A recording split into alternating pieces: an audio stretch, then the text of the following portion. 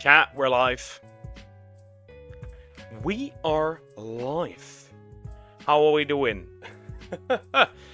How are we doing? Hope everyone is alright. At least I hope so.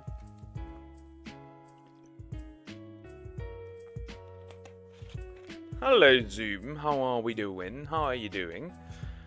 Let me check something real quick. That's important. Before we... Jello. Okay. Hi, Raven. Hope you're doing good. I'm 23 and my back hurts a lot. I'm 23. And... I'm very tired. That is my punishment of age. It's not age, but who cares? Time for my recommendations. True, true. Why did you put "or you will be absorbed" in the title? Because you will be absorbed. My turn. Nah, Raven was faster, so we'll do one of yours and then one of Raven's. We'll do Raven's, then yours, then Raven's. I think that's a good idea. But very simple, you will be absorbed. It is a super cold regular Sunday. It was super cold. It's like minus 12 degrees. That is hell. That is literally hell. But who cares? At least it's not snowing in combination, because it can't. It's too cold. But good. I would start with just straight up switch. I would say. Right. We should switch the scene. Why are you on? That's the wrong one. This is the right one.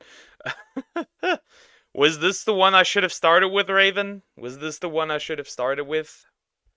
Which one was it? You said I should start with a specific one, so which one is it? Now we wait until Raven responds.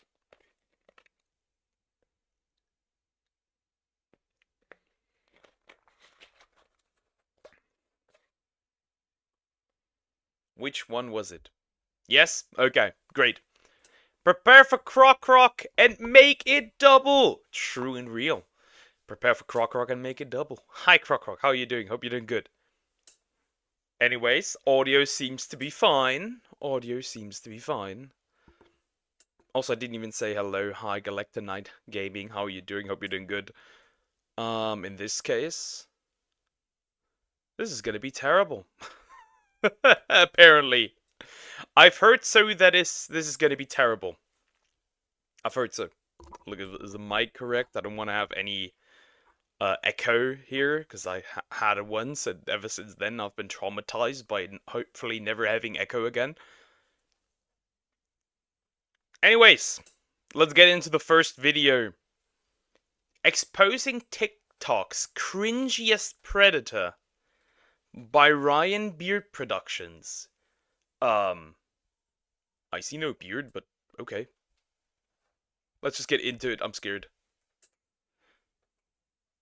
Hey guys, so TikTok might be getting banned next month, and I'm pretty sad about it. That is, Huge W in chat. Bye bye TikTok.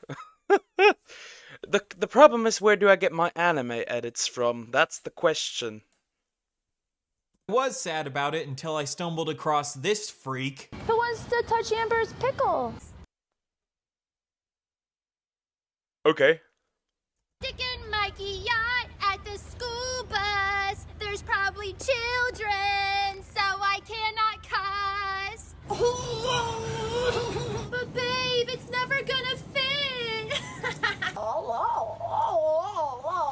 babe, it's never gonna fit. Take that. Take that. Now get in my get. Nice stream, Chad. I'm shutting off. What did I watch?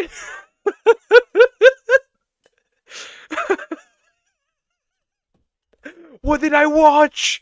What did I watch? What is that? What do you send me in? What is that? I am traumatized for the rest of my entire life.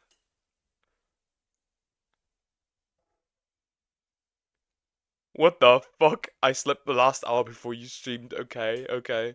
Bye-bye, TikTok. Everyone says in unison. True! Now more than ever! What did I watch? Do you know what KKK means? It means kangaroo kick crocorock. I sent you hell. Yeah! What the fuck did I just see? Let's continue. So, I've been on the internet for quite a while now, and I've definitely seen my fair share of what I guess you would call millennial cringe. As a 28-year-old toddler that spills everything like that. But I am not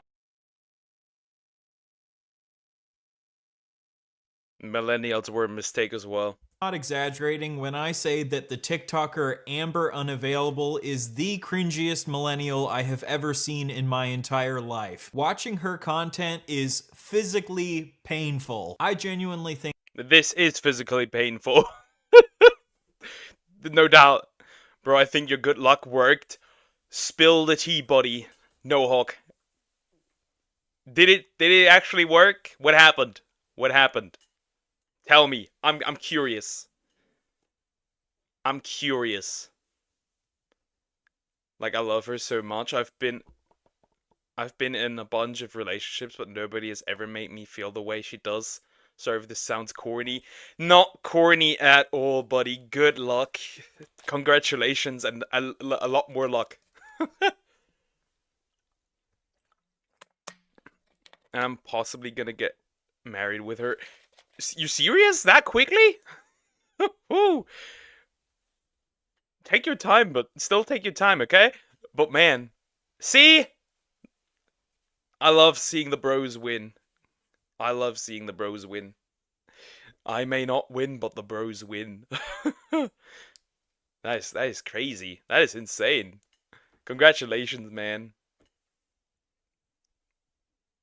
Primal Kyogre. The world's disordered and broken. Archie Pokemon Generations 8. True. Float the earth again. Yep, we love each other a lot, dude.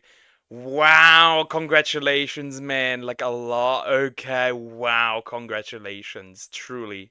Hi, good Paragon Z. How you doing? Hope you're doing good. We're watching Cringe. And Cringe Predators, in fact. Let's continue. that the US government should start using Amber's content to torture prisoners of war. We would get a lot better outcomes from our torture if we started doing that. If they did this, I think this would at least double the effectiveness of our torture. And not only is Amber's content incredibly uncomfortable to watch, it's also purposefully inappropriate and purposefully made for children. So in this video, I hope to... Wait, she targets this at children. This is a problem. Also, why is Amber always associated with freakiness?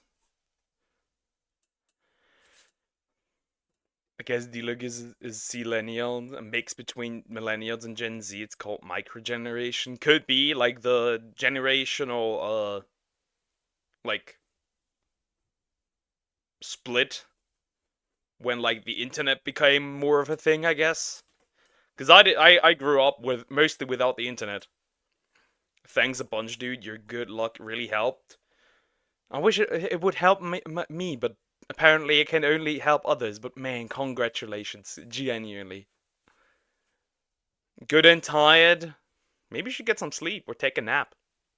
Expose why, in my opinion, Amber is purposefully preying on children and exposing them to sexual content that is not appropriate for them to be watching. Amber is everything that is wrong with social media distilled into one disgusting human being. Amber originally got her start by making cringy musical comedy for millennials about how everyone in Gen Z is just too sensitive. My name is Gen Z. Yeah. It's all about me. Yeah. What would I ever do in life without technology? Yeah. Don't know my gender, but still on Tinder. Yeah. What sort of bathroom do I use? God, I surrender. Yeah. You get it? These kids these days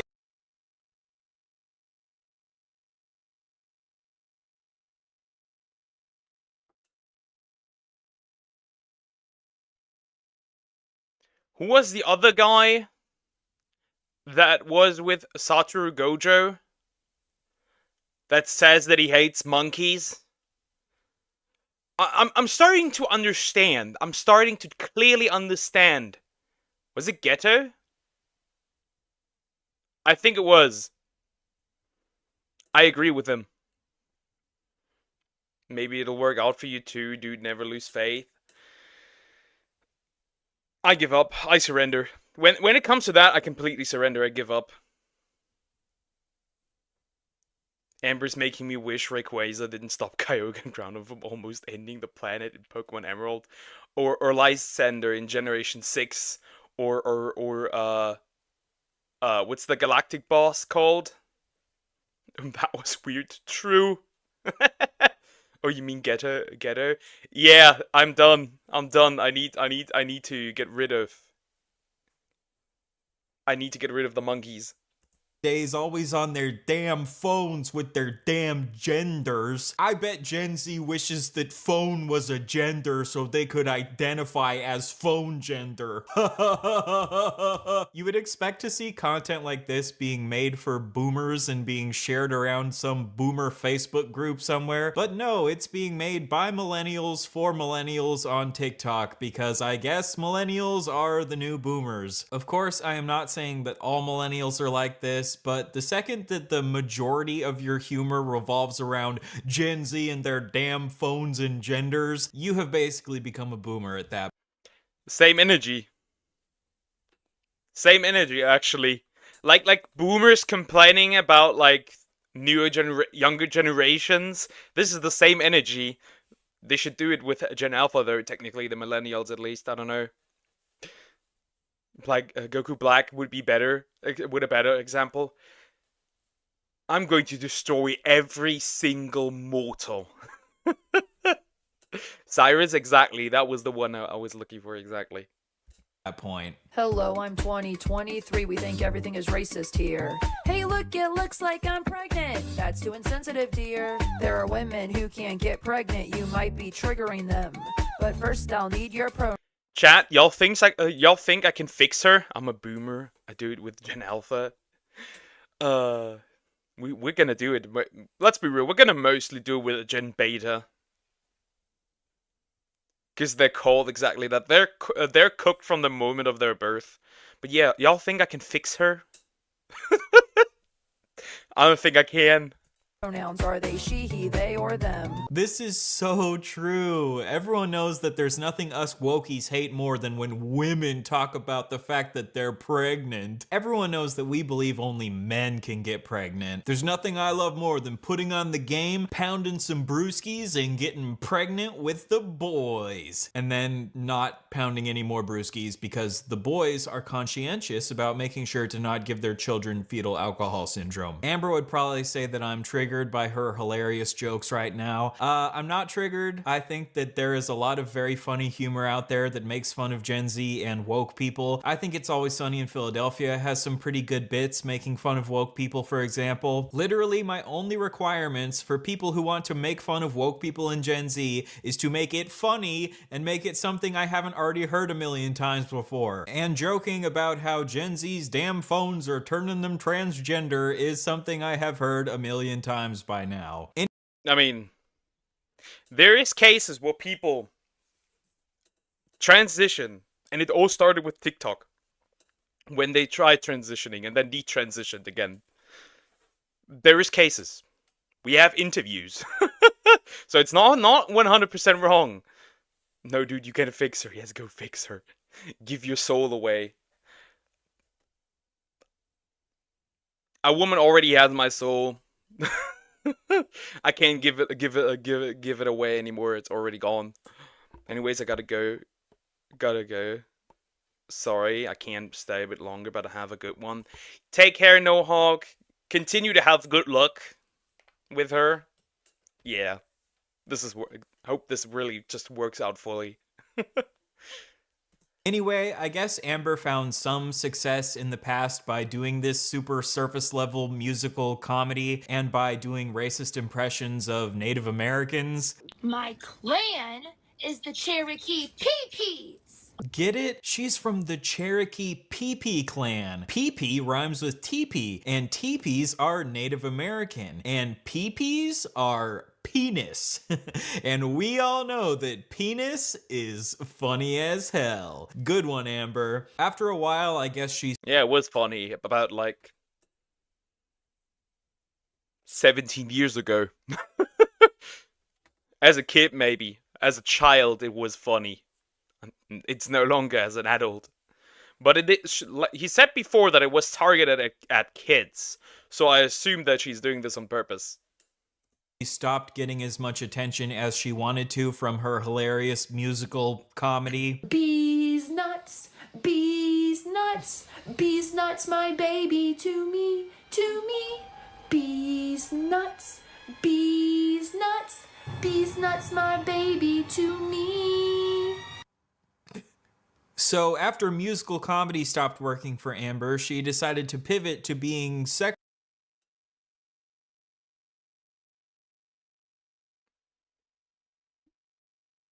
I'm speechless. This is so cringe. This is oddly uncomfortable to watch. Of how cringe it is. What? Bees nuts is crazy. I mean, I'll also make these nuts jokes, like when it comes to Pokemon Gulpin. These nuts. But I don't make a song out of it. sexual in public for kids. Amber is like if you took all of the worst elements of Colleen Ballinger and cranked them up to fucking 1,000,000. But while Colleen Ballinger had inappropriate conversations with children in private, Amber has them with children in the middle of Target. You got the key to my panties. Also, Ukulele Girl, once again, mentioned. Second of all, if you want to do it at home, fine, go edit. Don't care. Doing it in public? Ugh. What the fuck is that horror sound? I agree, but it works. Even Douglas is better than this. Fuck Ducklet. Do you have back pain? Nope. The only back pain I have usually is when I have a sore back from pull-ups. That's literally it. I'm not that old. Oh no! Amber's entire content strategy now is to do sexual things in front of kids, make kids incredibly confused or shocked with what they're seeing, so they'll share this content with their friends. More shares leads to more engagement, and this is how... Did her shirt just have Sniff Me on it? My god.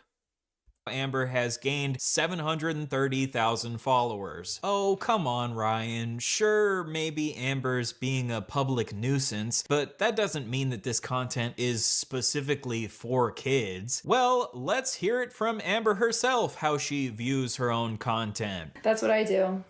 That's what I do all day is confuse children. So from Amber's own mouth, what she does all day is confuse children. And how does she confuse them? Well, by doing things like pulling her pants down and spreading her butt cheeks open for them. I say a prayer with every butt cheek. I fall in love, yeah, that's how. I'm gonna get banned for this. I can smell it. Literally. She's actually showing her butt into the camera. And spreading her butt cheeks. What is love? Love does not exist. Also, hi Shadow Eclipse. When is my turn? This video isn't over, buddy. After this video. Now I'm talking. There are generally two ways to gain fame on social media. Either you can make good content, or you can make shocking content that gets engagement because of how Or you make no content. That would be the best option out here. Just make no content at all. insane it is, also known as rage bait. And Amber's content is sexual rage bait for kids. Woo! Sexual rage bait for kids! It's so great that children on TikTok are being exposed to this. She calls these trips to the store field trips, which is so creepy, and it clearly demonstrates that this is intended for children. Thus concludes the field trip. Thus concludes it. Everyone give your girl a follow. Give your girl a follow if you enjoyed the field trip. Like, imagine You know what she also gives me? Like the next level version of TikTok NPCs. You know these TikTok NPCs that repeat the same phrase over and over? Not the dogs, true. Don't use absorb on me, no! You're getting absorbed like Boo absorbing somebody.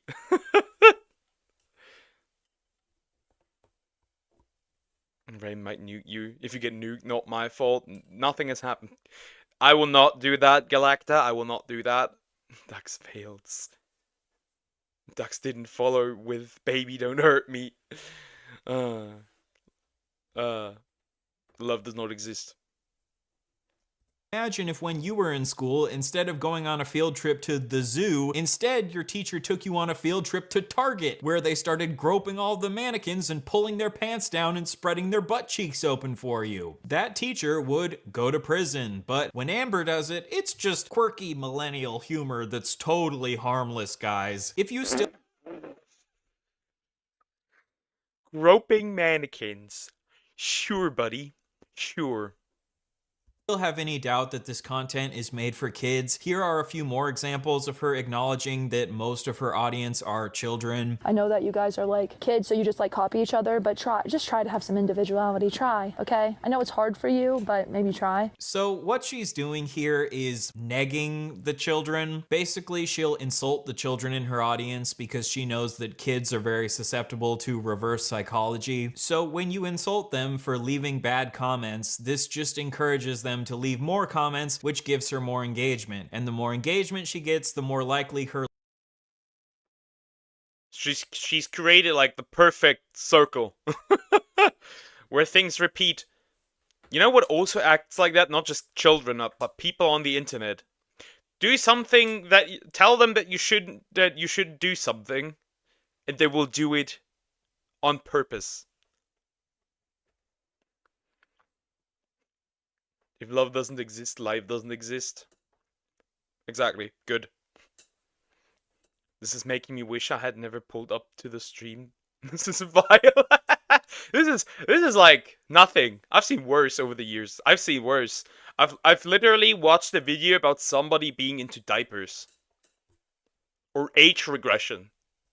live stream is to show up on people's TikTok For You pages. And don't forget that she is currently acknowledging that most of her audience are children while wearing a shirt that says, stuff me daddy, with a picture of stuffing pouring out of a turkey pussy. So it's not sniff me, it's stuff me.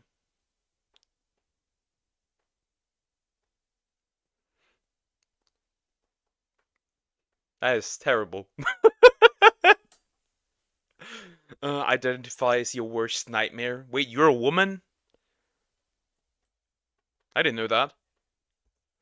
Very classy, Amber. Another way she likes to neg the kids in her audience is by saying that the only way to prove you're not a kid is by giving her money. You can go to gifts. Next to gifts is exclusive. It's just a penny. It's just how I distinguish the kids from the adults, you know? If you don't give me money, this just shows that you're a dumb little baby. But if you do give me money, this shows that you're really mature for your age. Now watch me deep throat this cucumber.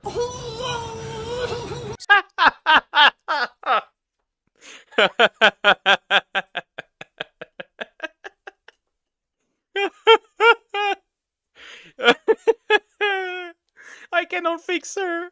Awooga. Monkey noises. Eclipse you game. Even worse, your ex that cheated on you. I'm banning you. I'm banning all of you. This is terrible. So this content is predatory, right? It is predatory to try to manipulate children into giving you money, and it is predatory to make sexual content specifically for children. I don't think Amber is a predator in the sense that she's like trying to establish inappropriate relationships with children, as far as I can tell, but it is still predatory to use sex. Was that an apple? Or an orange?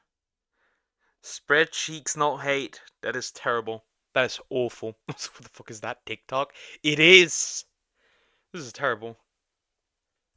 In order to get attention and money from children. This should go without saying. I'm sure Amber will get very mad at me for calling her content predatory, and for some reason she actually has a decent number of adults in her audience that always run to her defense and claim that her content is just jokes. She has a Discord filled with weirdos, and these weirdos will probably run to this video and say that I'm falsely accusing her of being a predator. So let me just directly ask the adults in Amber's audience.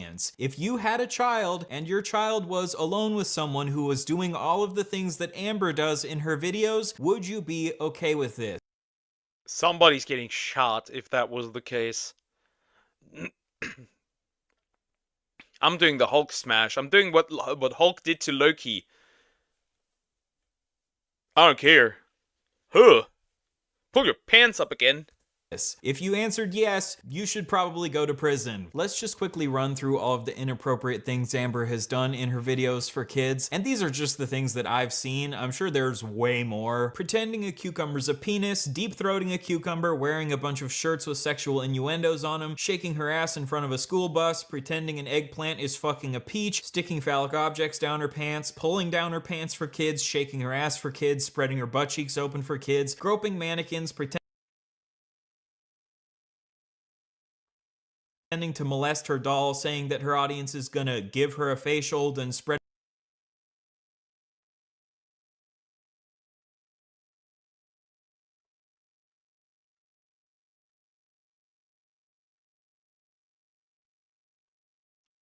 Which she's in the United States. Might be worth nuking. Might be worth nuking. I know there's a gun. It's gonna hit a bunch of innocent civilians. That might be true. But I'm thinking about it. Like, what is this? What am I watching? What the fuck am I watching? This is awful. Incinerate next. Put her in some fire. He looks like a lawyer or conservative senator. He does look like a lawyer a little bit. Loki is a god of stories now. Spoiler for Loki season 2. Okay. This is awful. Origin bolts. Wash away. Wash her away. spreading yogurt all over her face while moaning, and last but certainly not least, repeatedly making out with dogs. The dogs. What the? The dogs. White women are not beating the allegations. White women are just not beating the allegations. I don't know what to tell you. This is another case of white women not beating the allegations. What the fuck is going on, bro? Can we please just go back to the simpler days where people were doing pranks in the hood to get famous instead of doing bestiality? I remember when ElsaGate was a big controversy on YouTube years ago because YouTubers were using characters like Elsa to make inappropriate content for kids. Well, in my opinion, what Amber is doing is worse than anything I ever saw during ElsaGate, but for some reason no one is really talking about it. I've seen a few people online make fun of how cringy Amber is, but for some reason I haven't really seen anyone point out just how creepy and predatory this content is. I hate to play the like double standards card, but I think if a male creator were doing all of the things that Amber is doing, if a male creator was doing all the things Amber's doing, he'd be annihilated on the spot. That's just how it is. He would be annihilated on the spot.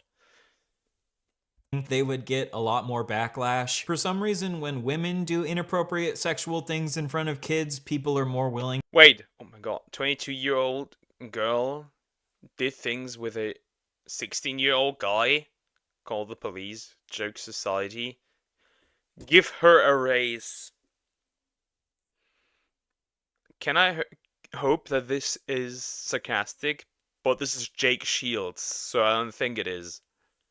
To see it as just a joke. And of course I understand that this is because statistically men are much more likely to be predators, but this doesn't let women off the hook when they decide to be weirdo freaks in front of kids. According to some emails that Amber sent to another commentary creator, she's fully aware that everything she's doing is cringe, and she claims that this is all a parody. But what is she parodying exactly? In my opinion, for something to be a parody, it has to be clear what you are parodying. Are you parodying people who act like freaks in public? No, you just are a freak in public. And the fact that you're aware that you're acting like a freak doesn't make it any better. In the words of Bo Burnham, self-awareness doesn't absolve anyone of anything. To be clear, I'm not 100% against comedy where the That'd be a wild argument if self-awareness actually, you know, did that. If self-awareness actually did that. Like oh, I know I'm deleting this person. I've deleted this person. I'm so aware of that. No problem. You won't go to jail. This makes me want to puke. True.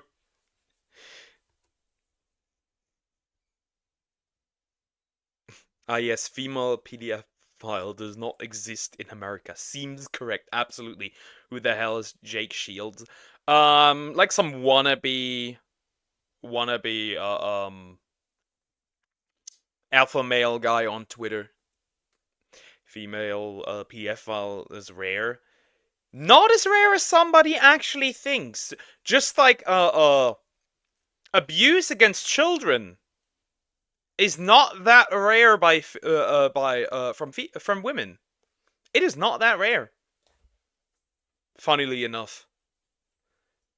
The humor comes from being a nuisance in public, but I think it's only funny in very specific circumstances. Like, I think Eric Andre has some pretty funny pranks where he's a public nuisance, like where he offered people on the subway bites of his Chinese food for 50 cents a bite. But I think as far as comedy goes, public pranks are like the highest risk form of comedy, because if you aren't a genuinely... I mean, hey, at least I'm getting something, right? At least I'm getting food. Hilarious comedian like Eric Andre, it turns cringe very fast. But I also think that Amber is fully aware that she is being incredibly cringe and this isn't even funny. She knows that she's making money off of rage baiting people, and she doesn't care because she is making tens of thousands of dollars off of this, because for some reason there are people on the internet that want to give money to people acting like a freak in public. And again, the big... I mean, you could just look at Johnny Somali. Bros, people were paying him to cause chaos. It's a meme, not... Yeah, but what is the meme referring to? Biggest distinction between Eric Andre and Amber is that Eric Andre doesn't make his content for kids. I'm sure you've seen that one Miles Morales TikToker who does certain actions whenever he gets a TikTok gift. These people call themselves NPC live streamers, and I guess... Ha! That's what I was referring to. The NPC streamers on TikTok. They do certain actions or repeat certain phrases after they get gifts. It's so odd. But these people made mad bang. A lot of money. Amber's gonna give me an aneurysm. Literally killing brain cells with this one. And that climate change activist would. Guess that Amber is also kind of an NPC live streamer because she'll always do certain actions that correspond to whatever gift she's getting. Like for Halloween, whenever she would get the witch's brew gift, she would do this action over and over and over. Put it in my witch's brew. I got magic. Alakazam, kazoo.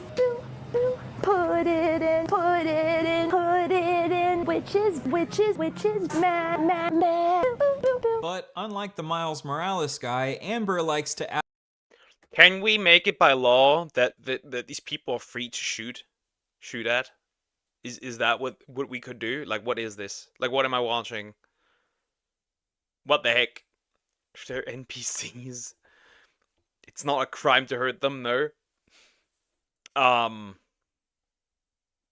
Yeah, let's do it like GTA. Just run them over. I mean, the kid NPCs are immune in games. True. Thankfully, she's not a child in this case. Away with her.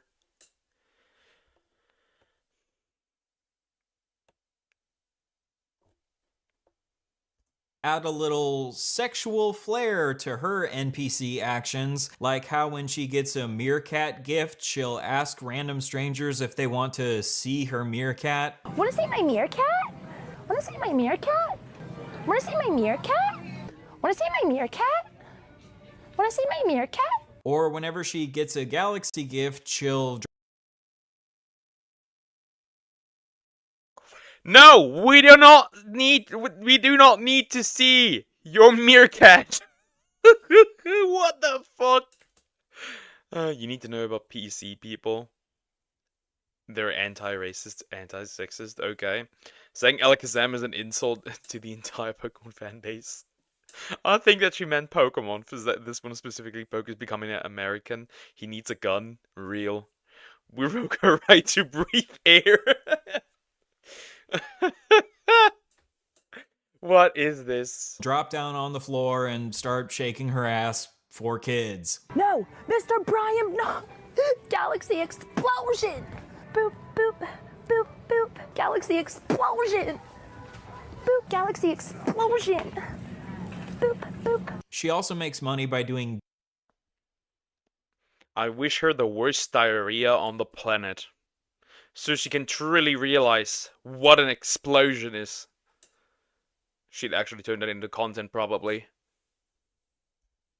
dares where she'll do whatever the chat dares her to do when she gets enough gifts. She'll do sexual dares like rubbing yogurt on her face while moaning or groping mannequins. She'll do disgusting dares like eating food off the floor, drinking from puddles, licking toilet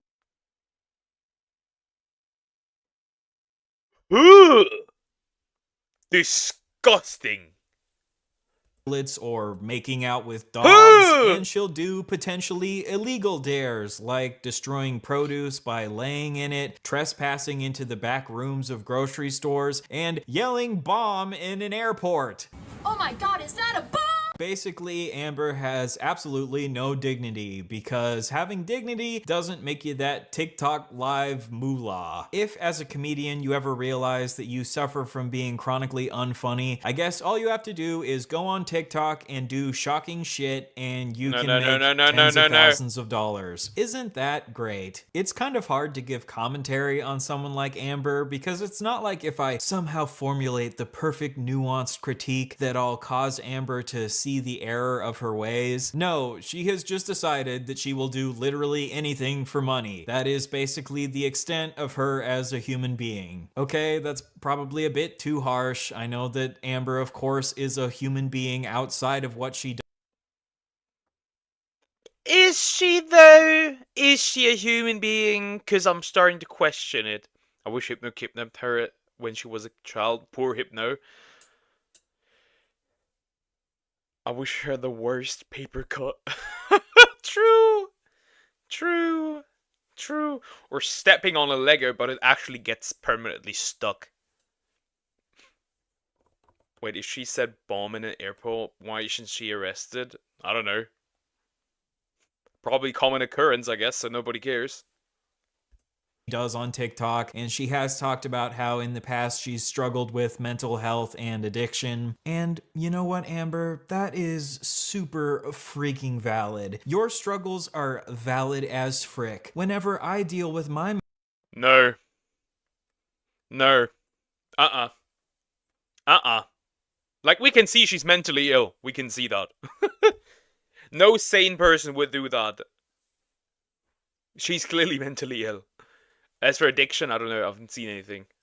mental health struggles, I also spread my butt cheeks open for kids. Like, I get that she was struggling to make money, and this is how she found out a way to make money, and there's some amount of degeneracy that I can turn a blind eye to when people are just trying to figure out how to survive in this hellscape we're living in. But I think most people would agree that we all draw the line at doing sexual things for kids. And while, of course, mental health and addiction are valid struggles, I do not give a single fuck if you want to use those struggles to try to justify your disgusting actions. She also has this alien doll that she says is her son, and she really likes to joke about sexualizing it. I slap my son and my son slaps me.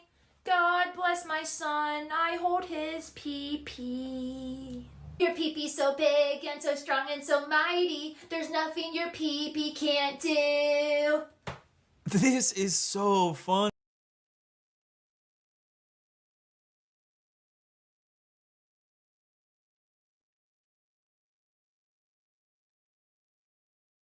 What? What the fuck? What the fuck am I watching? What the heck? This might be the weirdest thing I've ever watched in my entire life. This comes pretty close. This gets really close. Really, really close. Wow! Cybertruck is in Trump Tower exploded. This ex-soldier himself with time said, is this a sign of a new attempt on Trump by Iran plot in February? I don't know. I don't know. If she got cut in half by Cortana, then Cortana would likely say, finally, I cut something worse than a worthless object in reverse. At this point, I don't want anything to go anywhere near her. I wish her the worst hemorrhoids ever. There's a reason that watched this first. Yeah. The question now is this a preparation for worse, or is this an appetizer? Funny. The joke is that she hits her son and touches his penis. That hashtag relatable moment where you beat your son and touch his penis. I can't be the only one who has those days where all I want to do is beat my son and touch his penis. Don't say that. That can be put out of context. Don't say that. Hack. Do positive affirmations for your children daily. This is such a funny joke. Traumatize your children by singing to them about how big their penis is. Classic comedy. You know, I think there's a reason that the alerts that are put out when children are abducted are called Amber Alerts, because watching Amber's content makes me want to put out an Amber Alert. I don't usually like to encourage my audience to go and report other creators, but I think Amber has definitely crossed a line of what should be acceptable on TikTok, and I'm very confused why TikTok hasn't banned her already. I think it's important to keep kids on TikTok safe, so I would encourage the people in my audience to go and let TikTok know your opinions on Amber's content if you catch my drift. I know on YouTube it's seen as bad taste to tell your audience to go report other creators, but I think when it comes to... Nah, this one is deserved. Report her, immediately. Both, I'm cooked.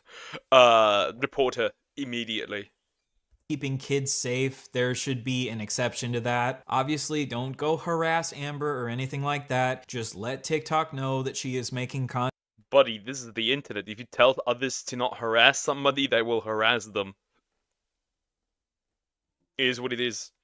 Content that is not appropriate for the children on their platform. I was joking at the beginning of the video when I said that I hope TikTok gets banned. I actually don't want TikTok to get banned, but when creators like Amber are allowed on the platform, this is just a disaster waiting to happen when parents realize that this is the type of content that is being shown to their kids. If content like Elsagate led to an adpocalypse for YouTube in the past, I definitely think content like Amber's content could lead to a similar adpocalypse for TikTok. That is, if TikTok doesn't just end up getting banned anyway, which it's looking like it will, so whatever. Amber has had the police called on her many times. She even had to go to court one time after being arrested for trespassing on someone's property. So what am I going to court for, you ask? Well, I was on TikTok Live one day and I was going around and knocking on people's doors, singing them a song, doing a dance, asking them to rate my outfit on a scale of 1 to 10. You know, very innocent things like this. And I rang someone's Ring doorbell and they recognized me from TikTok and told me to get the fuck off their porch. So I proceeded to get the fuck off their porch and I went home. About an hour later, a police officer shows up at my house and writes me a $200 fine for trespassing. And then she posted this YouTube video where she tried to gaslight her audience into believing that nothing she does on TikTok Live is sexual. Apparently, the judge. Yeah, nothing sexual, nothing at all. Actually, the reason it's called an Amber Alert is because a girl died because the fat cops didn't help, if I remember the story correctly. So they made an Amber Alert to help future kids. Okay. Her content is like when you pee on a bonfire and then you sniff the vapors. That's weirdly specific but undeniably spot on. That is weird. That is weirdly specific. Would you like to elaborate what that smells like? Judge refused to throw out her case because he had seen how sexual her content on TikTok was. Dude, call me naive, but the police are allowed to just make shit up? Trooper Little attested to defendant walking door to door in the neighborhood asking kids sexual questions? Are you out of your mind? Everybody knows that if I even remotely see a child outside, I scream, "Child in the wild," and I run away in the opposite direction. I not only do not talk to them, I run in the complete opposite direction. You're allowed to... That is very interesting that she says it like that, but then her main audience on TikTok is children. Like, are you running away from the camera? And then the camera follows you? What is this? Are you cursed? No, I would not elaborate. I see. Still good to know that you know what that is like. Just make up something?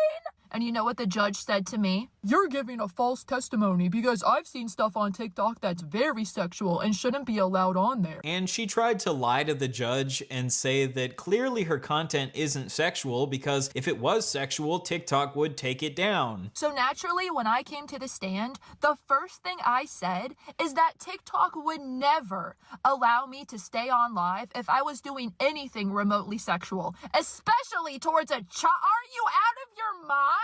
I had to explain to him, sir, there are very different guidelines for TikTok Live versus TikTok. We are talking about live streaming right now. He didn't even know we were talking about live streaming.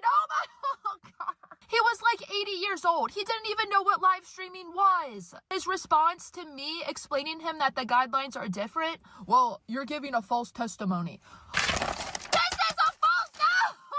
But this is obviously a blatant lie. Most of the things I've shown to you in this video were done during TikTok live streams. TikTok should be taking down her live streams because they're sexual, but for some reason they aren't. But just because TikTok is doing a bad job at enforcing its rules, that obviously doesn't prove that Amber's live streams aren't sexual. I just do not fucking understand Amber whatsoever. I feel like you could build this same following doing shocking shit in Dear Amber, kindly eat shit. Don't give her ideas.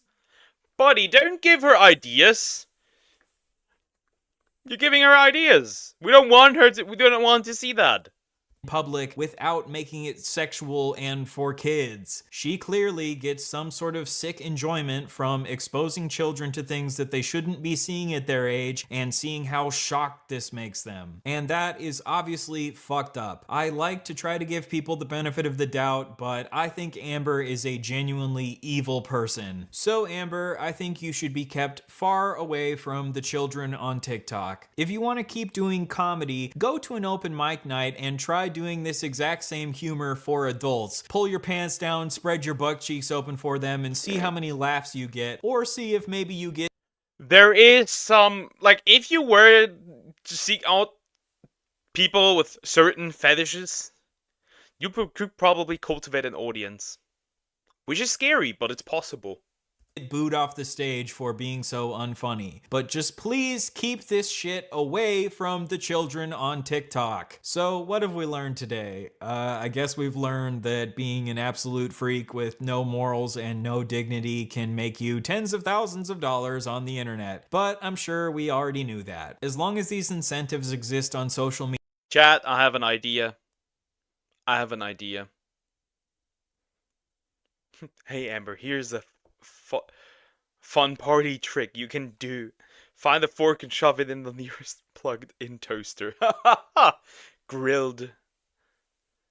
Media where the more engagement you get, the more money you can make. No matter how terrible your content is, people like Amber will keep popping up from time to time. And I think it's the responsibility of people like me to call this shit out, and it's the responsibility of platforms like TikTok to keep this shit off their platforms. All I know is that if I ever have kids one day, I will keep them as far away from Amber as humanly possible. I hope you guys enjoyed this video. I thought it was worth making a video calling Amber out because I haven't really seen anyone else doing it. Next month, I have a massive project that I've been working on for the last 6 months coming out that I'm really excited for you guys to see. So click the link in the description and go subscribe to my other channel if you want to see that massive project when it comes out. I'm really excited to hear what you all think about it. All right, see you then. That is the end of the video. This was one of the weirdest things I have ever seen. Thank you, Raven. This goes down as one of the weirder things, clearly. Let me, real quick. I am in need of a break, so I will be right back.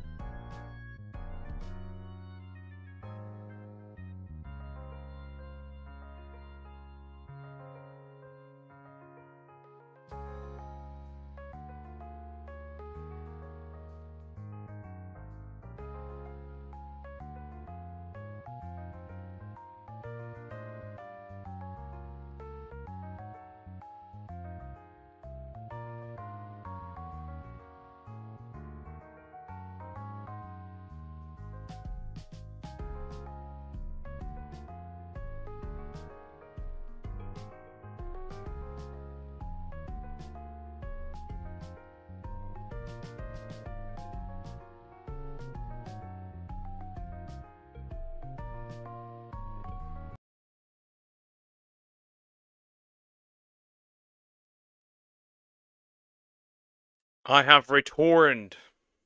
I know. I'm the best at recommendations. True. I don't know how you find these, but I guess you do. Archie was right. The world is truly disordered and broken. Yup, I agree. It is. Now I'm gonna throw in one of Zoom's, because he's always complaining. And like saying, when are you gonna watch this? When are you gonna watch this? When are you gonna watch this? So we'll do that. From getting I have my ways. Okay. Popular YouTubers who abandon their audience by internet anarchist 7 days ago. Let's get into it. From getting forced into an early retirement after getting cancelled, to becoming completely irrelevant over time. A YouTuber's career can end at any moment, but sometimes everything seems to be going perfectly. Views are soaring, there's no drama in sight. When, out of nowhere, the YouTuber vanishes without a word, leaving their fans confused and searching for answers. Hi, I'm the Internet Anarchist. I create weekly YouTube documentaries, and today, we're taking a look at popular YouTubers who abandoned their audiences and haven't looked back, starting with arguably one of the most popular and beloved indie game developers on the platform, Danny. Most people know Daniel William Suman, aka Danny, from his current channel with 3.5. I've never heard of this dude ever. This is new information. Game developer, okay, indie game developer specifically. Odd. Do you want to try Korean spicy noodles? No, I don't. Million subscribers, which he created in 2018. In reality, his YouTube journey started way back in 2009 when he was just 12 years old, with a channel called Zaruk12. He made this channel after getting inspired by Alex Becker's first animator vs animation video, and posted 4 flash animations with the help of his brother. However, after getting barely any views at the time, Danny stopped posting and moved on with his life. In the coming years, he tried his luck with YouTube multiple times, but it didn't work out as well as he had hoped. That is until he made a channel called DWS Games and started posting gaming videos in 2013. This was a moderate success and led him to getting over 11,000 subscribers by 2014. I uploaded almost every single day and suddenly started growing very quickly. This was pretty much my life and I loved doing it, and by 2014 I had reached 1.3 million video views and 11.1 thousand subscribers with no signs of slowing down.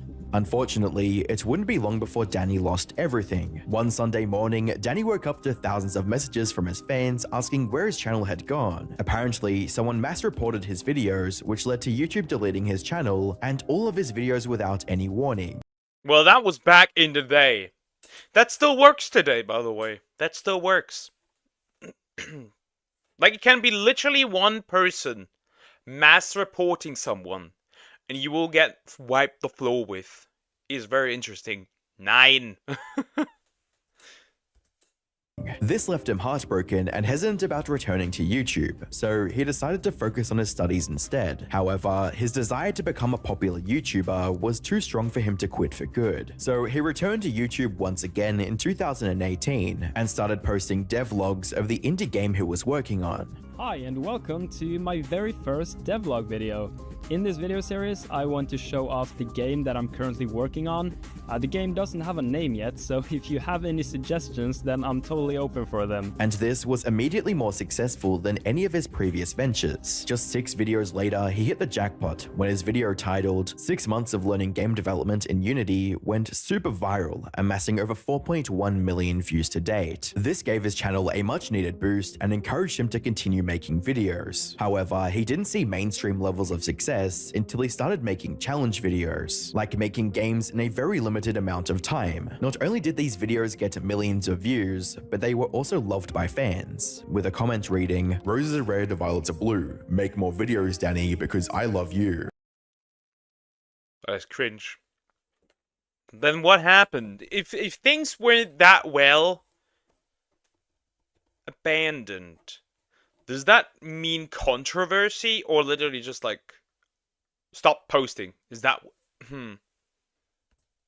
These videos also served as a great source of motivation for people who wanted to make their own games one day. Danny helps me stay motivated with my goal of being a digital game designer, even when the general attitude towards such a profession is not well known or received in our country. But this was only the beginning of Danny's success. On January 2nd, 2020, Danny posted a video that would change the trajectory of his life forever. The video was titled, "He said I couldn't make a 3D game, so I made one." And as the title suggested, it was about him making his first 3D game in the style of a first-person shooter called Carlson 3D. Why you don't try make a 3D game? Or you can't do that?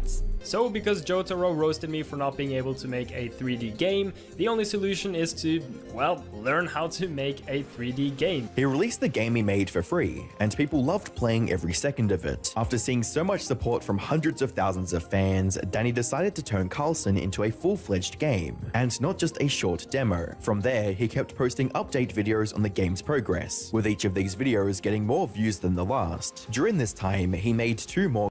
Now the game itself, I am familiar with that. I've seen gameplay of that. Huh. Games, a survival multiplayer game called Muck, and a Squid Game-inspired game called Crab Game. Both of these became a bigger success than he ever could have imagined, and ended up having more players than GTA 5 at one point, while also getting the attention of the biggest streamers and YouTubers like Charlie. No! Let's go! What a play! But then, out of nowhere, Danny stopped posting on his main channel. His last video was about new features he added to Crab Game, which he posted in January of 2022. It's been nearly 3 years since this upload, and Danny is nowhere to be seen. The comments under this video are filled. Roses are red, violets are blue. I see a nerd, and I see you. I am a nerd. So I had a better one, but YouTube took it down. I don't know why. I never say anything bad. Was that an attempt at insulting me? Nice. Also, who are you calling a nerd, you nerd? Filled with thousands of people wondering what happened to him, with some fans even begging for him to return. Hey Danny, we are all waiting for you to come back, dude. Your videos are so good. You can't just quit now. It's been 2 years, and your fans still want you to return. That shows how much we love and adore and look up to you. Heck, I even started crying a year ago when I heard a rumor about you getting into a car crash. I still play Muck with my friends to this day. Your games have been life-changing, and your content has been so good. So please, consider a return. Please. Sadly, there hasn't been a single update from Danny regarding his current work. No, it was about a knife. Why do you always want to delete me? What is your problem? Why so violent, Raven? Whereabouts or plans for the future. The only proof we have of him even being alive is a Twitter post he made about a controversial change to the Unity game engine in September of 2023. So bro literally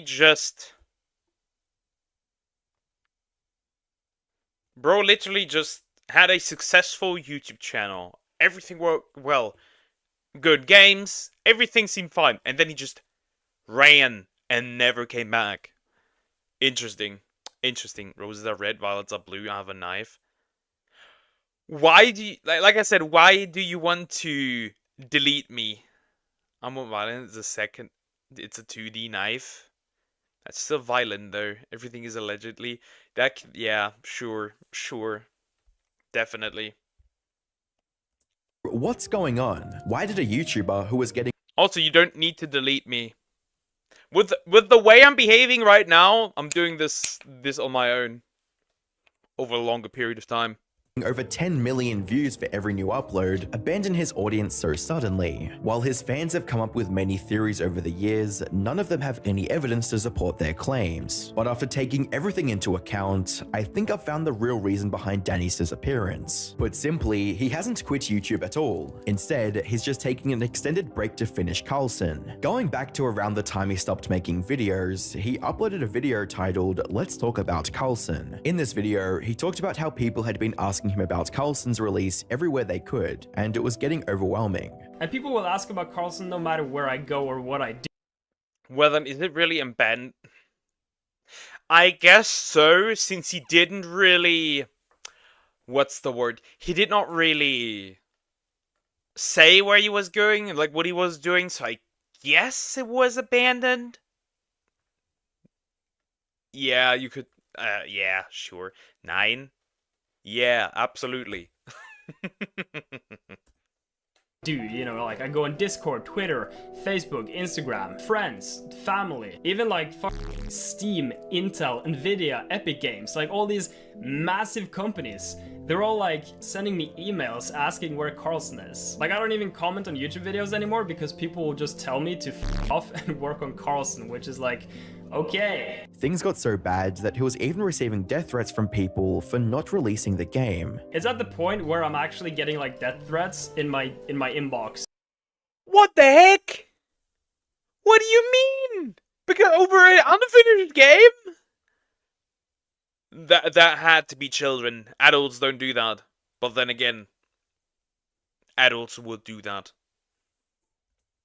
Because I'm not posting Carlson devlogs, and it's kind of weird. On top of that, the expectations for Carlson had become way too high, which ended up putting an immense amount of pressure on Danny. The expectations are just, they're like way too high. They're extremely high. There are at the very least hundreds of thousands of people, if not millions of people waiting. And so the pressure is, it's kind of insane. Given the circumstances, it was impossible for him to continue making videos and still have enough time to work on his game. He had to make a choice, and he picked his game over YouTube. To confirm this theory, I checked Carlson's status on Steam, and the latest update to it was from November of 2024. So he is actively working on the game, and will definitely release it as soon as it's finished. As for his YouTube career, there's not too much to be concerned about either. As we discussed earlier, Danny tried many times, but was unable to make it big on the platform. But instead of giving up, he kept trying to find his audience, because he genuinely loves making YouTube videos. With that in mind, there's I found my audience. Weird people. a very good chance that he'll return to posting more videos on his channel, which is also a very real possibility for the next YouTuber on our list, Fearless. Much like most other gaming YouTubers at the time, Fearless started his YouTube journey with Call of Duty content back in 2013. Dude, did every old YouTuber start with Call of Duty or Minecraft? Like, at this point, it's I see a pattern here. I see a pattern. His first video was just a 36-second clip of him playing Call of Duty Ghosts without any fancy editing or MLG music. From there, he kept posting similar gameplay videos while gradually improving things like his editing and thumbnail design with each upload. Unfortunately, despite putting in a lot more effort than his initial videos, growth on his channel was moving at a snail's pace. It took almost 2 years of him consistently posting videos to hit the 1,000 subscriber milestone. However, instead of giving up, he kept posting videos. And it all paid off in 2017. In September 2017, a game called Fortnite released into the world, and instantly became the thing everyone was talking.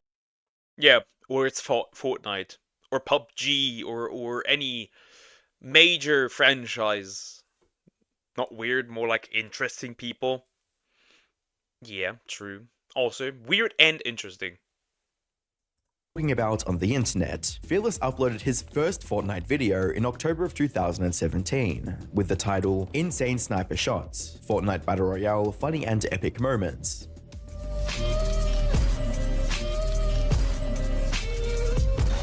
Let's go. Let's go. This became an instant hit, amassing over 8.2 million views to date, and it was only uphill from there, with the views on his videos reaching even greater heights up with each new upload. In addition to having insane views, these videos were also adored by his fans, with many of them openly expressing this in the comments, reading, "I love you," as well as the mix of funny. Me personally, I would be so weirded out if somebody just posts in the comments, "I love you," like, just randomly. That would be like, huh, what? Content and sick edits is just way too good, but this wasn't even the peak of Fearless's career. That happened with the release of Fortnite Season 7 in December of 2018, with Fearless's video of the new content reaching 64 million views and becoming his second most watched video on his channel to date. Past this point, almost every video he posted received tens of millions of views, resulting in his channel reaching the 10 million subscriber milestone by the end of 2020. However, before fans had the chance to fully enjoy this historic moment for their favorite YouTuber, tragedy happened. On January 1st, 2021, Fearless posted his first ever Minecraft video. Minecraft. I don't know how to play this. Bro has never played Minecraft in this case? That is wild. Like, how? How does that happen? I love you, no homo though. I don't care, give me those cheeks. suck at it. But like, that's fine. We'll learn. Okay? Okay. This was a bit odd, since he had solely focused on shooters till then. Despite this, most welcomed this new content with open arms, since what they cared about most was Fearless's charming personality and witty humor. As long as that was included, he could play any game and still get tens of millions of views. Little did they know, this was the last time they were going to see Fearless play Minecraft, or any other game for that matter, because after the Minecraft video went live. Wait. Hey, yo! Wait, so bro, okay, so bro played Minecraft and then ran. Very interesting, very interesting. Bro got so addicted he forgot to upload videos, I guess. Good morning, Poke. I have the day off today. How are you? Well, really nice that you have the day off today. Enjoy it. How you doing? And how I'm doing? Tired. And a little bit of loneliness mixed in between. But that's most of my days currently. Things once you say you love him. What? Raven! Don't forget, we're shipping you and Deer. Don't forget that, by the way.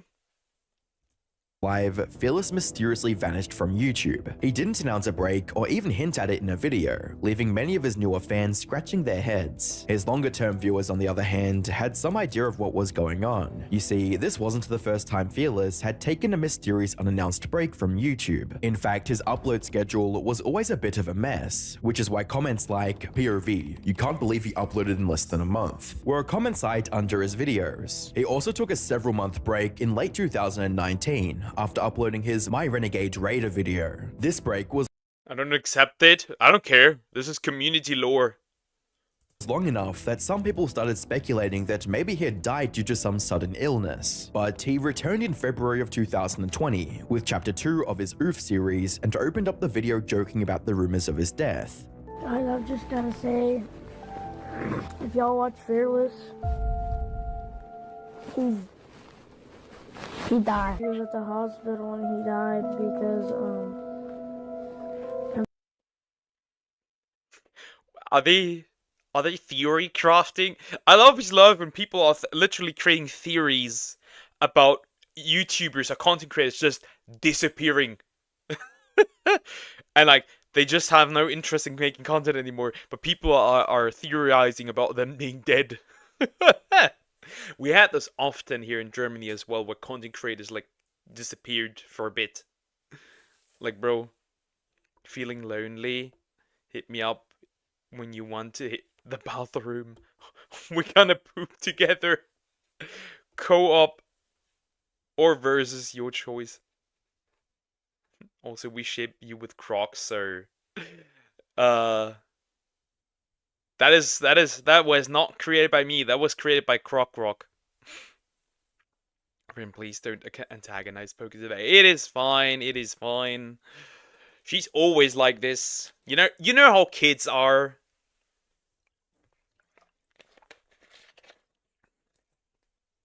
Eating spicy food can reduce your sickness. Yeah, but I'm not ill. I guess the voice is in my head, but I don't think that works. have this infection. Subscribe and hit that like button if you miss them.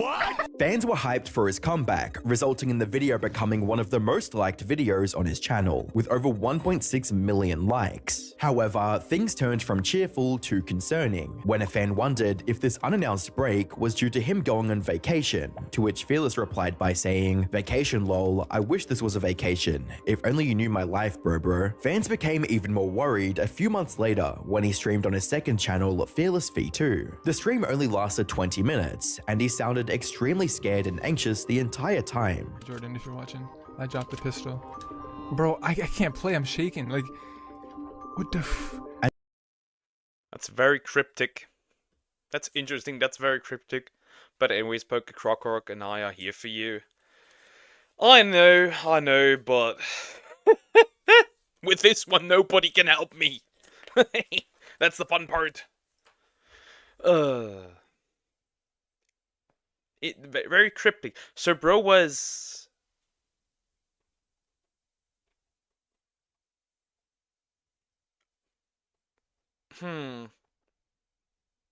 interesting. What happened?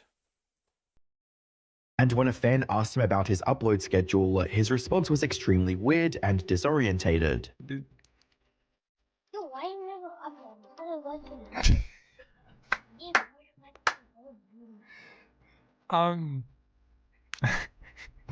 What's the problem? I'm sorry. It's life and stuff. I don't know. It's you want to talk about it? Let's talk about it. All right. YouTube. How the fuck did you do? Whoa. Nah. I don't want to get into it. Why I haven't been uploading stuff, but it's personal. It's personal.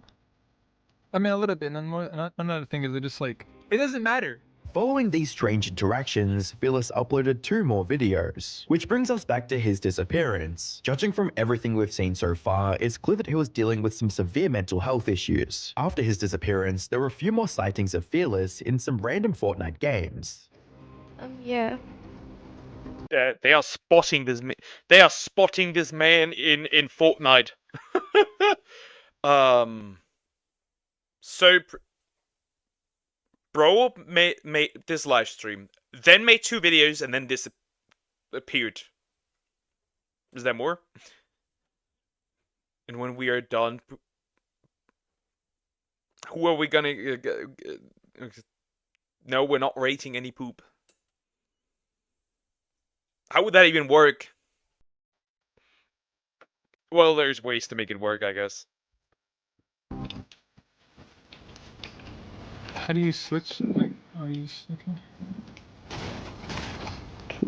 And in his Discord server, which he closed down after sending a final message to his fans, reading, "As you can tell, the server has been shut down. It has been a great run with all of you. Y'all put a smile on my face again. You are special in your own ways. Thank you for being here and being family-like to me. I love you all. Till the next time we meet, love, Fearless." There was also a Reddit Ask Me Anything post that turned out just to be a fan hoping to get a reply from the real Fearless. That said, when asked about the disappearance from YouTube, this imitator mentioned that the pressure did get to him. And while this person was making things up, there was more truth to their words than they realized. The thing about Fearless is that while he did get lucky, the long-term success of his videos were due to each upload being better than the last. He was always making things more funny, more entertaining, and more exciting. Oh, so it wasn't then it is too much pressure, and every video just got better, and eventually he did just understand, like, know what to do to make the videos even better. Huh. Yeah, okay. We understand, but at least you have at least you have people to talk to. We may not be able to fix your broken heart, but we may at least be able to help the pain be less. Yeah, I know. It just sucks overall. Exciting to watch. However, the pressure of always making something better for an audience of tens of millions eventually caught up to him, causing him to burn out completely. What makes this theory more plausible is the statement from Fearless's close friend, Pigo, who stated, "His videos are really good because he..." Burnout? I've uploaded 60 Pokemon videos in the last 3 days, 2.5. You should consider that. And I'm gonna fix all do all reaction videos today that come from the stream. Talk about burnout here. He actually cares, and he is a perfectionist when it comes to YouTube. Like on camera, that's his real self, and he is genuinely that funny off camera. But he felt pressured because he always wanted to top the last video, and all that it takes is a bad video to fuck up your algorithm. And he just wanted the best product for his fans, and that can really burn someone out. And nowadays, YouTube is all about quantity over quality, and it isn't super forgiving to learn YouTubers without hired editors and stuff like that. You also have to take into consideration that not every time he records something, he will get something that he can put into a video. So the problem becomes that he can probably like record for 30 hours and just not have a video ready because of his perfectionist nature. Huh. Yeah, that is devastating. That is a problem. Like if I make like mistakes in videos where like I record wrong or I edit wrong and like I realize whoops, there's a problem, I'm already really pissed. I wonder what somebody like that goes through when they record hours upon hours and it's just not good enough.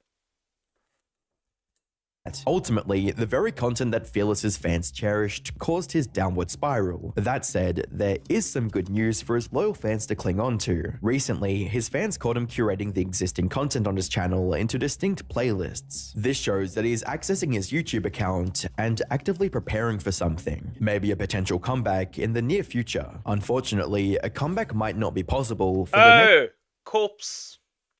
Yeah. Body and his voice. The man and his voice. I should actually sort some videos into playlists at this point. I should do that actually. Next YouTuber on our list, Corpse Husband. At one point, Corpse Husband had the fastest growing channel on YouTube, with each new upload getting anywhere between 10 to 30 million views. Fast forward to today, and everything has fallen apart. The last video on his main channel was from 3 years ago, and his subscriber count is on a never-ending downward spiral. So what happened? For that, we have to go back to where it all started, with his first upload in July of 2015, titled Last Friday, Scary Creepypasta to Tell at Night. It was a video of him reading a creepypasta from the internet, nothing too special, but what made this video stand out to viewers was Corpse's extremely deep voice, which was unlike anything they'd heard before. Asking the question before she's finished the song, it said that her answer will be, I can't remember, and that in the next town that you enter, you will be arrested for the kidnap and murder of this girl. However, if you were to wait for her to finish, and then ask the question. His raspy voice made the creepy stories even more unnerving than they would have been otherwise, turning new viewers. I know so many women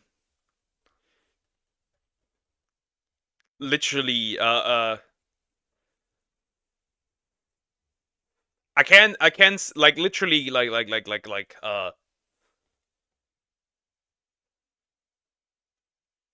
glazing this man because of his voice. Creepypasta, the best shit ever. I like to listen to a few here and there, but nowadays less and less, because I'm just working so much. Viewers into instant fans of his content. This led to almost all of his videos becoming successful from the get-go, with some even going super viral and amassing 20 million views. By the time 2020 rolled around, Corpse already had over 1 million subscribers. However, despite turning into a micro-celebrity, Corpse remained faceless out of concern for his safety and privacy. In an interview with Anthony Padilla, he shared the extraordinary measures he takes to protect his true identity from the internet. I do. No, nobody in my real life knows about it, and I've had a lot of weird situations come up with that. What kind of weird situations have come up? I have an apartment, and so when I have people come over, it's like, don't go in that room. What, like that's like your YouTube room? Yeah, yeah. And they're like I'd be concerned if a buddy of mine says, don't go into that room, and like tries to prevent me from going in that room. Like, what are you hiding? Like bodies?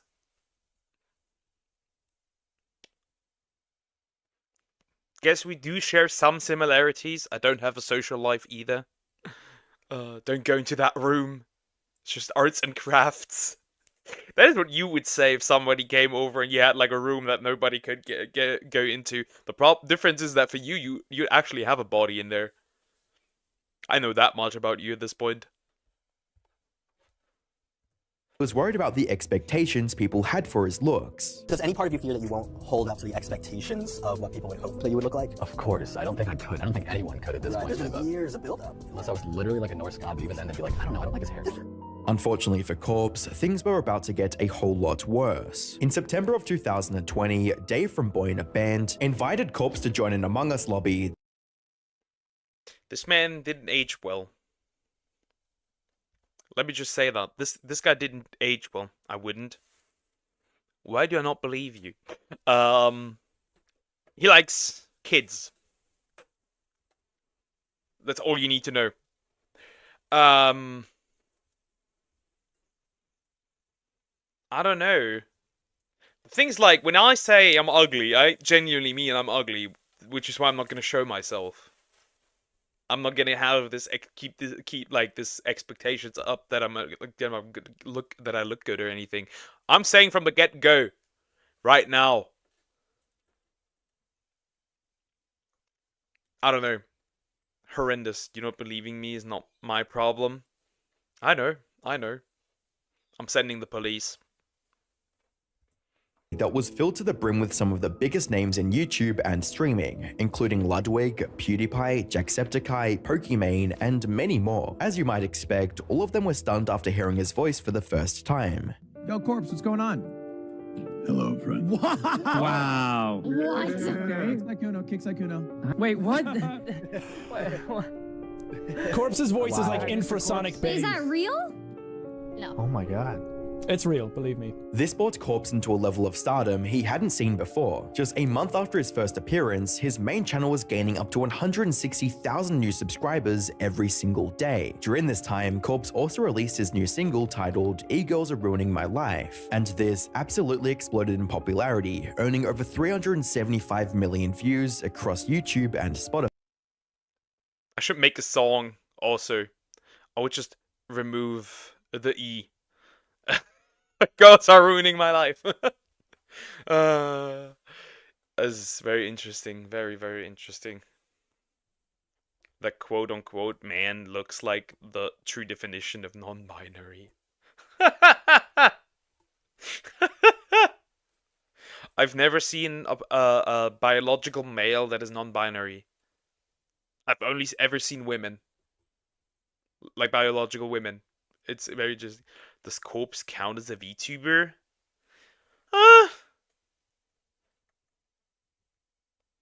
Well, he's mostly using a PNG, right? So he technically does count as a VTuber?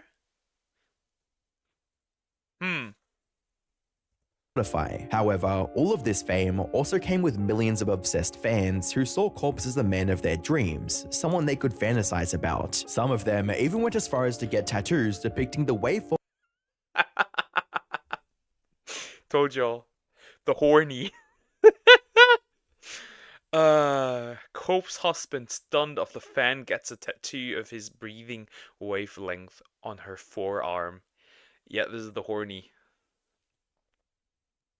Clearly. Form of Corpse's breathing sound. This was not only weird, but also extremely dangerous, since many of these crazed fans were obsessed with finding Corpse's real identity by any means necessary. And while Corpse managed to protect his identity hidden for a long time, someone eventually found out everything about him and doxed him online in March of 2021. His face and his address were plastered across social media sites in a matter of minutes, turning his worst nightmare into a terrifying reality. What's even worse is that people also started clowning on him for not looking like their imagination. So exactly like Dream, huh? But worse, because women were gooning over him. That is interesting. I would say yes. In this case, sure, yeah. No way a tattoo. That is interesting. Which prompted a response from Philip DeFranco. Most recently, a few Twitter posts gaining a ton of traction. Now, I'm not going to be showing those posts here. That is for two reasons. One, I don't want to expose the guy, and two, people are being absolutely shitty about the person featured. With a ton of people responding with really nasty comments, calling the person in the photos ugly, among other things. I want to read those comments. Go back. Just the bit. Traction. Now, I'm not going to be showing those posts here. That is for two reasons. One, I don't want to expose the guy, and two, people are being absolutely shitty about the person featured. With a ton of people. Corpse face reveal. This is so embarrassing for him. Why is he so ugly? Oh my god! At least when I would do it, people wouldn't be surprised. People responding with really nasty comments. I expect the corpse to be somewhat ugly, but not.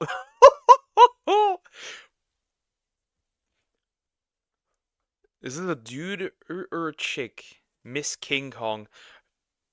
Women are vile creatures. Calling the person in the photos ugly, among Remember when I said Cope's husband was ugly IRL and he didn't have a face reveal for us to know? He should have listened. Well, he didn't choose to have a face reveal! What do you mean?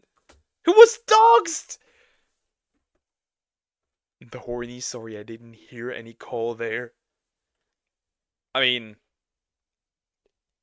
you have to be unbelievably down bad to tattoo somebody's, like, breathing wavelength on your arm. You have to be incredibly down bad. I say I'm ugly. That way the reacts are low. Exactly. Exactly. No, I got confirmed that I'm ugly. I just don't say it because I believe it. I have confirmation. Other things, which also prompted other Corpse Husband fans to write things like, this alleged face reveal just showed how fucked our world is. You think Corpse is this mega hot guy, then y'all start bullying him when he... The alleged Corpse husband face was just showed how fucked up our world is. You guys think Corpse is this mega hot guy, then y'all start bullying him when he didn't meet your standards. What the fuck are these tweets? No wonder why he's scared to show his face. You're effing ugly, bro. Help. No, because Corpse is ugly as F. I'd stay inside. Oh my god! Corpse husband is ugly, day ruined. I expect the Corpse... Okay, that was the one I read before. What the fuck? These are violent evil. Didn't meet your standard. Corpse tried to ignore the issue and continue posting at first. Unfortunately, the damage was already done and there was no going back. So, after posting a video in November 2021, Corpse completely gave up. He didn't post any more videos and didn't appear in others' videos or streams either. Maybe one day he can find the confidence to make more videos, this time with his face in front of the camera. Face revealed. Life ruined. For now, however, a comeback from Corpse feels almost impossible. C-Day, on the other hand, is likely to make a return in the near future. The story of C-Day bears a striking resemblance to Fearless, which we discussed a bit earlier in the video. However, there's a few key differences. C-Day first started on YouTube by uploading videos of him playing a game called Destiny, and even though Destiny 2 didn't have a massive player base, C-Day's proficient gameplay and engaging editing style kept audiences hooked. For Destiny 2, I can say that is the developers' fault, because Destiny 2 was 1 was great apparently. I've never played any Destiny game. But Destiny 2 is so bad that people that played Destiny went to Warframe, because Warframe is just Destiny but better. On his channel. But just as Destiny's popularity was falling below critical levels, C-Day found a new game to play for his videos. Fortnite. This would soon prove to be the best and worst decision C-Day could have made for his channel. On the one hand, Fortnite exploded in popularity in the months following its release, and caused a ripple effect that brought many gaming channels into the spotlight. C-Day was one of these lucky channels, as he went from barely crawling past 100,000 views to easily getting millions per video. The success of these Fortnite videos certainly earned him millions. I mean, 100,000 views is still pretty good. I would say that's still pretty good, regardless. And became the catalyst for his channel to gain up to 7.3 million subscribers. On the other hand, making Fortnite content was slowly destroying his drive to make videos in general. Now, up until this point, C-Day had been pretty consistent with his uploads, but after making the switch to Fortnite, his upload schedule started to show cracks. The gaps between videos kept growing, and at one point, he even took a 2-month break without announcing it. And when he was asked about it, he simply said that he was moving to a new home, which might have been true, but it wasn't the full story. Anyway, I'm officially back. This was like the longest, most painful month of my life. I've seen a lot of people tell me that moving does not take this long, and you're right, it really shouldn't have, but I've had a lot of fuck-ups, let's just put it that way. I could have made videos during the break, but I didn't want to leave for like 2 weeks, then make one video, then leave for another week, then make another. You know what I mean? My longest break from making, like, big videos was a year. Because I made an entire year just Koromon videos. I remember that very well. Because I was just done with life, so to speak. So the motivation for making big big videos was also done. Destiny 1 only had a few DLCs. I don't know the entire situation with Destiny 2. I just know that it eventually got so bad that people moved over to Warframe. That's all I know.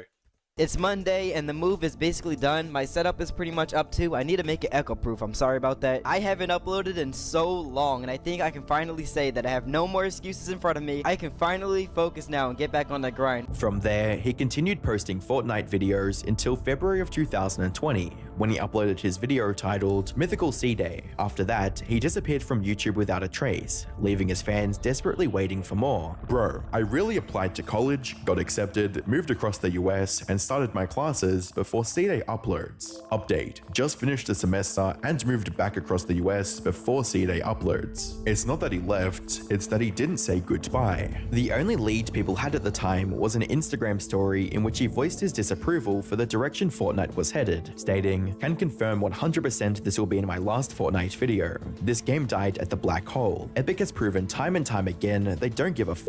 Nothing matters but ads. They got Cardi B on the radio, bruh. Cardi B. Can't wait to stream Fall Guys though. If there's anything you ever wanted to see me do on Fortnite, let me know. This is the last chance." Following this message, C-Day remained in hibernation for over 2 years and returned to YouTube on Christmas Eve of 2021, posting 2 new videos. However, before his fans had the chance to properly celebrate C-Day's return, He disappeared again. So pretty much like the Avatar. Mine's 2 weeks, this week and last week. For me, it was like when I look at like breaks, the last break I took was like, was it before, like in May? Yes, I think since April. Actually, was it April? It could also be April. Like something like April, May. I started really like doing the reaction stuff, and since then I've been posting a reaction every single day. And then when it comes to streaming, like I didn't stop streaming for like 120 days now, maybe close to 120 days. Yeah, I'm not taking a break. he disappeared again and hasn't returned since. His dislike for the newer Fortnite content was definitely a big reason behind him abandoning his audience, but a much bigger issue that many other creators on YouTube have to deal with was complete and utter burnout. C-Day simply didn't have the motivation to sit at his desk and record Fortnite videos again, though if we were to believe his words, he should be returning to YouTube sometime in the future. I want to let y'all know something. I've never shown any of my YouTube plaques before, and that's because I still haven't claimed them. The 100K one and then the 1 mil one. And I say that to let you guys know that until I can... I never got this, like, sure, some people need motivation to do something, but for me, I didn't really have, like, motivation. At this point, streaming every single day is just so ingrained into my life, and if I did not stream, I wouldn't know what to do from the get-go. Like, I would not know what to do. I just wouldn't know. Is Pogo the best VTuber? No, there's by far better VTubers. By far better. That's also worse. Like Gunpie.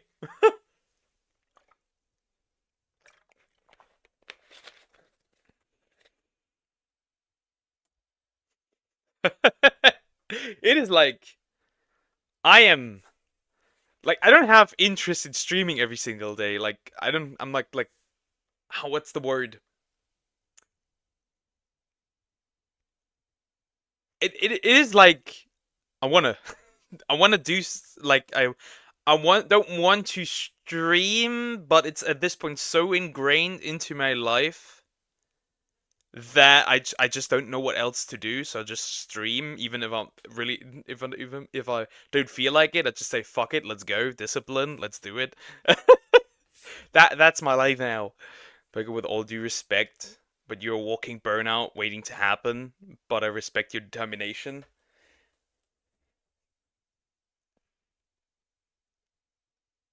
It's gonna happen eventually, but not now. I work my ass off.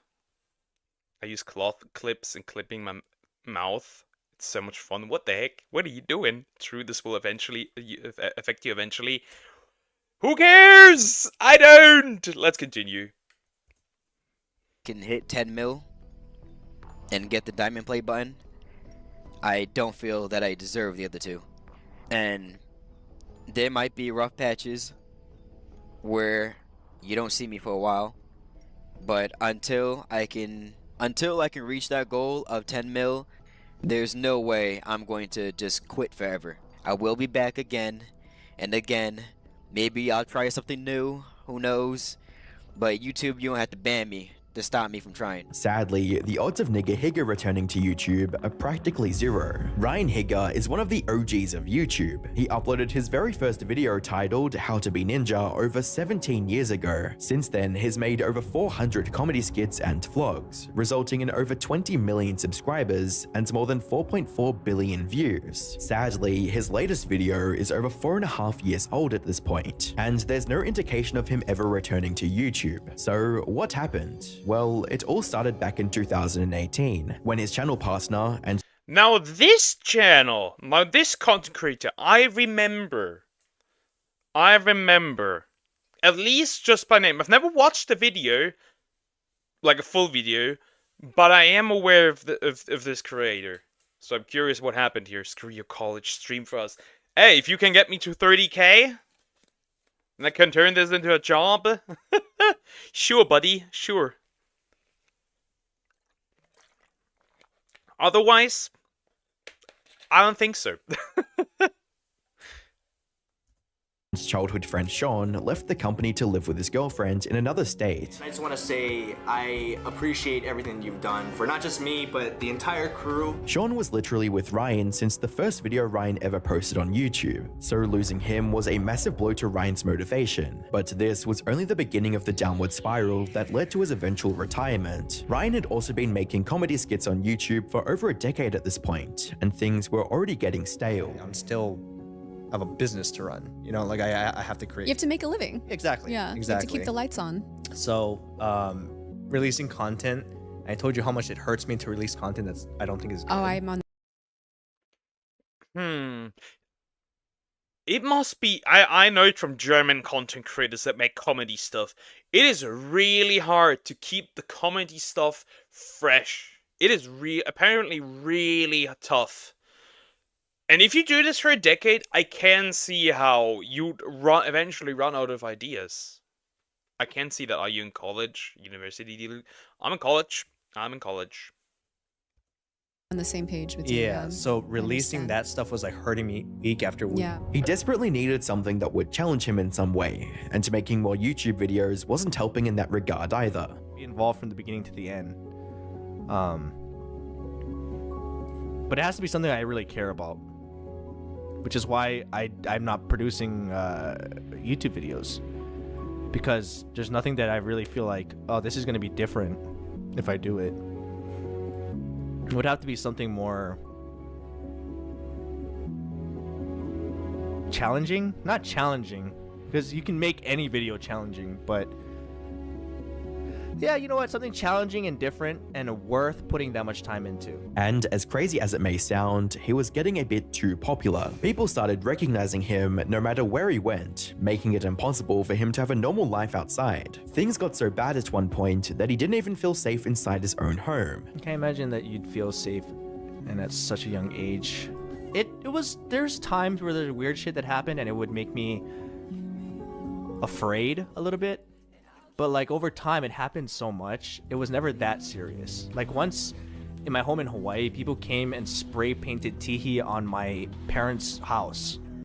That is unhinged. That is unhinged. When you react to people, you will always have content.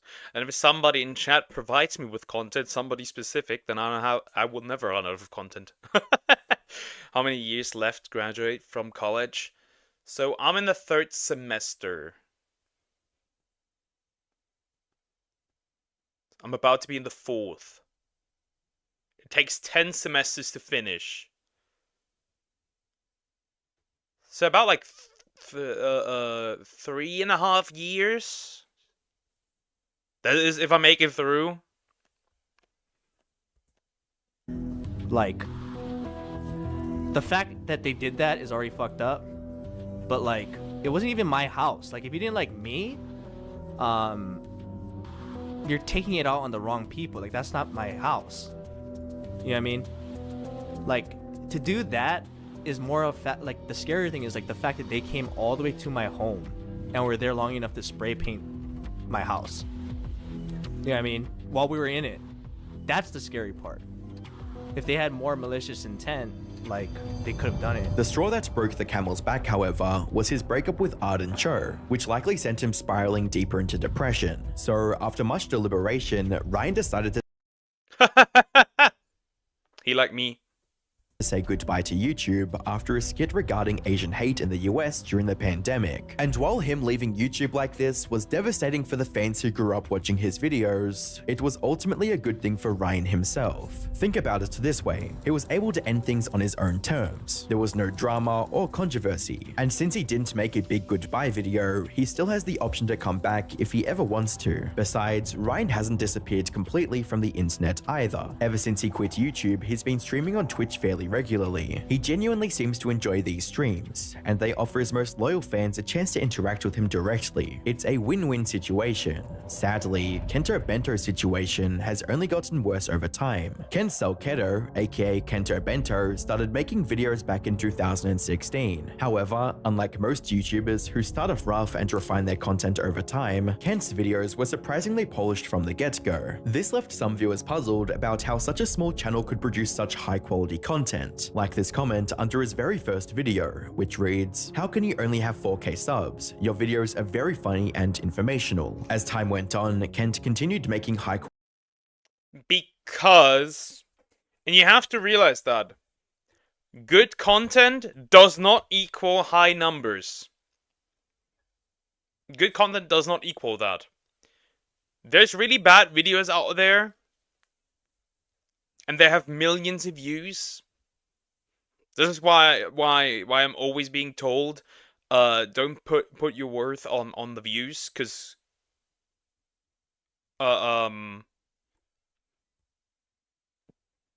good content does not, like, the views don't resemble if it's good content or not. If it's something that just doesn't get watched, it's just something that doesn't get watched. That's just how it is. If you finish college, will you continue to stream? Obviously, yeah. Of course, I do hope that until I finish college, that I could turn this into a permanent thing. Obviously, imagine streaming on Twitch. Never. Never ever. Spoke a word fried my brain yesterday, and I was confused you for another streamer yesterday, and I was playing Grand Theft Auto. I guess somebody seemed to be very puzzled.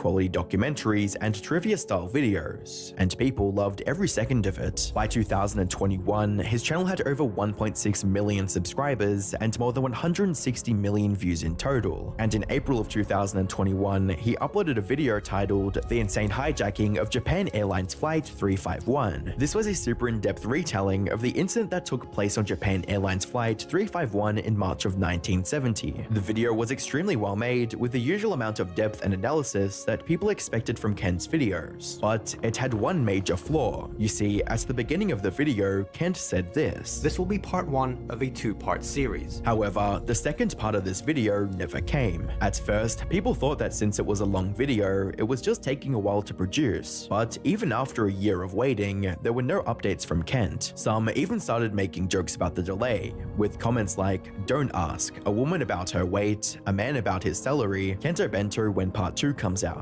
After a while, he posted an update in a pinned comment, stating that he had to step back for health reasons. This was extremely vague and left viewers with more questions than it answered, and it would remain this way until Please don't have this content creator die. Please don't have this content creator die. That'd be terrible. Do not leave college, buddy. If you get into controversy, what will you do? If this doesn't work out, I'll be honest, completely honest, if this doesn't work out, I'm done with life anyways. You started this, you finish it. If this doesn't work out, I'm done with life anyways. Like, I'm done, genuinely. I mean, Poker, you really sounded like that person. I guess that was the confusing part.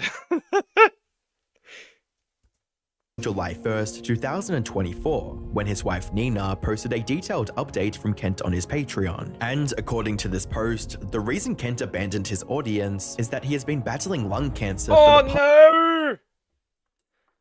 Oh no! Oh no! Oh no! I've been battling lung cancer for a while now. Oh no. No, cancer sucks, man. I hope they find a cure for it. They will never find a cure for it because it makes them money when people are sick with this illness. past 3 years or so, which is just a horrible situation to be in. Fortunately, he's not in critical condition anymore and is actually making a recovery. I'm sure he'll return to making educational and entertaining documentaries once he's recovered completely. On the other hand, I have no way of predicting what Cory X Kenshin would do. Cory Kenshin is one of the biggest gaming channels on the planet. I mean, for Cory, it is really much just like he makes videos here and there, and then you just evaporates from existence, and then he comes. I think he said for 2025 he's gonna make a couple of videos. I don't know how true that is because bro already always evaporates. Raven. You don't get to decide that. I decide that. Platform with over 19.3 million subscribers and has been missing from YouTube for over a year now. Yet despite this unannounced break, many of his viewers have zero concern for his safety and well-being. What's going on? The thing about Cory is that he's never had a stable upload schedule. He's well known for taking breaks out of nowhere that often last months at a time. However, his backlog of videos is extremely popular and keeps new viewers entertained for a while. Case I said, why he twisting like that? What the freak? What's good? What you trying to get into? So much so that in 2021, Cory reached the 10 million subscriber milestone without posting a single video after the one celebrating 9 million subs. It's truly an anomaly in the world of YouTube, and his fans love him for it. That said, this is the longest break he's ever taken in his career, and it's beginning to raise questions. Has he actually retired this time? A fan recently bumped into him when he was chilling at a zoo. Oh my God, this is not real. Hey, Kenneth, bro, look who I just ran into, bro. Jordan was popping. Tell him we ain't getting no more vids, bro. It's over with. I mean, that's pretty much the end of the video. Yep. There were a couple that have chance to come back, and there's a couple that probably won't return. I don't think Corpse is ever gonna return, to be fair. But that was a good video. Thank you for the recommendation, Zoom. I decided you will marry Crockrock and finish college. Yeah, there's just a slight problem, Raven.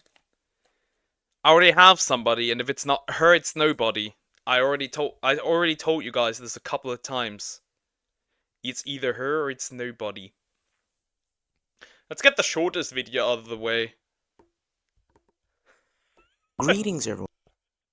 Oh no. Oh no. No. Oh no. King Talk is Weird by Global Misfit. Help. Help. Oh no. Oh no. Let's get into this. Greetings, everyone. Tasai, the Global Misfit. Now, in my crusade to understand TikTok better, I've been entering into different genres. First off, it was book talk, but now I want to get into something called kink talk. Now, if you don't know what that is, let me show you. Hey there, kids. Yeah. Kink talk is a genre on TikTok that largely focuses on different fetishes that people have. Huh, who would have guessed that it comes from kink? That kinks are fetishes, who would have guessed? It's Croc, the love of your life, you will wear a wig. To you that's funny, that's the funny part. To you that's funny, but to me that's not. That's the problem. I can laugh over this. Because it sucks balls. That, and you, Pokey, you're not gay. You forgot to mention that. Obviously. I am not gay. I'm not into men. I don't feel anything when looking at men.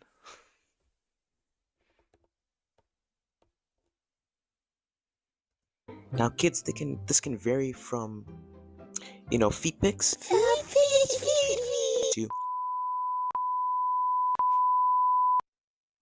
I wish he would have posted the uncensored version so I would know what he's talking about.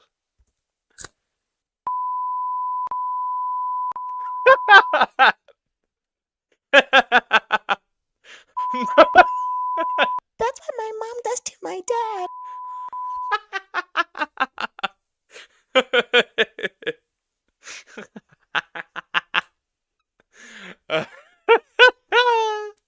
This is great! I love this!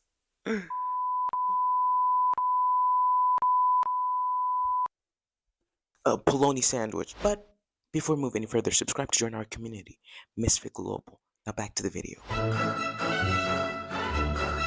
Stewie, no! Very bad! Give me a second, I think I need to move myself over. Because if everything is on this side, that would suck blocking it. Nyong. I'm over here now. Hello from the other side. Let's continue. What the hell was that? Okay, so I'm still kind of new to this, so Dom is someone who is dominant in the relationship. Like, I don't fucking know. I'm not gonna give you all the fucking answers. I just got into this. Okay, I'm still new to this, but Dom is that's what it is. Like, move the chat. True, I should move the chat as well. Let's do that as well. For this one, let's move the chat. Nyong. Chat, you must come with me.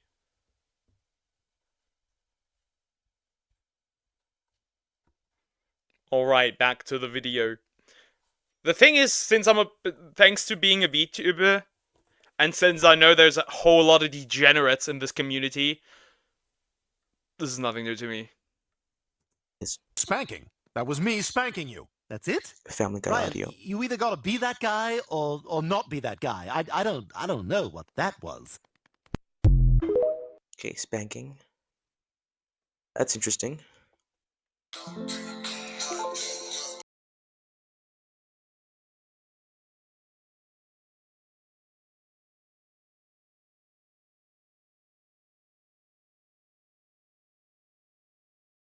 In the car, ordering food for you, telling you where to sit, things that have no business.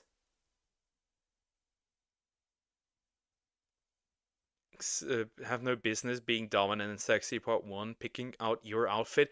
I mean, in opening the door, any door for a woman. I mean, isn't that just like gentlemanly and normal? Ordering food for you. Also, I did that often. Telling you where to sit. Not necessarily. I like to pull away a woman's chair. I like to do that for her. Aside from that, picking out your outfit, I don't do that. That's weird. That's weird as fuck. When Raven is 18, you can date her. Croc, get your mind out of the gutter. Exactly.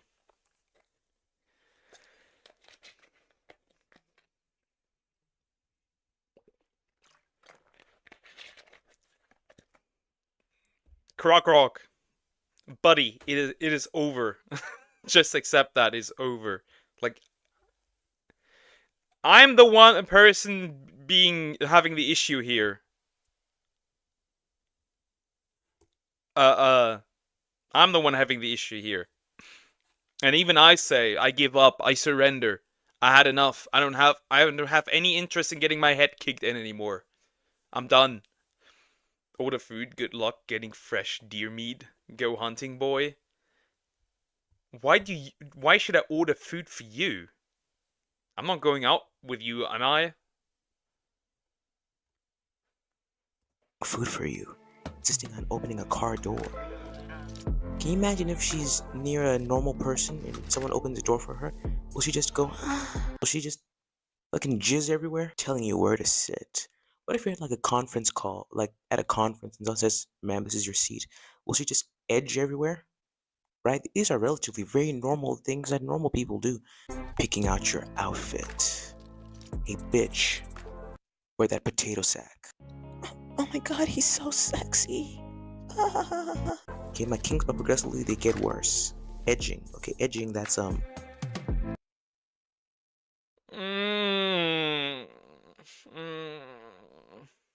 Bro, just find another one. No, I'm done. I'm done. I give up. I surrender.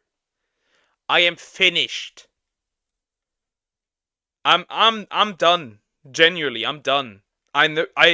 Crazy means doing the same thing over and over and expecting a different result. I get the same result every single time. I'm done. I'm finished. I've no interest anymore. I'll just lock myself away and that's it. I'm talking about the video, dumbass. Who calling a dumbass, you fool? Also, you specifically said fresh deer meat.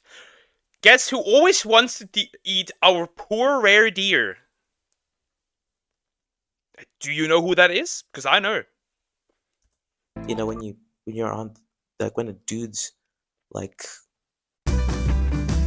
rubbing his magical stick, and then splooge comes out. But this time the splooge doesn't come out. Breeding, that's the thing that rabbits do, right? That is one of the weirdest kinks ever. Like, buddy. Buddy. Okay? Girl. It came free with your instincts! Now, a pregnancy fetish, that's a different thing. I think she's more referring to that, which is odd. Yes, that's the point. My diet is deer meat. How else will I get strong? The problem is you aren't. You literally said you had shrimp arms. Shut it. And they have like 40 different like rabbits. She's into rabbits. Knife and gunplay, holy shit. Raven, you're mentioning knives very often. You're mentioning knives very often. This you? Are these kinks, or are we committing a murder? Because knife and gunplay is pretty crazy. Seriously. CNC. Isn't that the news network that hates Donald Trump? Okay, CNC. In machining, numerical control, also called computer numerical control, is the automated control of tools. Okay, we all know that's not what the fuck that means at all. Consensual non-consent. Kinks popularized by... So...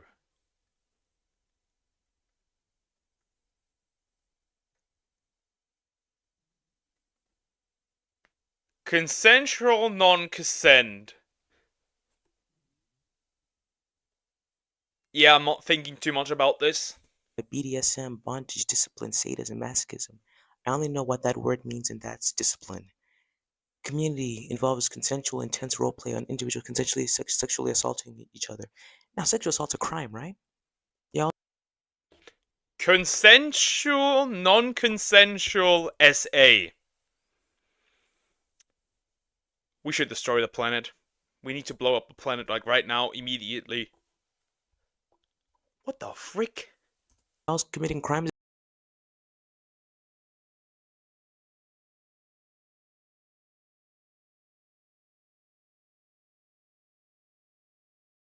Wearing any underwear underneath. You're gonna get shit streaks all over the chairs, okay?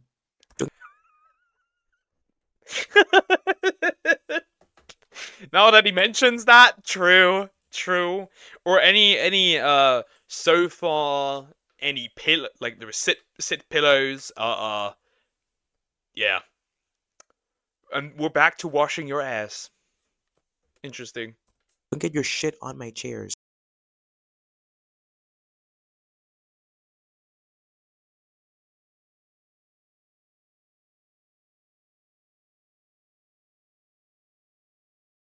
Kinks. This is basically what this guy did. Kinks that turn boys on.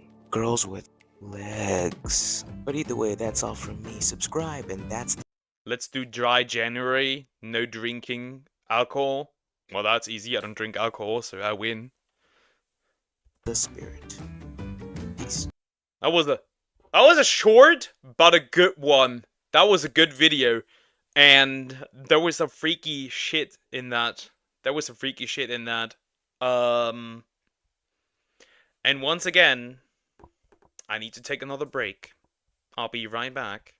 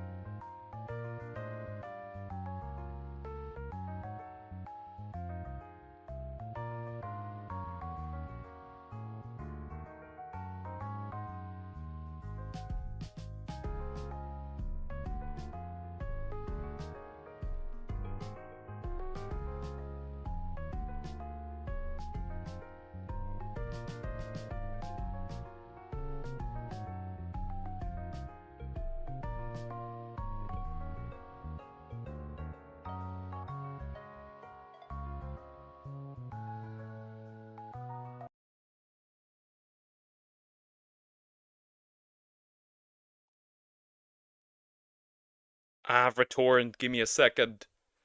I'm gonna place myself somewhere else again. Nyong. Chat, come over here as well.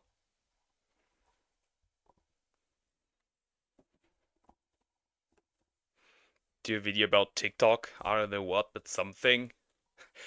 I love you, Dilly. I don't love you. Leave me alone. You sick freak.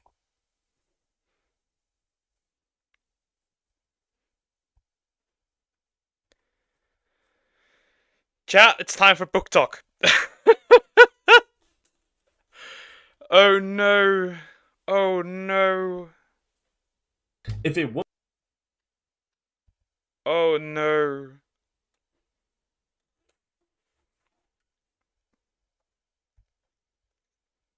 Is the audio fine even? Yeah, it should be fine. Gasp. Terrible. Awful. Horrendous. How could you? Alright. Let's get into it. Book Talk's Disturbing Pick-Me Men by Royal Young. I'm scared. What do you do when you're rejected? I completely crash out, fuck everything, and work myself into oblivion. That's how I cope with pain. If a woman rejects you, what do? A. Walk away and take it maturely. B. Find a close friend to vent about your feelings to. Or C. Get on your knees on the spot and beg. If you picked A or B, you are wrong. So A, I do that. But I also do something in combination. Vent to a friend? Never. Beg on your knees? Never. No. Because the answer is actually D. You kidnap them. I agree.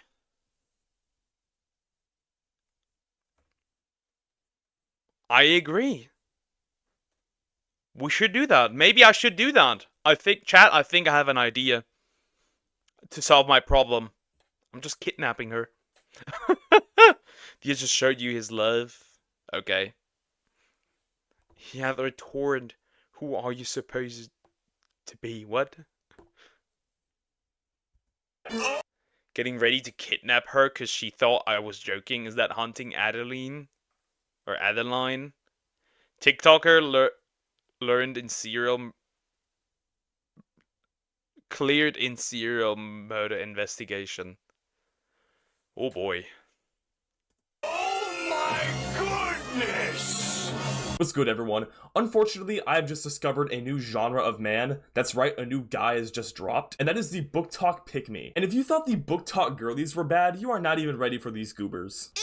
Ew! If you don't know what Book Talk... The victim has an attitude. No kidnapping, that's my job, allegedly. Nah, I think that might be the solution to my problem. I'm just kidding. I'm in pain. I kidnapped Deer's family. Poor Deer. Is essentially it's the community on TikTok that discusses books, but they're infamous because a huge proportion of those books are just spice, and a huge proportion of that spice, a huge portion is just porn, is dark romance, which is code for romanticized abuse. Now, I'm aware that there is nuance in this conversation. However, Book Talk takes it to 100 all the time to an extremely unhealthy degree, and while the women are already bad enough on this platform, the men who pander to their gaze— Go back. There's a masked man with a knife in the woods. Oh my god, this is women, clearly. On this platform, the men who pander to their gaze are on a whole other level. Now, our first goober to cover today is Shad. Now, Shad's most popular video is this absolute banger. If he really wanted you, he'd kidnap you. This is unhinged as fuck. How do you think I have so much deer meat? Okay.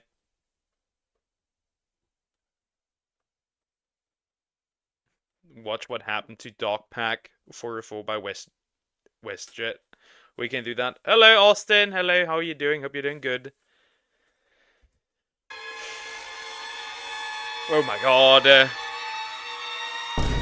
Now look, I am a cis male, but every drop of estrogen in my body has just disintegrated out of pure terror because I can't even imagine having a feminine trait in the same timeline as this guy. That's right, this TikTok has made me transition from male to alpha male. And somehow this guy is the least disturbing guy we have to cover today. But seriously though, could you imagine this being pulled up at a job interview? Alright, look man, your resume looks good, we were gonna hire you, and then we did a little background check and we found your TikTok. Could you explain this? No, you couldn't. You could not. You could not explain this.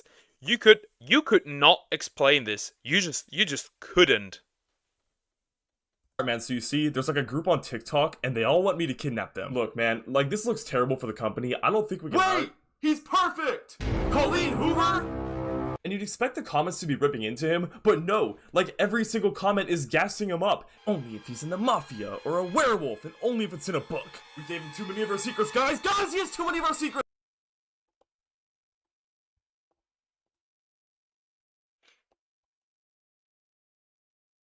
Humans were a mistake. Humans were a mistake. A big mistake. A huge mistake.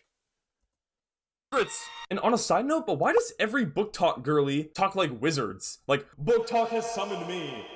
And they even be performing rituals. And on one of the very few negative comments he got, he replied to it with this insanity. I'm not even sorry for the way I've been acting.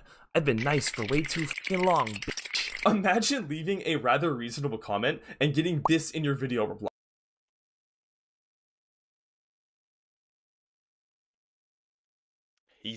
Whoever he's talking to you, they're getting the belt. And while quite frankly, I doubt this dude is dangerous in real life, and that's not what I'm trying to imply at all. It's really, really creepy to me to see dudes pandering to the Book Talk gaze and trying to be like these often very problematic quote-unquote book boys, which he even admits he's trying to do.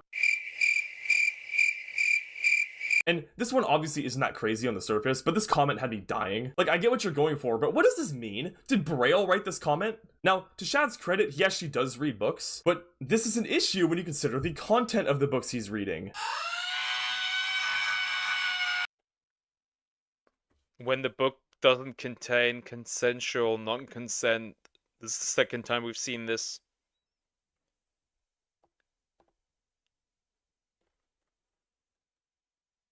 Like, what is this? This is the reason why dudes are getting in trouble. that follow these, that like do these crazy things with these crazy women. Chat, never stick your dick in crazy. Says the guy that likes crazy women. I love how he paused the video and he thought what to say for a few seconds. Yeah, sometimes I need to contemplate what I'm seeing. Like, if you're not familiar with Hunting Adeline, essentially, the main character's love interest SAs her. And not only that, but this book's entire plot is just the main character getting brutalized. It's horrible.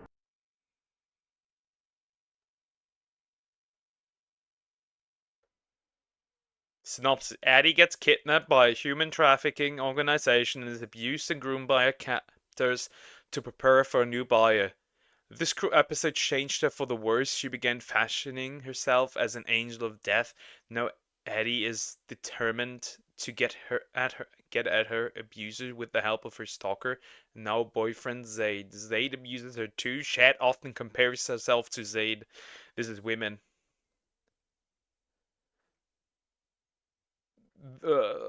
Some of these women are odd.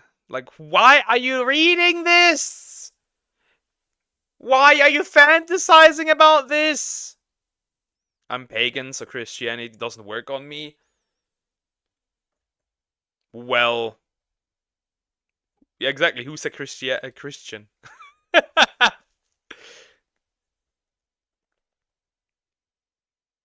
is. I don't know. Odd. What?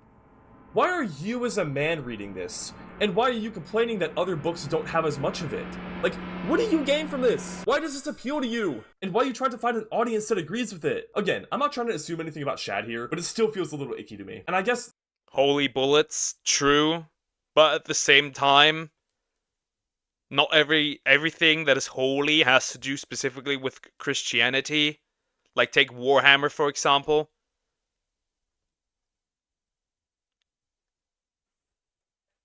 And maybe you're just a demon. What then? Then it works. And not every religion has... Not only Christianity has demons. Also, chat. See this? That's a Snorlax. When is it my turn? Bro, you're like a little kid on a long car ride saying, when is it my turn? When is it my turn? When is it my turn? I'm in the middle of a video. Really, my point is that there's other websites for this. Why would you pick TikTok? A public, pretty unregulated platform full of minors? Regardless of intentions, that's just not responsible. Oh wait, it's because he plugs his OnlyFans here. This is a marketing scheme. Subscribe for a...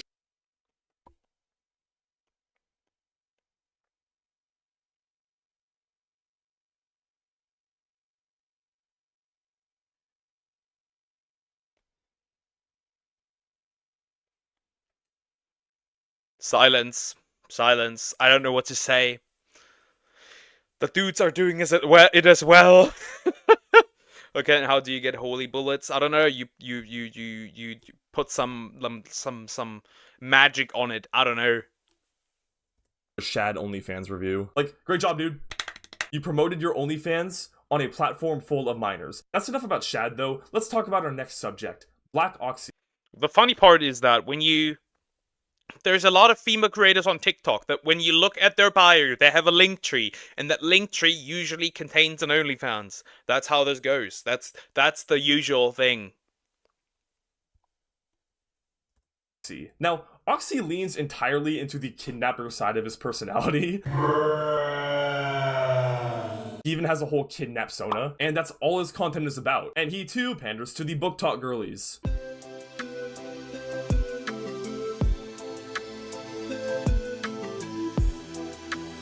You must be sick if you enjoy taking victims and treating them like the men in their books.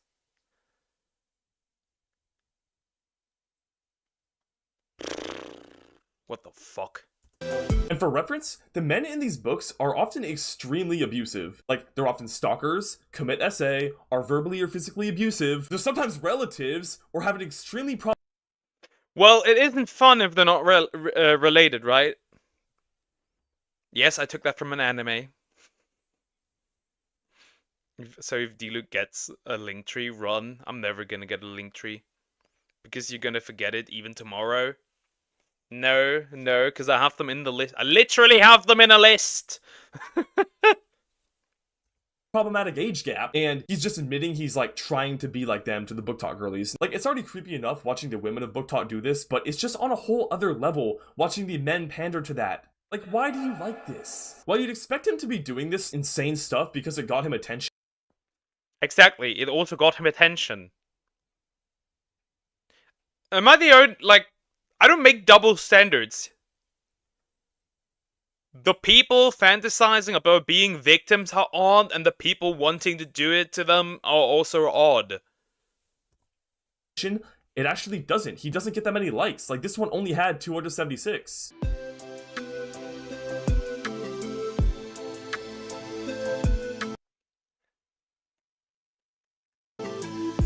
Silly girl, you locked us in. Your BF doesn't make it in time. What the frick is this? Like, he's just here for pure love of the game. I find it hilarious, though, how he has a contact named My Victim, Devil Emoji, Knife Emoji. And at what point in the incident did they swap numbers? Like, hey, I just wanted to say, I think you're really pretty. Can I get your number? Of course, you beautiful, hot Alpha Chad. You can go ahead and have my kids, too. Appreciate it. Hey, don't you at least need my... I wouldn't mind if that happened. I wouldn't mind if that happened. My name, though? No need. And side note, but I'm genuinely curious how this looks as court evidence, too. I mean, I'm sure it can get dismissed as a joke or something. Never mind. Now, Oxy isn't nearly as popular as Shad is. He has an OnlyFans, he has a merch store, and an Instagram, but they're all really small. But in a way that makes it creepier to me, it's like, dude, you're not even getting much attention from this. Why this route? Like, I say this with an unblemished record of heterosexuality, but you look good. Like, you could just be a normal thirst trapper. Why are you picking this line of work? Oxy's entire business model is just saying the most out-of-pocket things ever and just watching as all the... Went out loud in the break room. Can I bring you to the Dominican with me? I need a... Just an FYI. My dorm bedroom window is unlocked for you. Freaks. Are we there yet? I'm about to I don't know what I'm gonna do to you, but it's gonna be something mean. No food for you today. Book Talk women roll into his comments. Don't move or I'll catch you.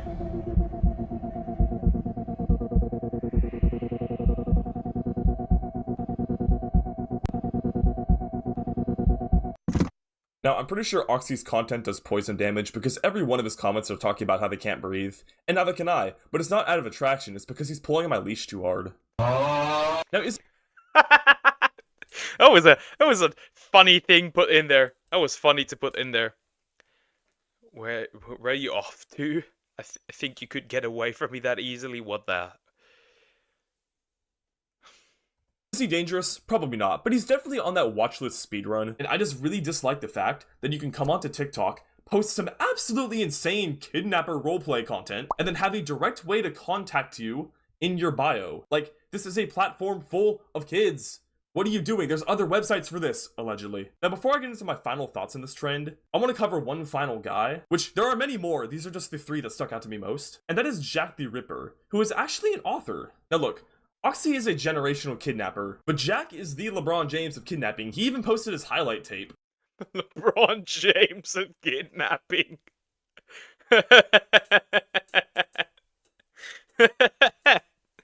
D-Look moved, and so did you.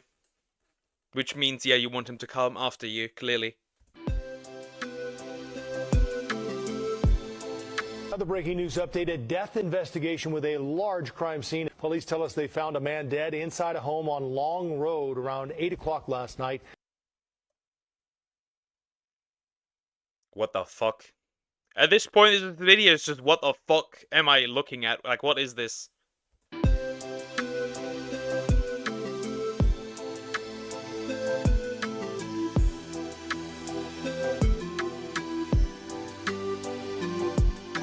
This might be the hardest crime edit ever dropped. And how did he convince her to act in this? Like, babe, I need to make a kidnapping edit. Can I chase you through the woods real quick? Speaking of chases through the woods, this is what his book is about. And it's also called Jack the Ripper, so I really hope this isn't a biography. Something interesting about this book is that Jack is actually a diagnosed psychopath and he has the brain scans to prove it. And he stated on the news once that this book is a way to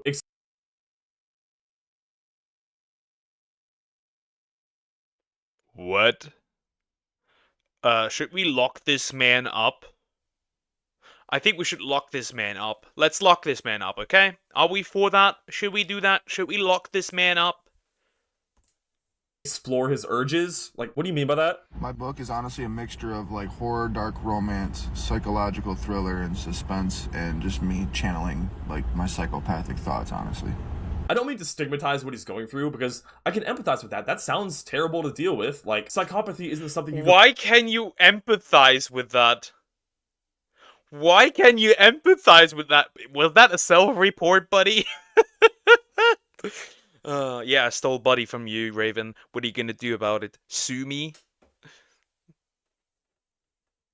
could really control, and I hope he gets the help he needs. But the reason I'm including him in this video is because I really can't figure out what his motives are here. Now, I'm not his therapist, but I am pretty skeptical of the idea that this actually helps with these urges, and I really couldn't find any reading to back me up or back him up. But say it does, it's still weird to me that he chooses to promote this sort of content to an audience that's going to romanticize it. Like, why book talk specifically? Why not, like, horror fans or true crime fans? No, all of his stuff is like thirst traps for book talk, or trying to promote his book among people who find it arousing. Like, why this demographic? What is the motive? And again, I don't know what the content of the book is gonna be like. Like, I don't know if the book itself is going to romanticize these acts, but he sure as hell is promoting it among people.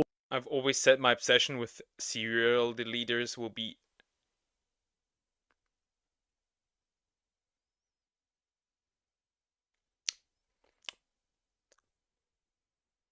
who will do that. Now, Jack also posts all sorts of relatable crime content for those of us in the business. Like, dude, don't you just hate when they find the duct tape and tarps? Like, the slip and slide was supposed to be a surprise. And I get that the 4-foot hole is to sound threatening, but this one makes me think it's for another purpose. Ew. Me when I find a dentist I trust.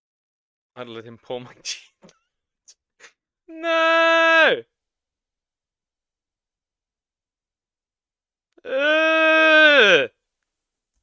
Now, this might just be a marketing stunt, but it doesn't make it any less weird. Now, once again, I should specify, I'm not trying to assume anything about his character, I'm just trying to point out trends that I find concerning. And that leads me to my final thoughts. Now, the reason I made this video, other than as an excuse to make fun of thirst traps, because that is my favorite hobby, is because I worry where this trend is going. Now, there aren't a lot of men like this yet, and regardless of whether Shad, Oxy, and Jack are— Yet, huh? You make videos about it, so it's gonna be more men. Chat, I think I have a new business idea.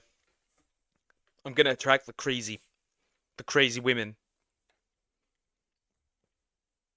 Are actually dangerous men. I find it really concerning that they can hop on this platform, say some crazy out-of-pocket stuff, and then get unanimous praise for it. And the reason I find this worrying is because, from what I can gather, in a lot of kink communities, there's already a huge issue with abusive, dangerous men, because due to the nature of these groups, they have a very high tolerance for this sort of behavior. So it makes it very hard to determine people with good intentions versus bad intentions. And it really bothers me to see this sort of thing get brought to a public platform that's rather unregulated and full of minors. And I pray that this trend dies down before somebody comes along who's actually serious about it. Because again, how are you supposed to tell the two apart? And that's ultimately why I made this video, because I found the trend concerning. Let me know if you'd like a longer video on book talk, because I really enjoyed making this one. It was extremely funny to me. You could tell by my dead eyes. And yeah, that's all. Later. Yeah, we could tell by his dead eyes.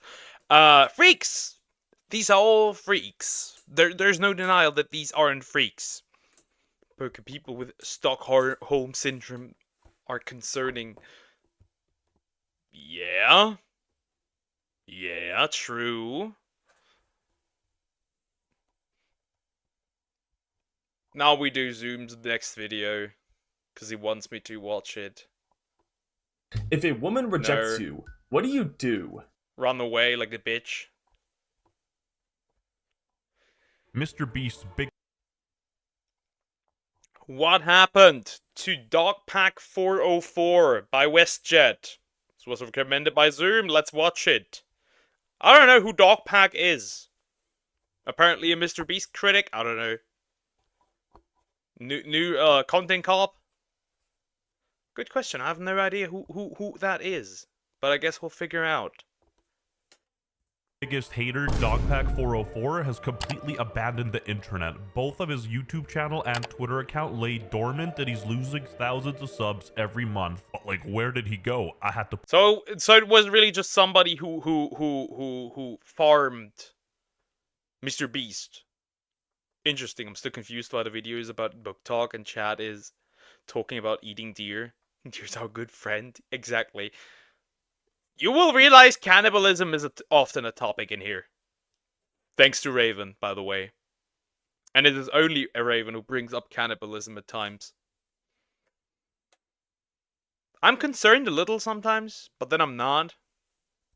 Put on my detective boots and find out. So I did the unthinkable and went on Reddit. Cum Nugget said, Lex, Jake Weddle's girlfriend, confirmed he is not making any more videos or content about Beast. He hasn't used social media since reposting CoffeeZilla's video in November. That's all we know. Are you gonna sue Dogpack?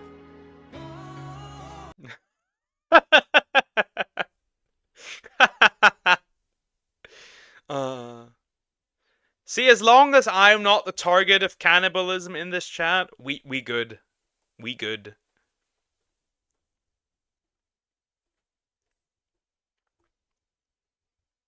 He exposed Mr. Beast, now he's missing. Yeah, he probably just, like, realized that he fucked up and there's no way for a comeback. No, the interview with Oompa Will was very dog shit, I'll be real. It was really bad. Like, I've watched the entire thing and I was like, okay. Literally answered nothing. Oh, but okay. Well, dude had a Vietnam flashback. I'd be scared of him too. Baba Bowie. WestJet. What is up, Gradients and Canadians? WestJet 615, Venezuelan trillionaire here, and today.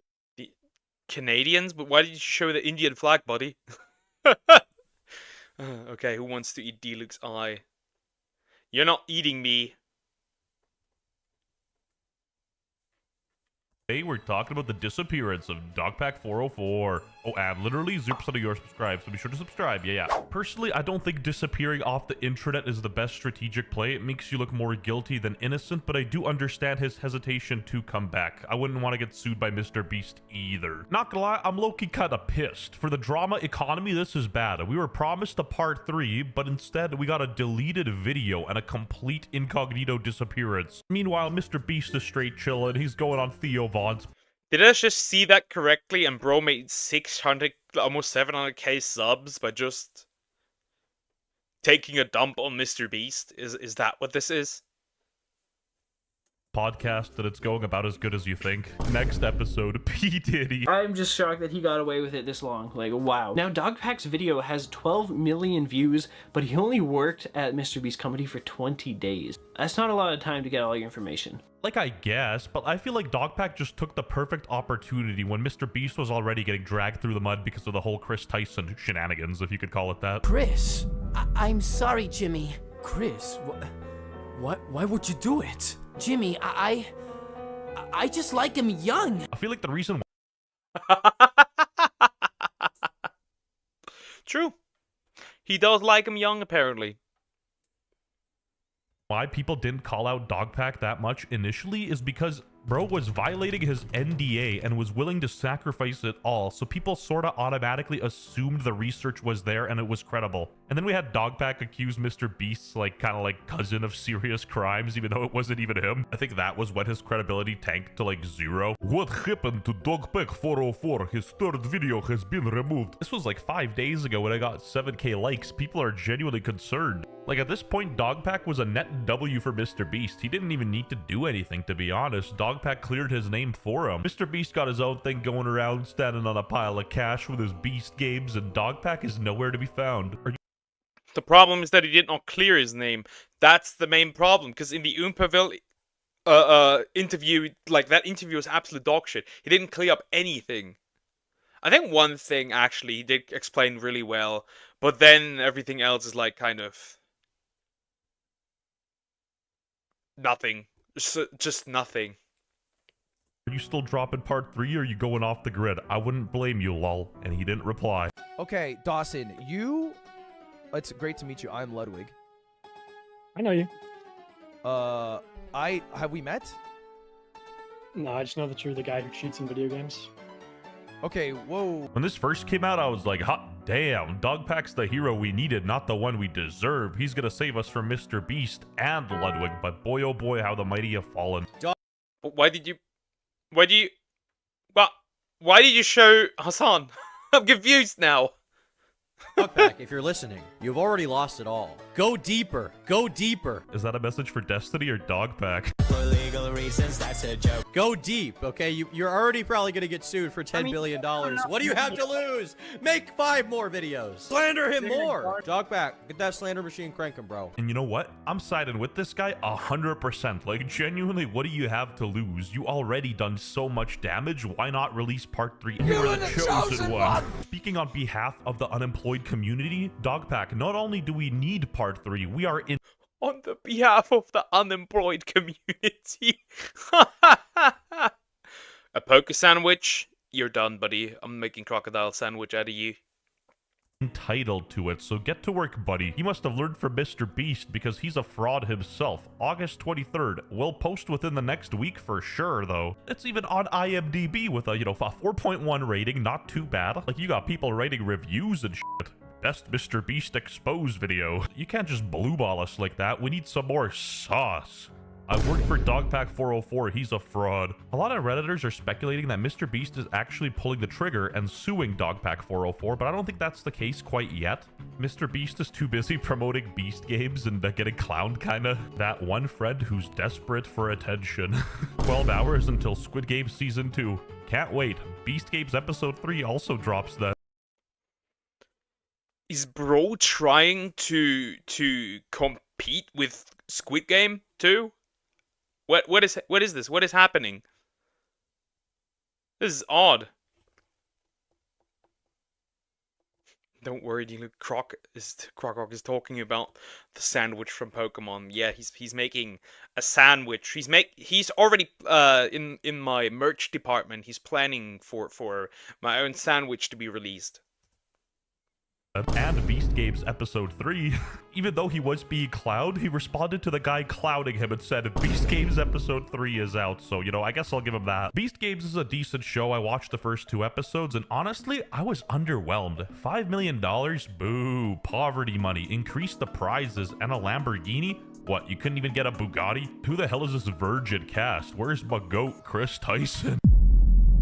The Mr. Beast hate squad is falling apart faster than Team 10 in like 2017. The thing is, like that Chris Tyson stuff is now such a meme, and it's like everywhere, and like, bro is not escaping anymore. Like, he is never getting rid of that whole Chris Tyson thing for as long as he is in public. He's not getting rid of that. He's doing a sandwich for better shiny odds for sure. The way I know Croc, he'd probably make it give like minus 2 times the odds. He's giving back the original odds pre-Gen 6.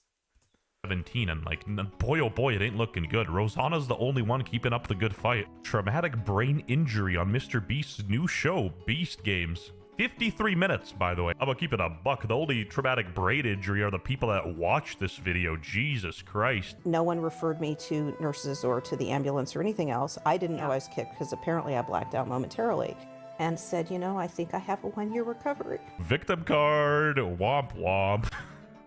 Jokes aside, I only watched like 10 seconds of her video, and if this is something really bad, I apologize, but bro, it just feels like it goes on and on and on. Like in the real Squid Games, people die, and all you did was black out a little bit. I always black out when I do my whippets. It's not that serious. It might just be me, but I feel like in the unemployed community, Mr. Beast's image has already been tainted so much that news like this isn't exactly like crazy or mind-blowing. Like, unless something gets exposed that Mr. Beast was actually a VIP at the Diddy party and like funded half the baby oil. Funded half the baby oil.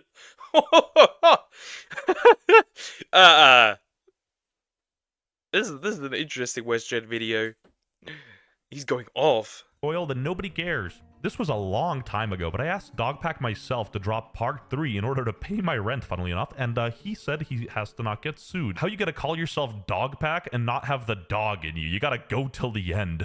I think it's beyond funny. Dogpack404 was always fast as hell responding to criticism, but when Soggy dropped that vid, he disappeared completely. I'm betting we never hear from that lion loser again. Also, GG's on the 190k sub loss. Nah, we gotta verify that claim. 190k sub loss is crazy. Wow, even more fraud. He actually only lost like 7k in the last 30 days, and I think 20k total. Yearly estimated minus 8. Bro's cooked.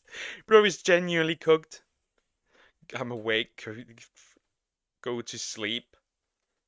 I can't really give him advice on go to sleep because I'm not following that myself right now. Subgate is brutal. What the fuck? But the one thing that confuses me is Dogpack was so eager to expose Mr. Beast and wait for his response, and the second that came through, he disappeared, which honestly makes no sense. And it's not like Mr. Beast is completely in the clear. There are still some serious things you could criticize him for, like the CoffeeZilla stuff, and now Dogpack's just off the grid. Like, when it really comes down to it, Dogpack was all bark, no bite, and I think Jake Weddle handled the situation. You really had to throw in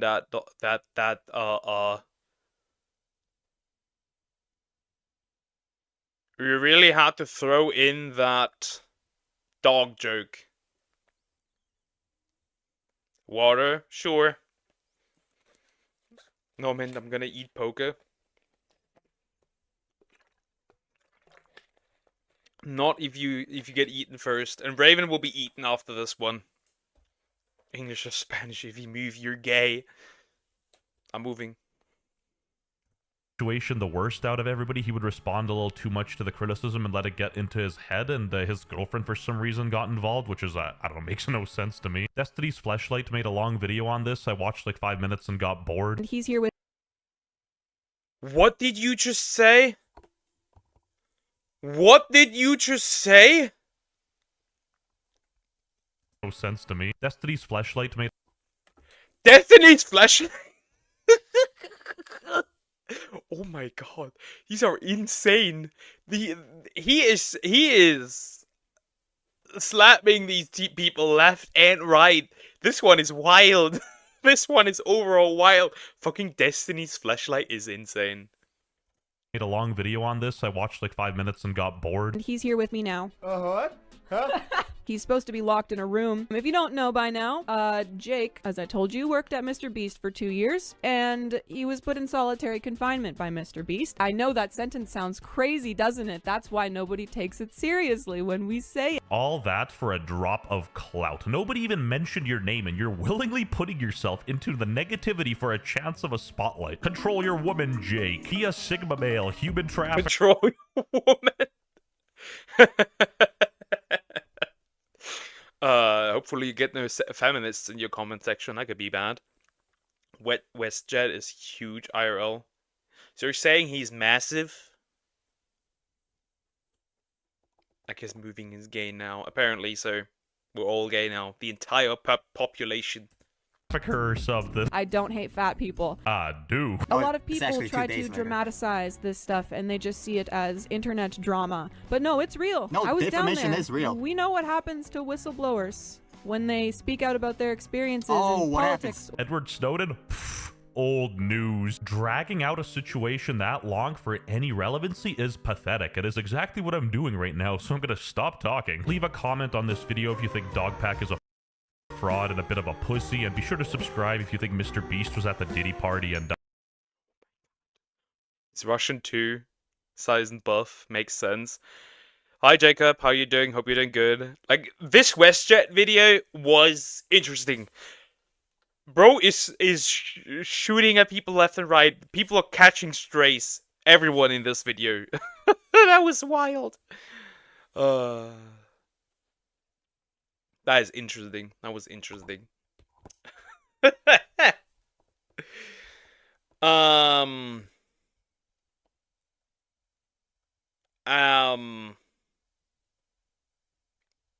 What are we watching?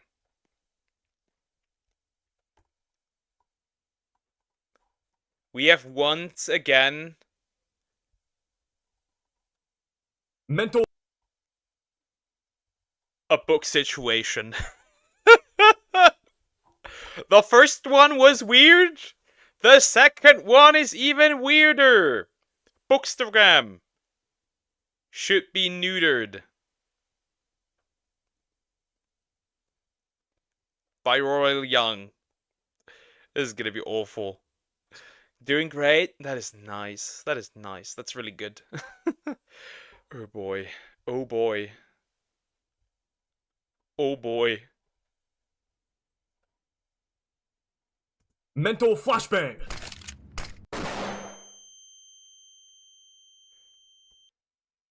Wait, I want to go back. I need to go back. I need to go back. I need Mental to pause. flashbang! When your enemy finds you bleeding and injured, he stares at the wound on your thigh.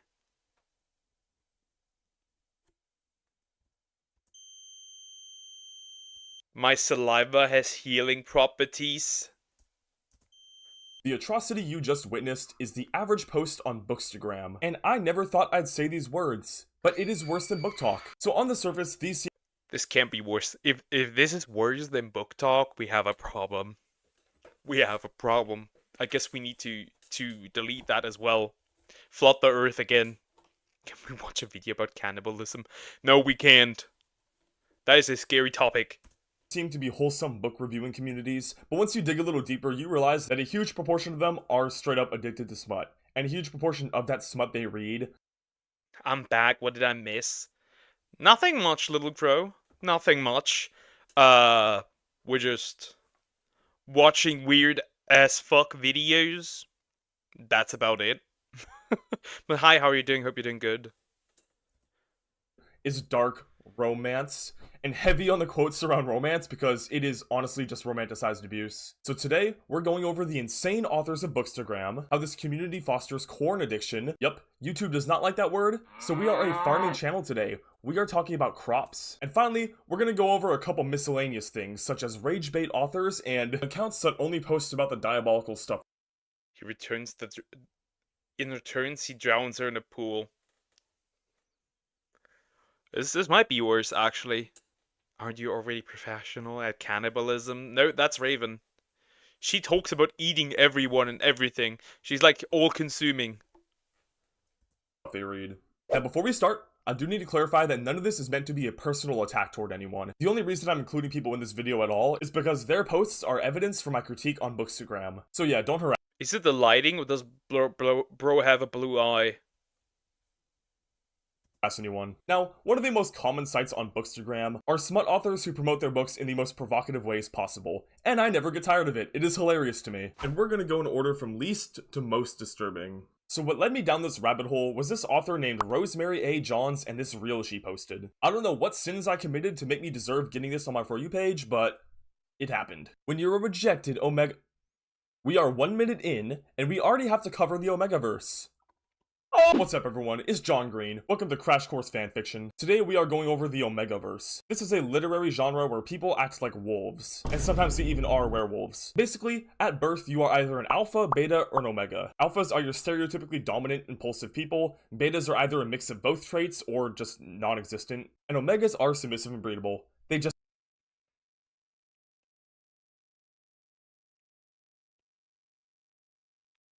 Got it. It's brown. What? What the fuck? This what the fuck was the last? This is odd, to say the least. Like, why Kobayashi did in international waters? What? I don't know what to say. It's like this sounds like Red Pill talk, but it's not.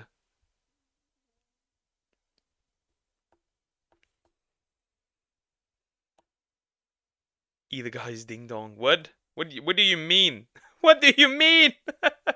Weird YouTube does like the word corn, yet I know someone who has Cornstar in their name on YouTube, huh? I think it's really just censoring, sometimes you can type it, sometimes you can't. I've never thought I would ever have got eaten enough.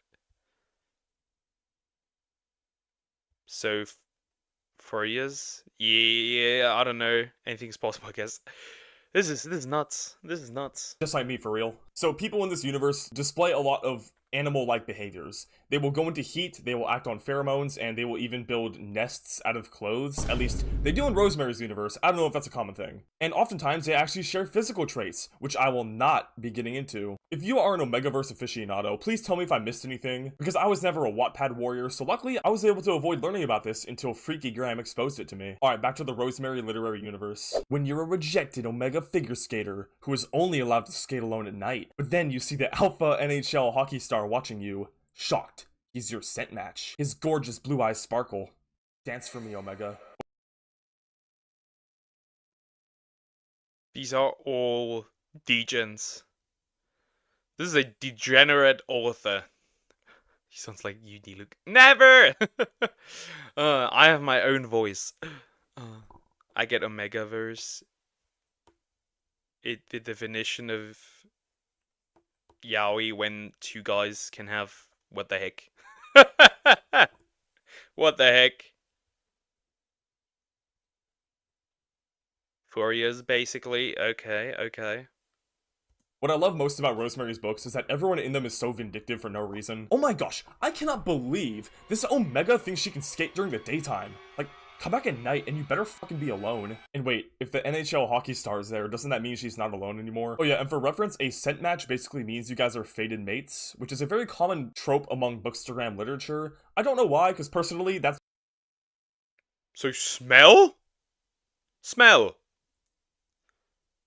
I'm gonna sniff on women now. To find the perfect wife. Like, how can you come up with these ideas? Like, how? How does that work? That just sounds depressing because a lot of these books are about not being able to find your fated mate. What's funny about this book though is that the marketing itself is already wild, but the description is even funnier. So yeah, the book is called Puck and Her Blades. My name is Puck, and I'm the only Omega hockey mascot. After a tragic figure skating accident, I'm marked as a reject Omega and sold to the most notorious team in the Alpha NHL. Is there like a separate Omega NHL? Is there Omegregation in this universe? When a dangerous heat hits me mid-game, surely the star players, the Blades, won't leap from the ice to save me? A puck, her blades, a pact bond that changes everything. Now look, what does a dangerous heat and what does saving her from it entail? I don't know if I want to know the answer to this. Actually, I do. Look, I'm a commentary YouTuber, but if there's any book you want me to read in this video, Is all of this literally written like that? Like, if is every sentence like these buzzwords, omega, beta, alpha? There's literally an anime where a megaverse. Okay, this is clearly not Western. Back to my old. Okay. Stop the fanfics. Exactly. Sniff women. Sure, if you want to get arrested. No, I'm not sniffing any women. subscribe and let me know in the comments, because I will do this. This sounds hilarious. Actually, let's look at what we're getting into. Let's check the reviews. Couldn't get past the guys getting pregnant. Oh my gosh! Ooh, couldn't get past guys getting pregnant. I was already feeling like more of a kid book with a few unbelievable imaginary descriptions, and I just couldn't get past the pregnant or male omegas. What the fuck? These are such freaks. Mpreg jump scare. Okay, we're not doing that. But on a serious note though, obviously I've never read this author, but at least from the marketing of the books, they seem to be incredibly tropey to me. And I really feel like authors are marketing books like fanfiction nowadays. Rosemary has 6 other Omegaverse books that all share the same naming conventions. It's all name and her nouns, and they're all group romances with similar setups. The main character is a rejected Omega who ends up in a group that all wants her, and each one in this series has a different theme that attracts different sections of Bookstagram and Book Talk, such as hockey or a medieval setting. And this is actually a really consistent trend among Bookstagram. Let's look at another one of her books. When you're sobbing because of your narcissistic ex, the 3 gorgeous ice hockey players protect you. Will you take a risk on love again? Now look, maybe I'm just being a hater, but this would be corny as hell in real life. Like, do they even know what she's crying about? Did they just walk up and say this? And protect her from what? The whole thing about this book is that it's basically the same as the last one, except not Omegaverse. It's a lot of the same tropes, but for a different audience. And again, that suggests to me that this is just a bunch of AO3 fics put to paper. Not that I would know. And something else you'll notice is that, again, they're all group romances. So why is that? Well, if you make a tattooed edgy guy the main character, the people who don't like tattooed edgy guys aren't going to read your book. So what do? You put 4 or 5 different men and make them all a different genre. That way you're attracting 4 or 5 different audiences. I guess a smart move. I guess a smart move. Omega are hated for being a Omega male. I don't want to go deeper. I have to go deeper into this. I don't want to get deeper into this. It kind of sounds like WestJet. Okay. Okay. But he's not. And again, that marketing screams to me that this is a book meant to just appeal to the widest smut demographic possible for sales. Oh yeah, by the way, Rosemary writes step-family romance too. Rosemary, the bills are never that high. Lock in. I should clarify that I'm not trying to condone any... The classic. The step-family relationships. I see. But I'm quoting once again an anime. It's not fun if they're not plot related. Harassment of the author, nor comment on their writing quality. Although the reviews don't paint a good picture, I'm just stating my observations that I can gather from looking at the marketing. So let's look at a couple other authors who are in the freak business that do this. This author here goes by either Annalie... When the 4 Fey Princes of Fairy start to show you the kind of... that makes you forget the boyfriend that stood by when they kidnapped you in the first place.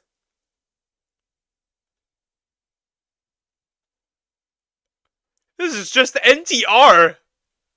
This is just NTR! This is not nothing else but NTR!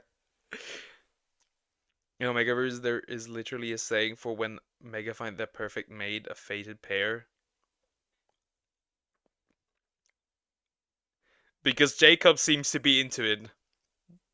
Meanwhile, I find it gross. This is just cheating. This is NTR. Wonderful.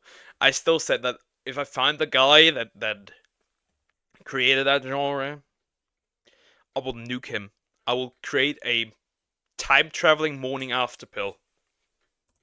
Ford or Eden Beck, those are their pen names, but their username is Reverse Harem Author. And to me, it's wild that nowadays in the publishing industry, some people feel like they will get more success by naming themselves after the trope they write rather than their actual name. That is a little concerning to me. So yeah, this author's thing is that they write Reverse Harem Fae Corn. Now, I'm not gonna knock the genre, but you see me, I'm personally a bigger tree romance type of guy. You'll see what I mean later. But I am gonna knock her marketing, because it's pretty weird. So, her whole thing is that she wrote 30 of... When you first discover reverse harem where they don't have to choose, they absolutely worship the ground she walks on, there's lots of spice. I could vomit it. Someone say NTR? Yeah, me bitch. Because the first one before this one right now was literally NTR. Nearly the same book in 5 years. I don't think you understand how insane that is. That is a novel every 2 months. What kind of Stephen King nose candy do you have to be on to accomplish that? That is insane to me. And I'll tell you how. It's because, again, these are all just the same tropes repeated over and over. I'm not even commenting on the writing quality. I don't know how it is. Once again though, the reviews don't paint a good picture. My point is that the modern publishing industry, due to BookTok and Bookstagram's influence, is now encouraging authors to just make the same thing over and over and over because... Simply put, just make corn over and over and over. That's it. That works. Wonderful. I know a lot of people who read this kind of thing. Really kind of things. I don't, and I don't want to. Let me watch. No. Because it's still gonna sell. Now, before we move on to our final most insane author, we need to cover one thing, and that is that she markets her book as YA, and that is disgusting when you consider the content. I hate this so much. Haha guys, check out my YA novel. Oh, I tricked you into reading Corn. I love I can't yell that. I tricked minors into reading Corn. Aren't I? That is happening, okay. And they even sometimes explain me the whole plot. So quirky, which is kind of crazy because the description of the book barely even hints at any spice. And I'm not saying that minors can't read romance novels, but again, this author markets herself as a pure smut writer. Like, that is their thing. That is the focus of the book. Like, okay, great, you write smut. No one really cares, but I care when you promote it to minors, because that is actually a huge issue in the Bookstagram community, as you're gonna see. And as a society, we typically condemn the corn industry or OnlyFans models when they promote Why are always children involved? Why is that a thing? How? Why? How? Men smell like stinky cheese, but women smell good. I don't know. I don't know if I agree with that. There are some disgusting smelling women out there. I've met them. They do exist.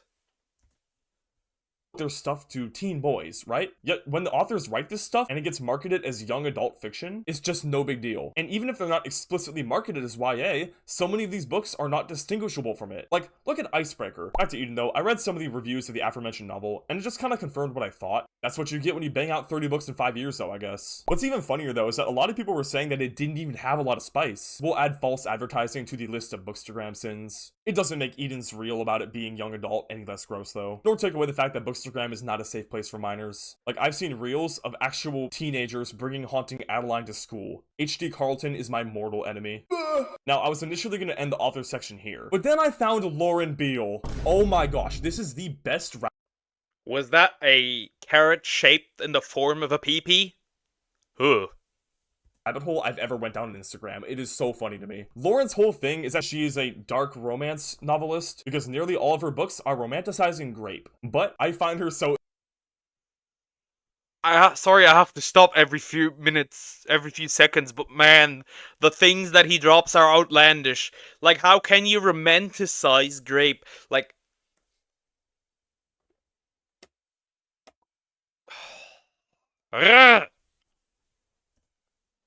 entertaining because her marketing is cosmically funny. She has like 3,500 posts and all of them are bangers. Lauren's whole idea of being an author is to write the edgiest, most shock-provoking scenes and then meme about it on social media. And apparently it worked because she's almost a full-time author now. Now the first and easily most lighthearted of her books is called Frisky the Snowman. So basically, no, with an anthropomorphized snowman. And the content warnings, we got carrots used for unsanitary things. An illegal amount of times the word carrot cock was used.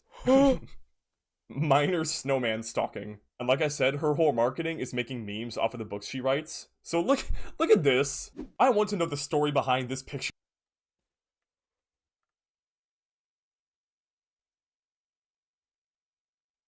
See you tomorrow, bye, take care, Zoom. She got the monster fucker permit!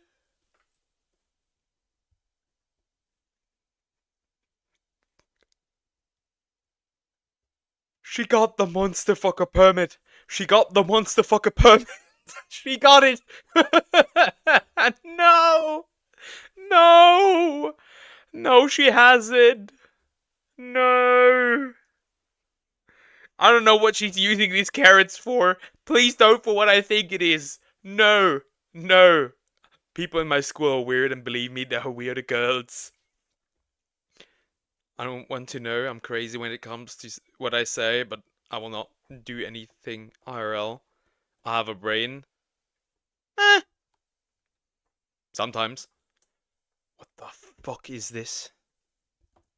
You're so bad, dude. Like, did she find these at the store and was just like, oh, these are perfect? Did she buy just these two? Or were they in like a pack? And the real question is, can she write this off on her taxes? It's technically a business expense when you think about it. But like I said... Ooh, no, dear! I'm not eating those! No!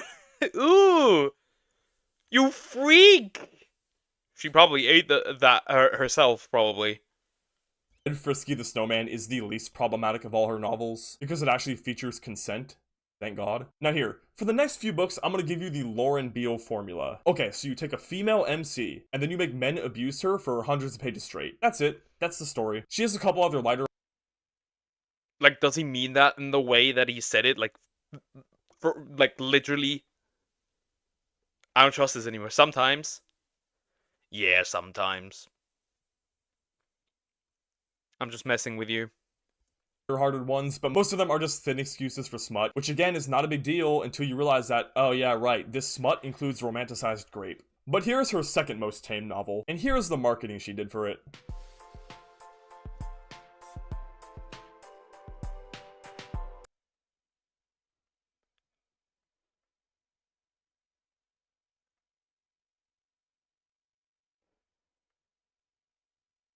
Yeah, I need a new planet. I need an entirely new species. Throw the old one away. I need a new one.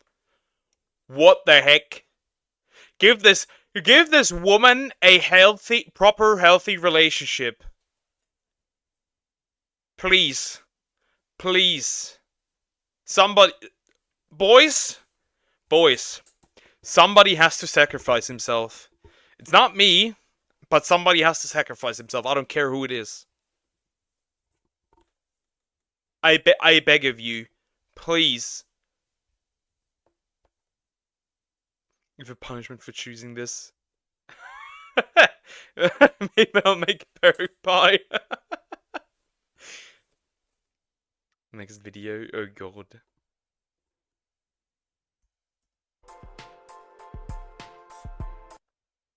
Cry for me. So basically this woman runs across a serial unaliver. Yeah, that's how Lauren actually says it. It's wild that she'll write these novels and then censor every single possible sensitive word in the marketing. And this person has multiple personalities. So like, one of them wants to kill her and two of them are like, in love with her? I don't know, it's something like that. And yeah, some of these trigger warnings are actually hilarious. There's all these insane ones that I can't even show on YouTube. And then you get to the end, it just says erectile dysfunction. So what I want to know is, this person has multiple personalities, right? Do all of them have it, or like just one or two?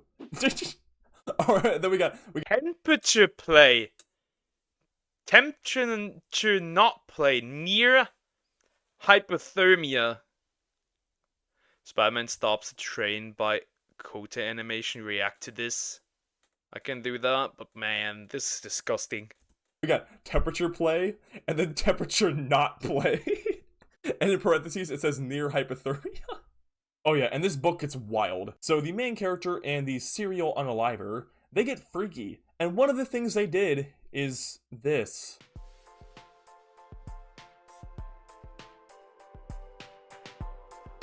Now look, if there's consent involved, I don't care. It's all good. You can do whatever you want.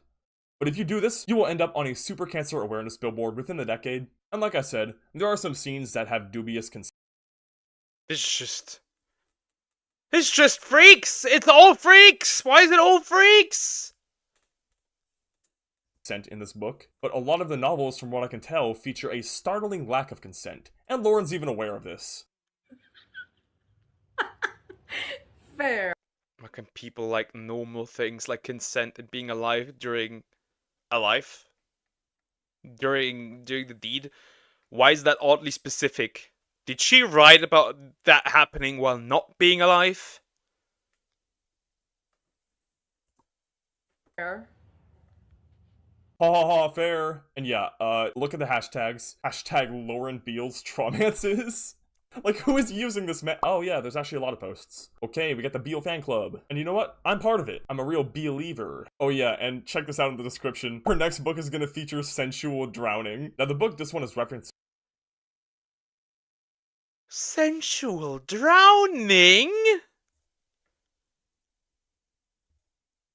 Yeah, this is... Okay, never mind. This is actually worse than Book Talk.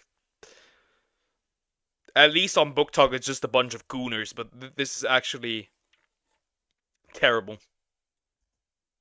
Thing is called Along for the Ride, and it's just romanticized grape. There's actually no two ways about it about this one, and there is quote-unquote death play. I'm not going to elaborate on that, but yeah, these books are absolutely disgusting. I would understand if they were horror books or true crime books, but they're specifically marketed as dark romance. For me, when I think of dark romance, I think of like a love story with dark themes. I don't think of the main character abusing the female main character, but that is what it is synonymous with on Bookstagram, so that's how I'm going to be using the term. Basically, the MC joins two hitmen, and then they go kill people. Fun!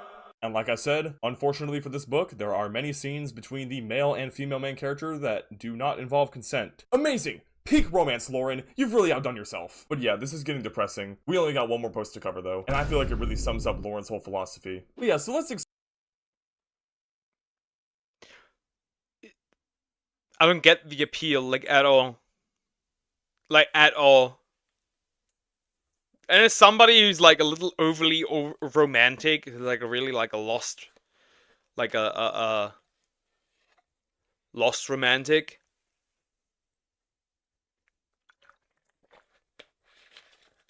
I have to say, this is kind of gross.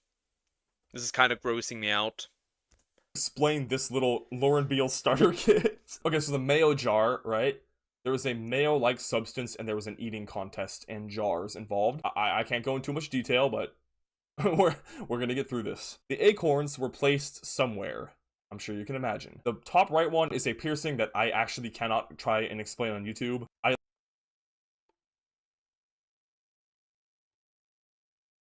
Ugh.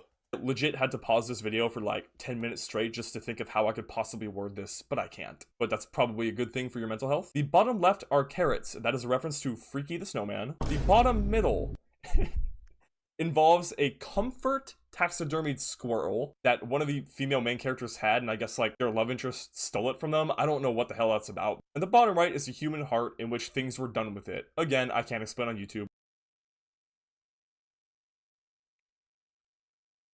Freaks.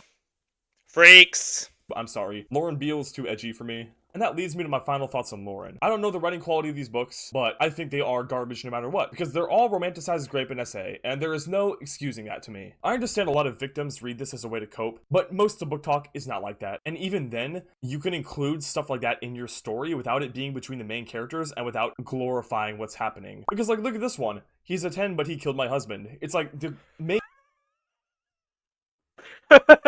I'll be back in a bit. Okay, what the fuck? He's a 10, but he deleted my husband. That was actually more funny. That was actually more funny. What the heck? What the fuck did you want me to watch? main character's love interest would do all this dark stuff, but it gets glorified because the female main character will fall in love with him at the end. So, overall, I really don't like bookstagram authors because I genuinely think they are affecting the publishing industry. You could write all this edgy, smutty garbage and get unanimous praise for it. No criticism at all. You can market your book by tropes. It doesn't have to actually be well written. Look at the reviews.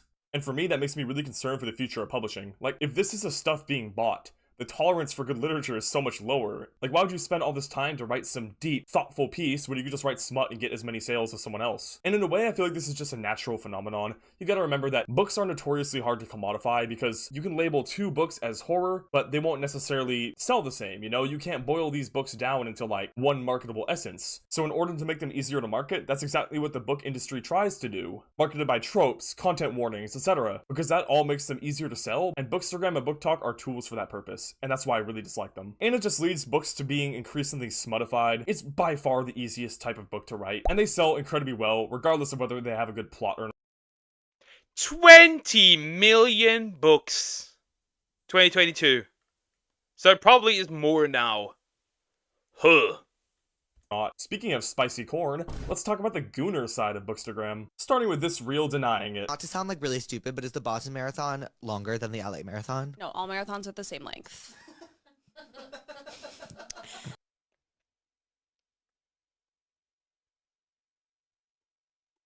Go back.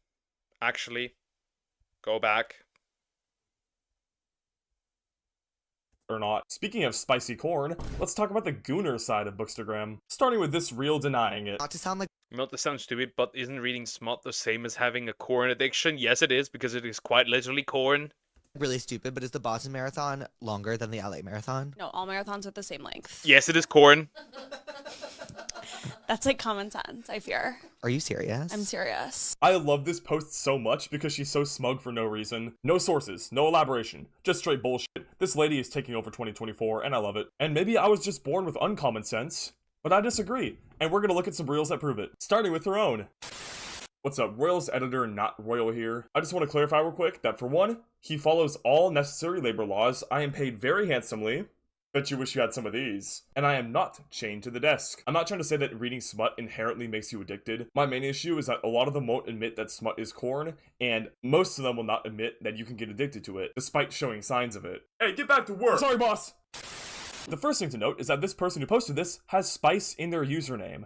So it's not an addiction, but this is what you choose to identify yourself based on online. And one of the biggest indicators of corn addiction is an increasing reliance on getting into darker and darker taboos. Free croc arc from the basement? Never. I find it funny when women get called out on their corn addiction and like they absolutely lose it. But it is corn, whether you like it or not. It does quite literally the same, but for women. Over time, because the old stuff won't do it anymore. Does that remind you of something? Kind of like getting into dark romance, right? Because the old stuff won't do it anymore? I think there is a distinct possibility that I am profoundly and irreversibly screwed up. Even if you think you won't like it at first? Spectacular. Give me 14 of them right now. Really? Do you know what's in here? I don't care. Don't tell me. I promise I'm not trying to claim this woman is addicted. In fact, she doesn't post about it that often, so I honestly think she has a healthy relationship with it. My point is that I don't like when people are dishonest about this. I understand that there is nuance to this conversation, and look, I'm not the pleasure police. You can do whatever you want in your free time. But, like I said, you have to be honest about what it is. You can't stop watching corn. It's bad for your brain. It's bad for your relationship to women. It's bad to your relationship with anybody. It teaches you to...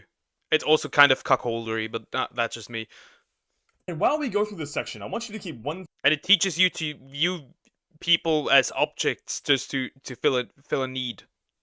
Thing in mind. I want you to imagine that the person saying this is a man, and I want you to imagine he's talking about visual material instead of books.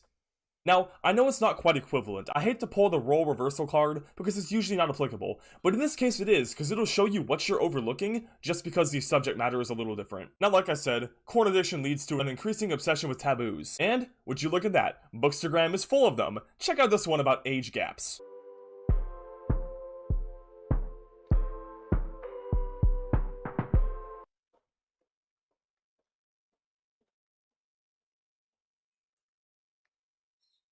Yeah, but men are the weird ones for going for younger women, sure, buddy. Definitely.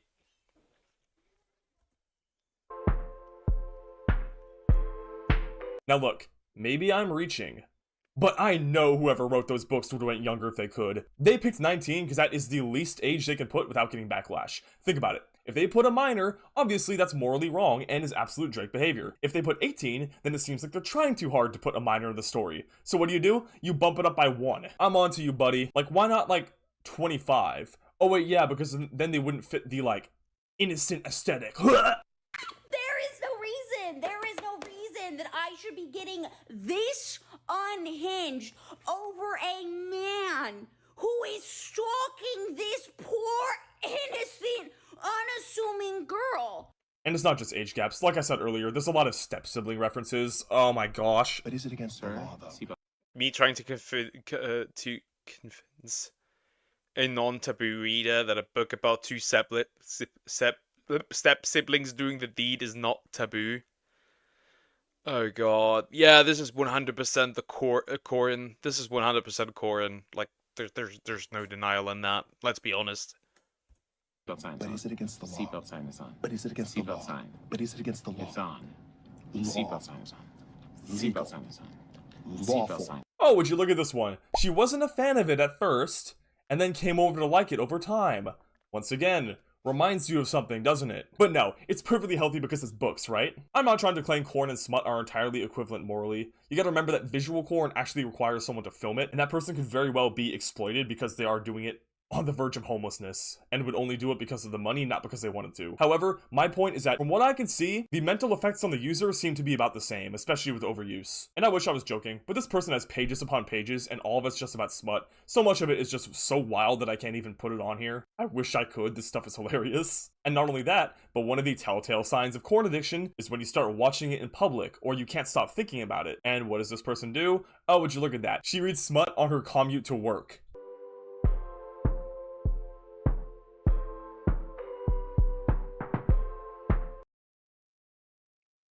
Yeah, she's addicted. She's definitely addicted.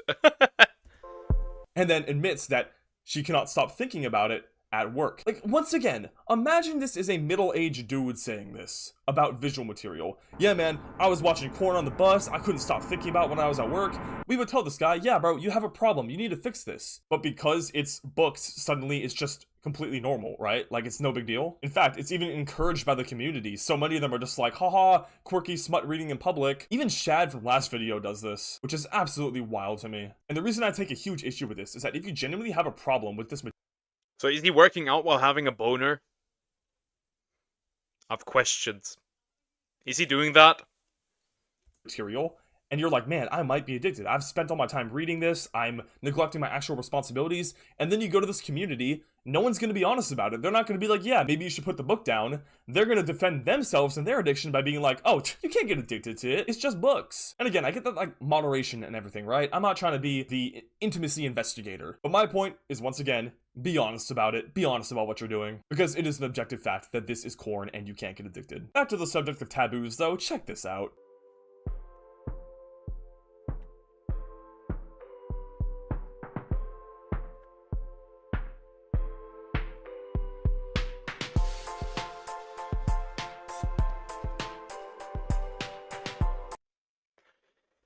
For the women watching this, what is your obsession with monster men? Why? What is your obsession with monster dudes? I'm just asking. Like, why? Why?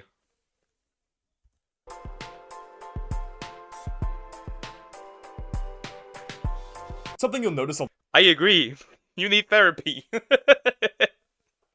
a lot in male corn addicts is that they take a lot of pride in the darker and darker stuff they watch. And Bookstagram is no different. It's just there's even less people who are going to call it out for what it is. Like, we got tons of comments who are super hyped about the inclusion of non-con and forbidden teacher-student romances here. And not a single one is like, hey, maybe these aren't good behaviors to glamorize. Now, once again, I realize that there is nuance here, alright? You can read about stuff that you don't want in real life or only want in a controlled environment. But in my opinion, there is a line that is crossing into unhealthy behavior. I don't quite know where that line is, but I can tell you for sure that Bookstagram is a mile across it. Look at this comment. But it's not just the taboo side, though. A lot of them just don't have healthy relationships in general.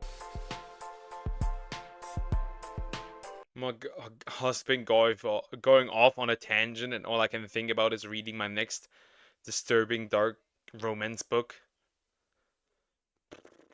Lauren posted this, by the way. Sure, you have a husband? Hook, why do you have a nose? I wasn't born with one. I'm noseless.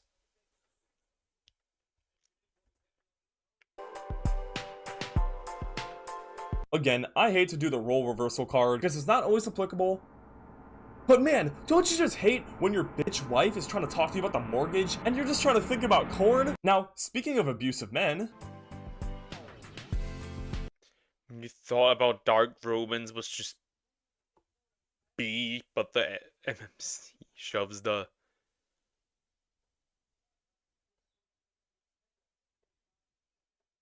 I'm not gonna read that all out. You can read that for yourself, guys. I'm not reading that. I am not reading that. Nope. Nope.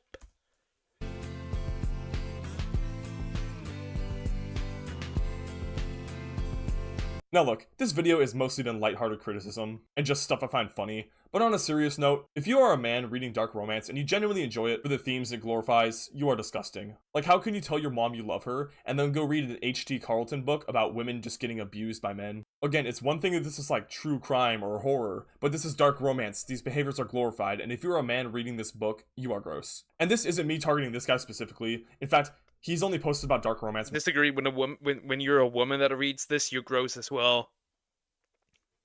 Sorry, but why you wear the same clothes every day? Because I have the same pair of clothes for multiple days. You're like in movies, like the joke that somebody goes into their room, picks out a new pair of clothes, but it's all just the same stuff. That's me. Once or twice, so it seems to just be something that he picked up and is just like, what the hell is this? But my point is that there are men out there who read this, and I think that is disgusting behavior. Someone should make a video about that. It's me! I'm the Dragon Warrior! Now, unfortunately, there are an unlimited amount of posts on Bookstagram that exhibit corn addiction, but you get the gist by now. Basically, Bookstagram encourages getting deeper and deeper into taboos, doesn't dissuade people from spending all day reading smut, and most importantly, will not admit what they're actually doing. Okay, now that we covered the serious stuff, let's talk about engagement bait authors. So there is a small community of authors on Bookstagram who will write things that are purposely trying to be as edgy and wacky as possible in an attempt to get sales out of curiosity. So here's our first book about a bee alien shapeshifter by GM Fairy. Oh, fuck again? What the fuck? Pokemon Reborn now has Moemon patch. You are very interested in anything. Anything should have a Moemon patch now, at this point.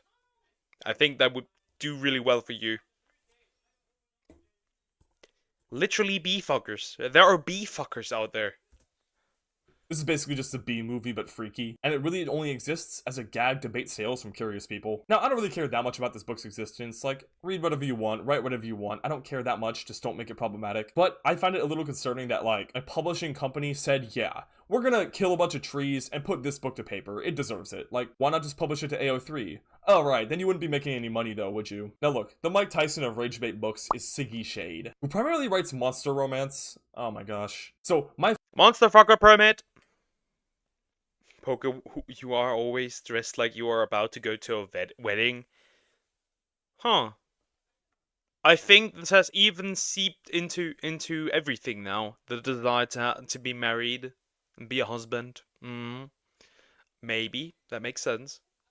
My favorite one they've written is called The Morning Wood Tree because that is the funniest title I've ever heard. But the book itself actually sounds horrific from the reviews. It's poorly written and it's pretty much just as many edgy trigger warnings put together as possible. Now, somehow it's still less problematic than Lauren Beale's books because it actually features consent, thank God. But everything else about this book is absolutely insane. I mean, I guess that's someone's cup of tea though. And I just find it bizarre that Siggy is a real author that has a real fan base. Like, who is reading this, dude? This could be your family and friends reading these books, and you would have no idea. Now, the final thing I want to talk about are the dedicated smut accounts, and they're actually one of the most common account types, and I love it. I don't want to make this video too long, so we're only going to cover one of them today. Now, I'm not going to show the name to this account, because me just trying to read and enjoy and post about romance books in peace. Trolls in my comments, you're just a corn addict, and I wish you were...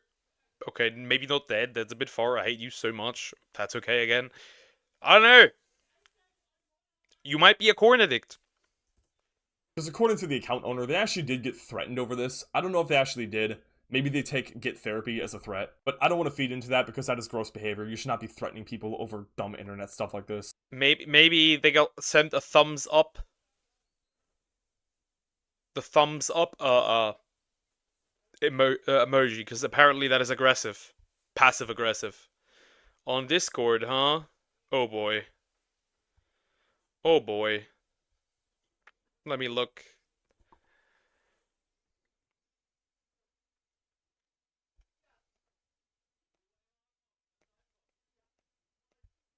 Let me look.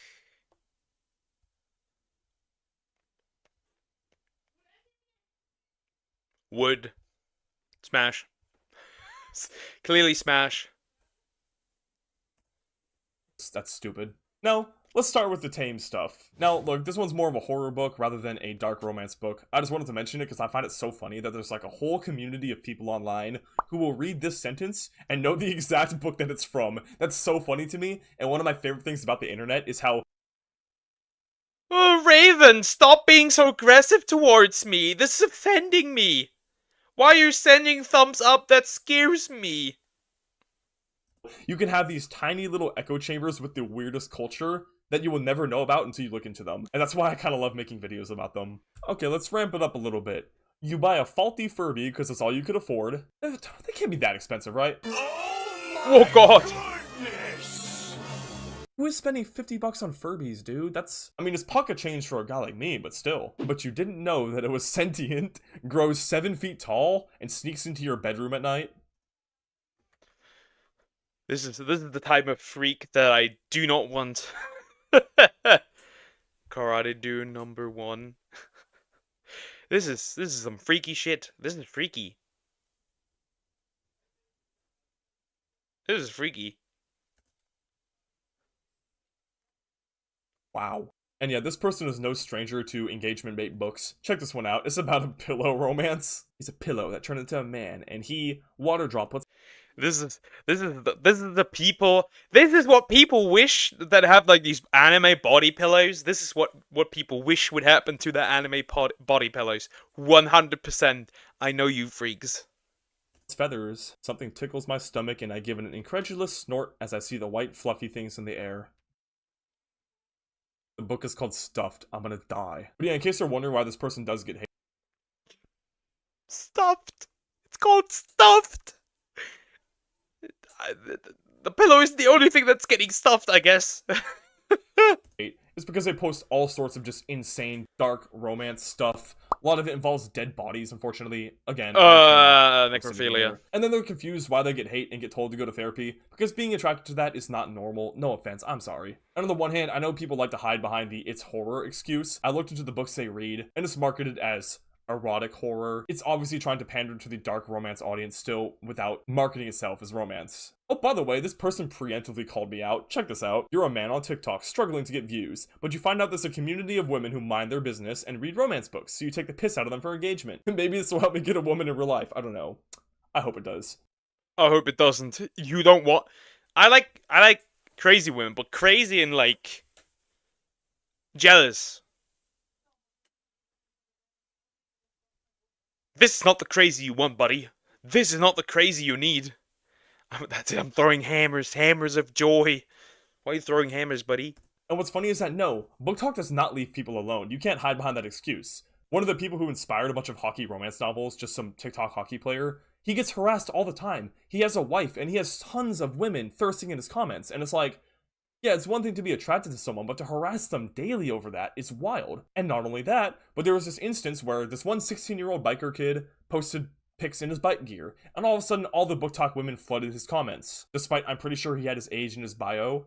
And they're all like, oh my gosh, you summoned Book Talk, dude. And he's like, oh sweet, I read books. And then he shows like Maze Runner and all sorts of like young adult books like that. And they're like, no, those aren't real books. You gotta read like Haunting Adeline. Which is straight up grooming. This is EDP behavior. But why did I make this video? Well, it's because I hate Bookstagram. It's promoting corn to minors. It's promoting corn addiction in general. They are obsessed with tons of unhealthy things. Hello, Ender Steve. How are you doing? Hope you're doing good. And glorify terrible behaviors. It's affecting the publishing industry as a whole because it's turning books into like just collections of tropes to sell. And it's funny as hell. I love it. I hope you enjoyed it too. Later. That's pretty much the end of the video.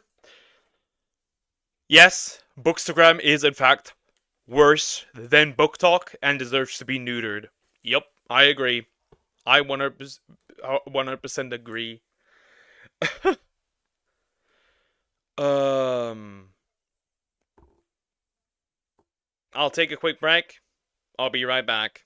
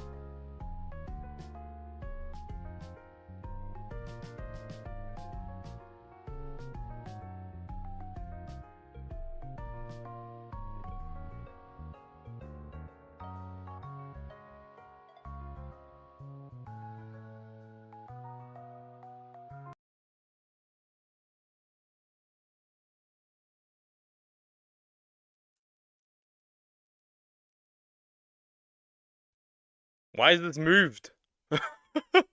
I'm back. I've returned. What an oddity. Spider-Man stops a train by Coty animation. Sure, let's watch this real quick. This short odd video. Why not? Chat. I'm never drinking high protein milk ever again. This is terrible. Let me reload the site. Mental flashbang. No, no mental flashbang, buddy. Spider-Man stops a train. Yeah, this is clearly a deer recommendation. This is clearly a deer recommendation. He is shooting webs out of his butt. This makes me very reluctant to ever watch anything that deer asks me to watch. What the fuck, dear? What the fuck, dear? What the fuck are you asking me to watch? I guess it does cleanse my mind for Bookstagram. Teabagging over him. Don't F with the train driver. Anyways. Seems like TikTok Christian marketing is terrible. By Joshua.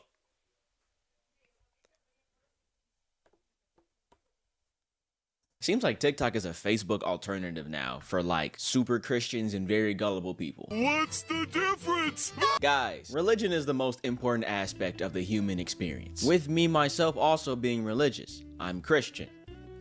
The faith, not the name. I've recently seen Yeah. React to Chinese people. Lack of manner. Explain. Oh, we could do that. We could do that. Cause I like David Zhang a lot. So yeah, let's do that. It's gonna be terrible again.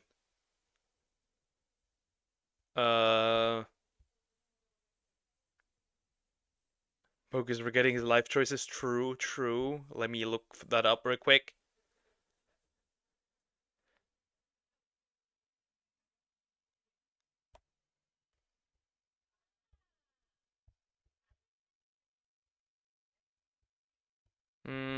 Need to Google that video real quick.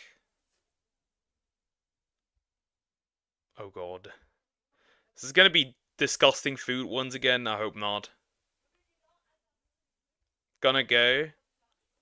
I will be lurking in chat. Okay, take care. Continue.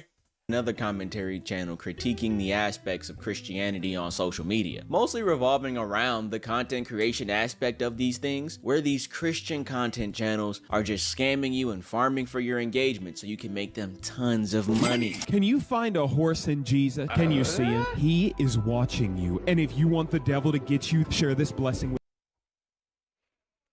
This is cringe. This is cringe, buddy.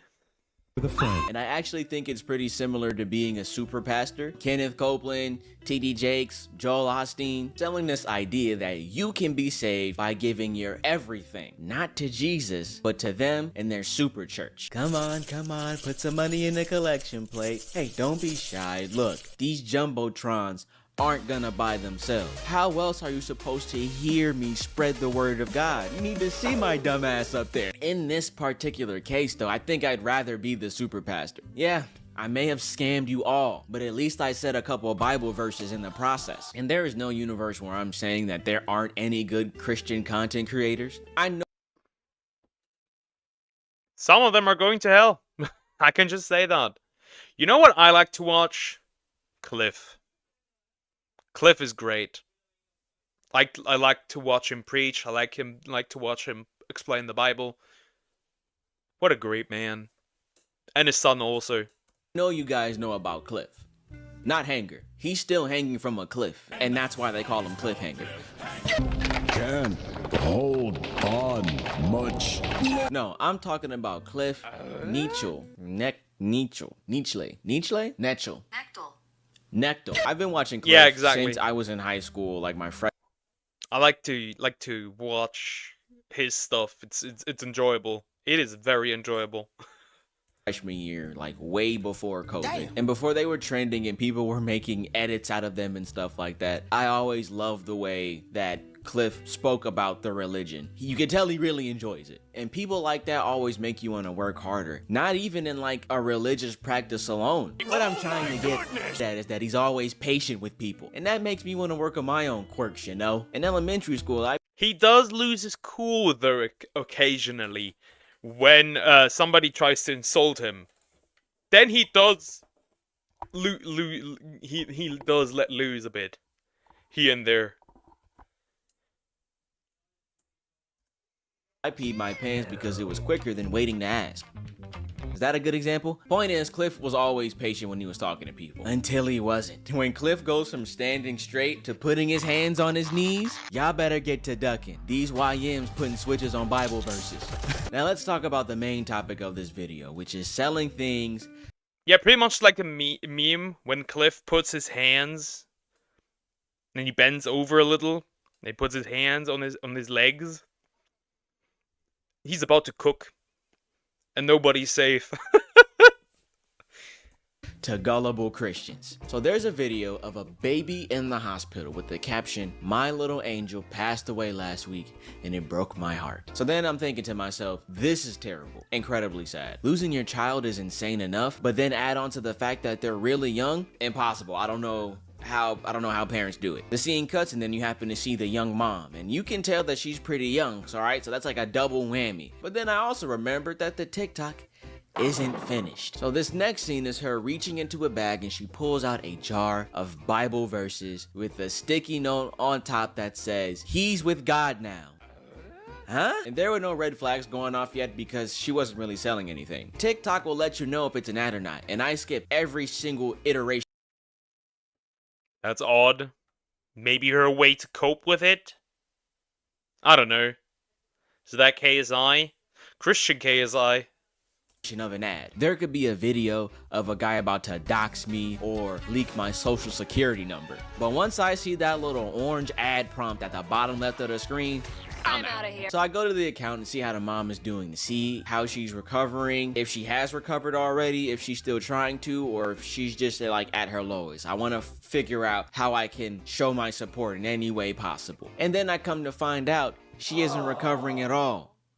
Because she doesn't exist. Mr. Cuddling Jesus. This TikTok account is insane because all this person does is take from like the saddest people and from babies who aren't able to consent and weaving together a and then he's putting over the Christian stuff? Yeah, what a rat. That is a rat. Tapestry second time of tales to sell really bad merchandise. TikTok shop was the worst thing to happen to TikTok, I swear. Wait, I might have to take that back. Look at this flag right here. You can't see it, but you can see it. That's awesome.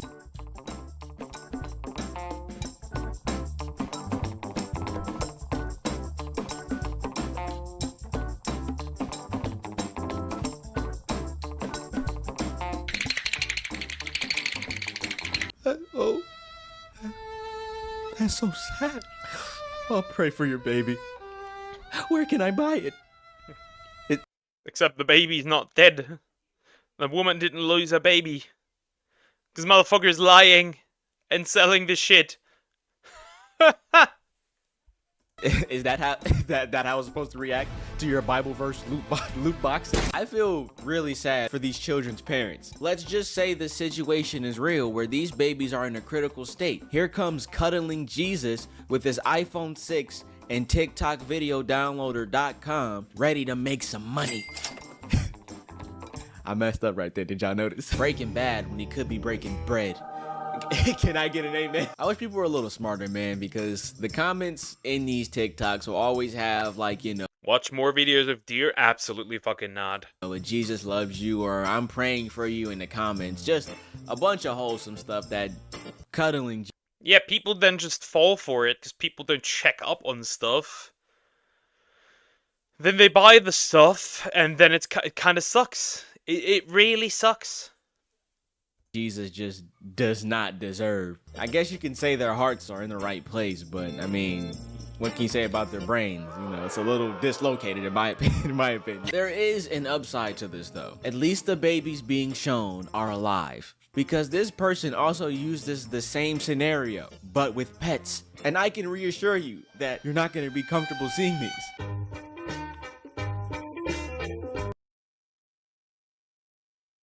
Oh. Well, that's a problem.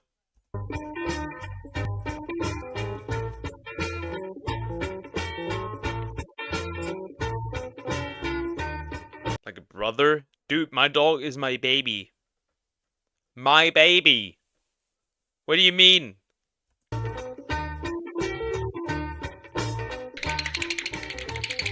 Using the dead to promote things is kind of crazy, right? Am I tweaking? I blame Logan Paul. What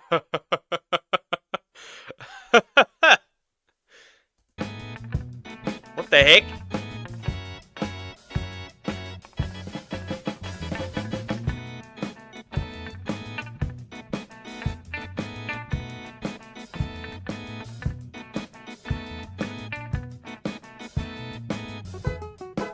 That cat is crying knowing that its last moments are going to be seen on a Cuddling Jesus page trying to sell some Christian cologne. Or it could be crying because the cat realized that the movie is titled All Dogs Go to Heaven.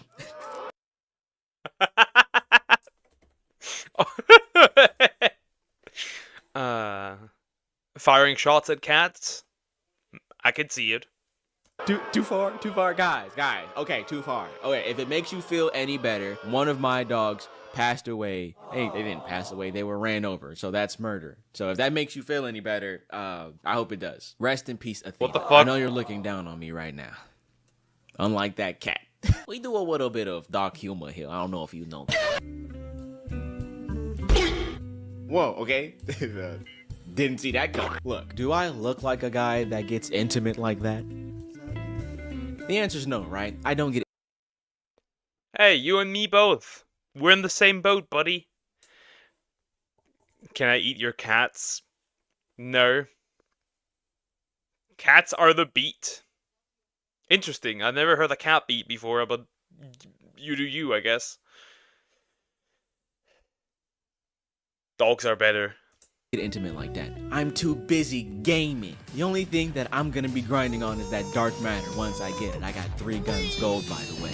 But I am HIV positive that couples about to get frisky don't walk to their destination holding the protection like rope. Come on now. Not to be a meat watcher, okay, but 5? Come on now. Is this gonna lead to me getting like spicy sponsorships in the future? Did I seal my own fate? It's great to see that the Christian If I ever get like spicy ads, yeah, that's not happening, buddy. That is not happening, dude. I will literally tell them to F off. His #1 op is still sex, dude. I'm not gonna lie. That's a long beef that's never gonna climax. There will never be a such thing as good Christian sex. It is possible, in case you were wondering. I'm honestly so surprised by what it says in the book. With a Christian background, you would be very interested in. But poker cats are more fluffy. Yeah, but they're boring. You can't do anything with them. They're boring. They only come when they want. I don't know, they're just boring. And they cause a lot of chaos. Like, our cats cause a lot of chaos, especially the young one. She a bitch. In this sneak peek at some of the stuff in here, very interesting read that I found on TikTok. See the orange shopping link? It might be out of stock, but this is where it would be. You got me. I can admit when I'm wrong. Not again.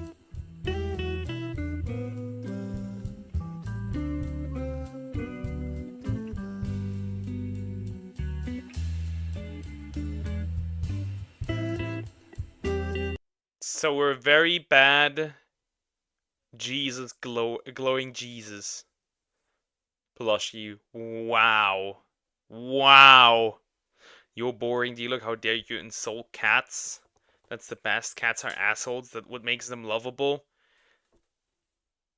They're just boring. Like, I like cats, but you can't do anything with them.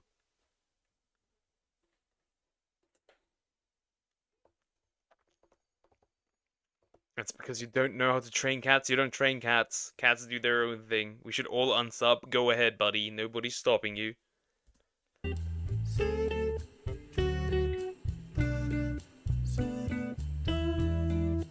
Here's the same exact formula, but they're just selling a different product. And I think this one is way worse than the other ones. Because in this one, you can literally see the mother sobbing at the sight of her newborn in that critical state. And yet, the TikToker still decided that that was the clip that he was going to use to profit off of. You're so busy selling Jesus, man, when you need to really be buying him. Can I get an amen? No.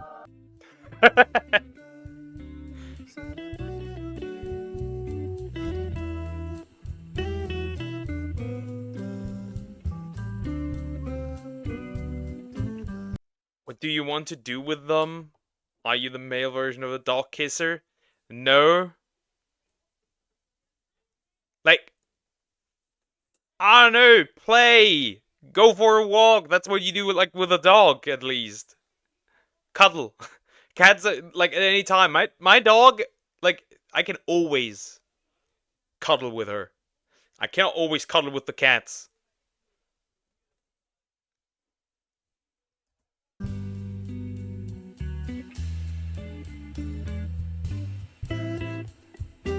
Is that moving? It is moving. If I'm gonna be honest with you guys, I don't know how I didn't realize this was fake. I can make a couple excuses for myself, like, oh, well, they only showed the baby. You never really saw the mom and the dad in like the older TikTok, so it could have been like any other parent sobbing over their child. But in videos like this, where a daughter is being assaulted by her atheist mom, and her setting up the camera to show herself crying instead of calling the cops, or even making a joke so CPS can come get her, when she goes to pick up that Jesus plushie that she has hiding under the bed, you notice a slight change, which is that she has really super hairy arms. Look, I'm not one to judge. I don't know anybody's situation. Maybe Jesus blessed her with super strength like Samson, but with more of an on-the-nose approach. Then, like, the bottom of the barrel, the worst out of this person's content is when they just take people crying and add like these unironic quotes that say, nobody's gonna buy your stupid Jesus plushies. All to sell. It's just this, you're just talking about the same person. Give me another one. You can play with cats. Ever heard of cat toys? But not every cat is really like, our cats are not really that much interested in playing. It depends on the cat. Some love cuddles, some don't. We have one that does like cuddles. The other ones don't like it as much. Also, on the approach of Dog Kisser, remember, you're a white woman. This only hits white women. So remember that. You have a much higher chance of being a dog lover. Just because of the fact that you're taking people at their lowest points and you're making empathy bait ads to sell some shitty Christian plushie. What adds insult to injury is that the plushies that you're selling are like the Temu versions of the ones that are actually being sold. And at least they're playing off of the gullibility of older Christians. You're just repurposing people's pain for your own financial gain. Selling off the image of Jesus is stupid enough. Like those, stop for a second. Jesus is calling me right now and he wants me to tell you something. Or the, I'm an atheist, but Jesus just told me something about you. I don't know if you want to hear it. You might be talking shit or something. Don't you want to hear? I think it's a very deceptive and manipulative way to garner interactions. This is like so bad, you make like Brent Rivera look ethical. Make sure you guys share this with your friends because I know you have a Kid of the mirror. Narcissist! ton of them. I still don't have a name for you guys, so just imagine that I do, and I'll see you later. Hey guys, it's Editing Joshua. You know I'm editing because, wait. That's pretty much the end of the video. Because now he's just explaining stuff on his own. That was interesting. It was sadly just the same guy, so can you really say TikTok Christian marketing is terrible? Interesting. I wouldn't say that. But I have seen some shitty practices. We are ready. Seems like TikTok is a Facebook alternative now for like super Christian. For some odd Chinese stuff. Okay, you can think that if you want to hate yourself instead. You do you. I always hate myself. What do you mean?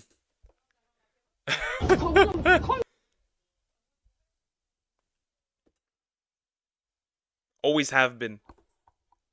A little more than usual recently. Chinese people lack manners. A further look by China Insider with David Zhang. If I upload this one, I'll be called a racist again. I can feel it.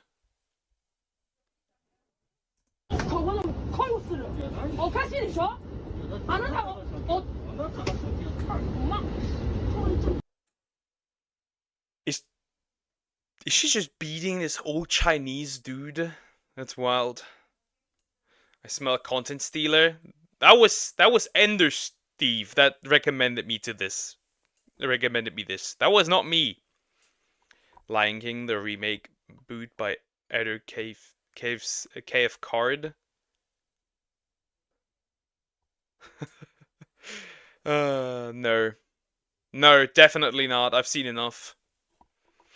I don't hate myself, but I don't kiss my mirror image. Me neither. But I do hate myself.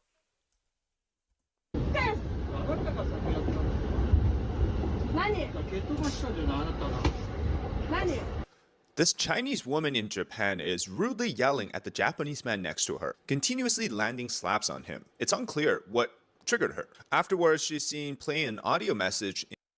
Wait, Chinese woman hitting Chinese man. Why not? Because it's gonna be something odd. I can smell it.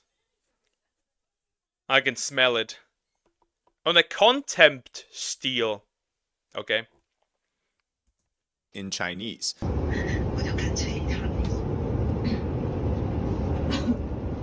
And later, she teaches her child that if someone hits you, you hit them back. And the sad part is, the Japanese man and every other passenger seems very calm in the situation. The only person overreacting is her. Today we're going to continue to explore Chinese people's mannerism and why they seem so rude and out of place whenever you see them. The big theme today is, who cares about other people? This man finished his bowl of noodles, then proceeded to dump the bottle of vinegar into... No Chinese woman hitting a Japanese man? Yeah, that's what I said before. Huh. His bowl, which obviously was meant for other people as well. He then threw the napkins and everything else in there. Then he left. So he took the extra effort to make sure that this... What is this? Johnny Somali? Same energy. This was a trouble for the staff to clean up and to waste more than it was needed to be wasted, just spending more effort out of the way to do this. Like, that alone takes more effort than actually just leaving. The first time I said Chinese man, the second time I said Japanese man. Maybe it sounds muffled because of the mic, I don't know. After you're done. People that eat at train stations or airports, dropping the shells all over the floor.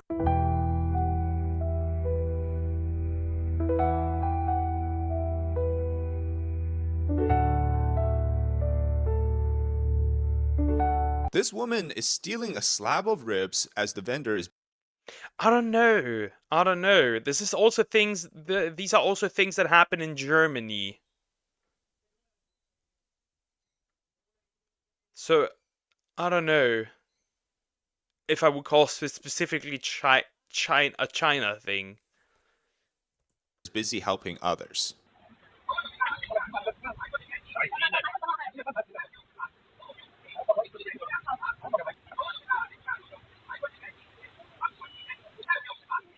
Yeah, she really just stole that.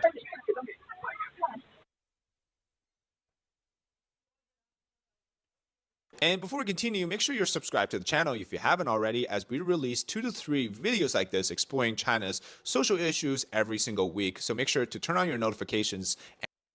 If you have like enough problems in China that you can turn it into like videos for months and months. Bro is farming China. Hopefully he's not on a list. If he's on, he's definitely on a list. He's definitely banned from going there. and never miss one of our new videos. Also, if you're looking to support the channel, consider checking out our donation link in the description. It will be tax deductible as we work with a 501c3 nonprofit for charity. And so if you're looking to support the channel, consider checking out the link in the description. All right, let's go back to the video. This woman peeled all of the inedible shells of a bamboo shoot so that they could be weighed less and she could get more for the same price. Clearly, the store isn't selling them unpeeled. Otherwise, it would be marked as such. Manners, shall I say, are... So she peeled the stuff in the store. That's a new one. I haven't heard that one before. That's a new one. Poke's on the list. I am on a few Twitter lists. I know that. I'm back. Welcome back. I guess a mythical creature in China. Obviously, we know a lot of this is because of personal gains and whatever it takes to get there. But today I want to explore some of the reasons why it seems like it's almost the population is so stuck on fighting over the smaller gains. The first big reason is national brainwashing. And based on the video we saw with the Japanese train passengers, when this is projected outwards in terms of mannerism, you'll find that if you especially talk to the more aggressive believers of the CCP, is that they think the country's got their back. And more than ever, I think this is permeated throughout, the use of propaganda, movies, education materials, etc. The reality is far from that, obviously. But this is one of my favorite videos.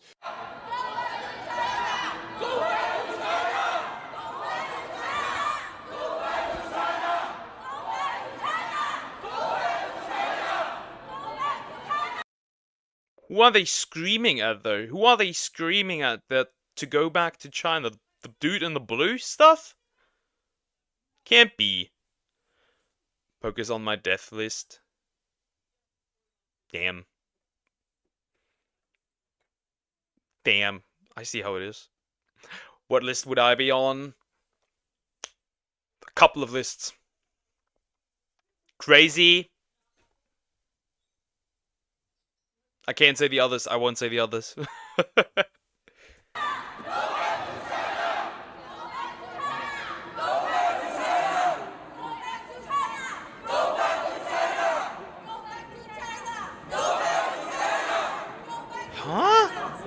This is in the Riyadh King Khalid International Airport in Saudi Arabia. A group of Chinese tourists began chanting, "Go back to China." The can't spell list. Yeah. Repeatedly. This is a classic example of what they're told to believe is that China's got their back. Now, obviously, aside from the awkward English misuse here, which obviously derogatory, if they know what it means, go back to China, it's not a good thing, right? But their idea is that they're trying to protest because their plane's delayed, that they want to go back to their home country, right? It's supposed to be, in their view, a proud thing to do, a display of, the sovereignty of China outside of China, that they're able to do this, right? Because the country's got their back. But to be honest, I don't think there's another population that firmly believes that their country's got their back. I think even the most...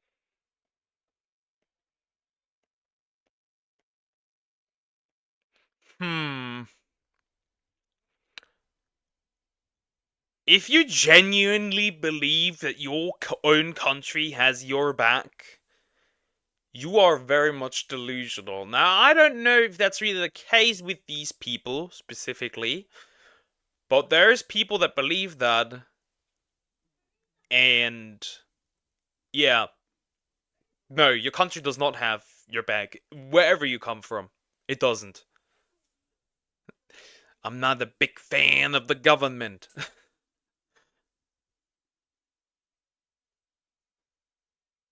I'm on the best boy list, true. Most well-respected governments in the world, which not many are, people don't believe that the government's got their back 100%. In fact, I think a lot of people today believes that the government is against them. 撑腰, which is a Chinese term for, literally it translates to holding your back, which is specifically the lower back. Because, that's what the anatomy does, is your lower back portion, your core holds you up, right? So the idea is that we've got the country to 撑腰 us, meaning the country's got literally our back. We know that the CCP is never there for their people. In fact, they hate their people. That's why they're persecuting them. I always love the Japanese cherry blossom videos because it shows that at the core of it, these people lack the respect for other people. They just want to shake the tree so that the petals fall down and they... That is disrespectful, but can we see that this is Chinese tourists? Well, it does say that, so I guess that if I believe this video, then that is very disrespectful. However, there's also a lot of like other people that like are disrespectful. Like those like Tory gates, people grab those and like do pull-ups on them and stuff. That also exists. They get their beautiful video. And even if things go south, right, they think that the government, the embassy is going to got their back. And there's no talks of appreciation for the broader beautiful scenery, the environment, and all those talks. Largely, this is also reflected in the CCP's leadership. Internationally, you see that they also lack mannerism when it comes to relationship with other countries. They take on an aggressive, thuggish sort of view. And so when the government is doing this, what do you think the people is going to be doing? The second big reason is this constant seeking of material gains over others. Food is a big one.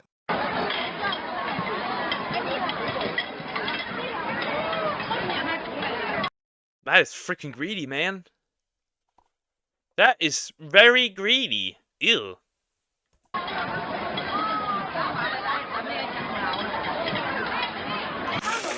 But it kind of makes sense when the food apparently is that terrible and yeah, there's a lack of access to food, so it kind of makes sense as far as I've heard. I don't know.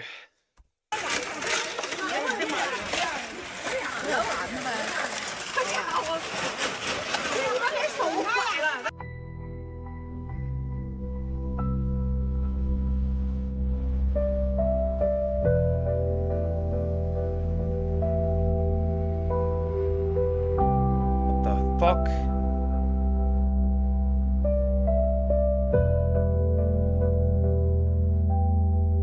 What the fuck? No good spelling allowed. Well, my spelling's pretty good.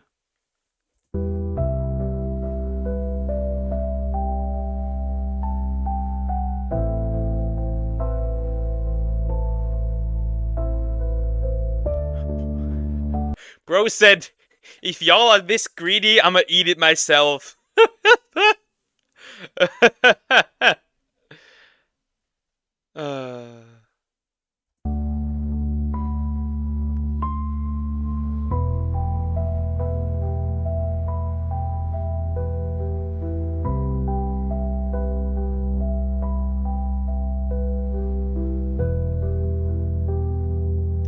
Fuck.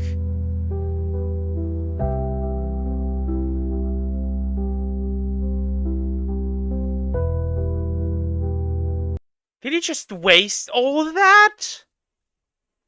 Why throw it into a bucket?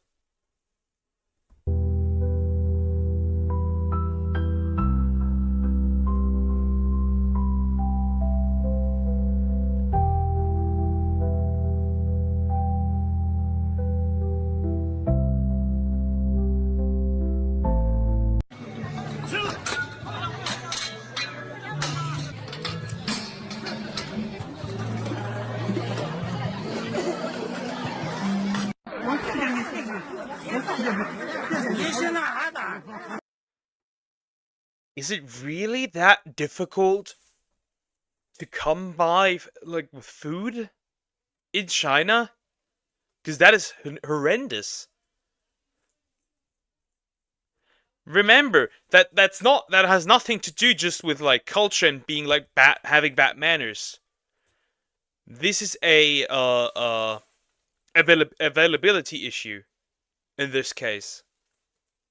Because normal people don't act like that when it comes to food. These videos highlight a common aspect, which is that food security is obviously a bigger problem in China. It's more prominent in the countryside than it is in the city. But it got to a point because a generation of people were starved, literally, because the CCP created the famine, a 3-year Great Famine in the 50s. That caused that generation to believe that an abundance of food is what creates stability and security. So you might even, you can test this out, see if it works. If you've got like Chinese coworkers, mainland Chinese coworkers, or you got friends from China, you can go ask them if their parents or grandparents store food. We're not talking about canned food, but we're talking about like bags of rice, dry goods, things like that. Or that when they do buy things, they like to store certain things for backup in case something happens, right? It's a constant fear for food security. In my experience, in the Feel like they turn into a fish. What? I mean, they eat everything, so I don't know. Kids, stop fighting over spelling. Also, she said I should correct her. in the West, when I went to others' families, there you might even see empty shelves, right? You might think, well, what happens when they run out of food? Well, I guess the idea is that they go buy it because they haven't experienced that kind of hunger. So this isn't uniquely a Chinese problem. Any country that has had a famine or is going through a food shortage will probably act this way as well. So this is a human instinct, right? But what happens when you have a government that preaches this idea that you have to struggle against each other? Well, China is a great example of that because people want to gain over others. If there was actually a food shortage, you would not have people who would voluntarily give up food. Yeah, it's food.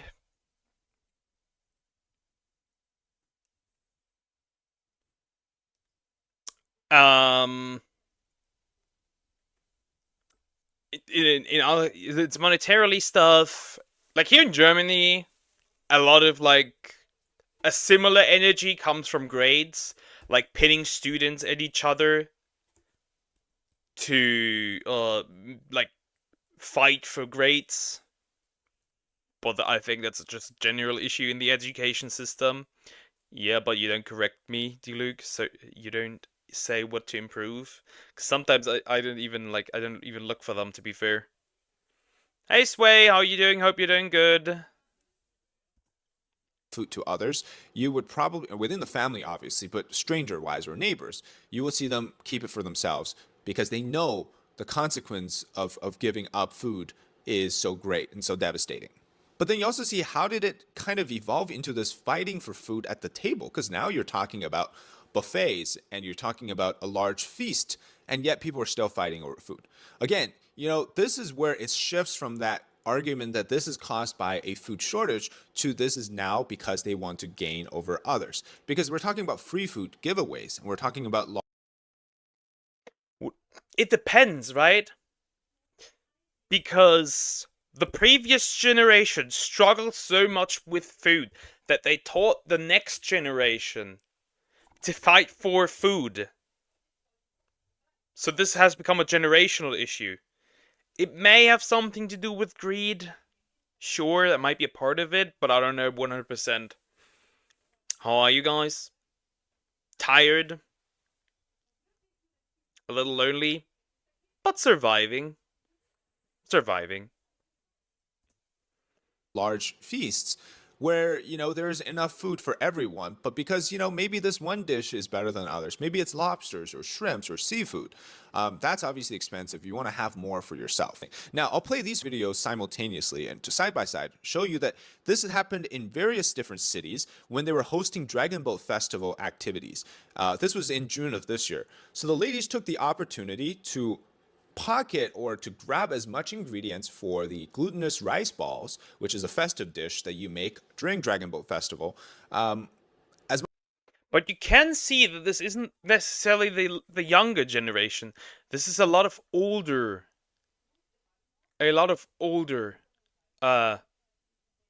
people doing this. Much as possible. Selfishness is quite common in China, and for a generation that was raised on public ownership by Mao Zedong, right? Everything is owned by everybody. They're the most selfish people ever because they've learned growing up that public ownership is not a real thing. Because there's no, like, you cannot just publicly own something without somebody start to mix in their selfishness, and eventually everybody becomes selfish. And because that's just how things work. That's why private ownership is a more practical reality, because what you own is yours, and when you steal from others, that's illegal. Now, young people aren't so innocent. In this video, this woman ordered takeout, and after it was delivered, the woman starts to ask for a refund with the delivery platform. The delivery man later came back to question her because he was fined 100 yuan. Now, the delivery man came back and asked why she wanted a refund after receiving the food. She says, you can go to customer service of the platform yourself. And then the delivery man then says, if you don't apply for a refund, the platform won't refund you. In other words, it means you did apply for this. Even though you're not eating the food, why are you doing this? If you really just wanted a free... Well, that is really just straight up greed, right? Ordering food and then asking for a refund. And then the delivery guy getting fined, apparently. That is clearly greed. free meal, the delivery man says, I can treat you to that. You don't have to make the platform fine me for something I didn't do wrong. So this is really my ick with this whole idea that capitalism is bad in the sense that, oh, it creates greed and corruption. Well, most capitalist societies are the ones that are most charitable. And The thing with communism is that it really doesn't work because it tries to eliminate greed. But this is a clear sign that you can't eliminate greed because then you have to stoop to immoral practices to gain more. That's just human nature. That's just how it is. At least for capitalism, it tries to use people's greed.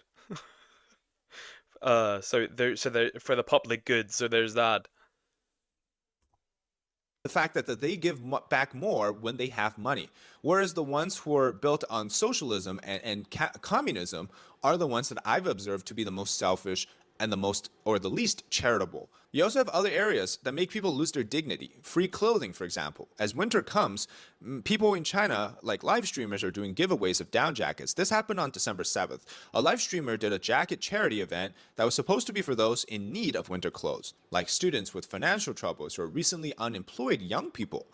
What ended up happening is that a lot of people came to take advantage of the situation. One internet user said that he went... That's a field poker. I'm glad I found Croc to have as my brother. Okay, cool. It's greed, part of human nature. That and gluttony. Yup. Gluttony.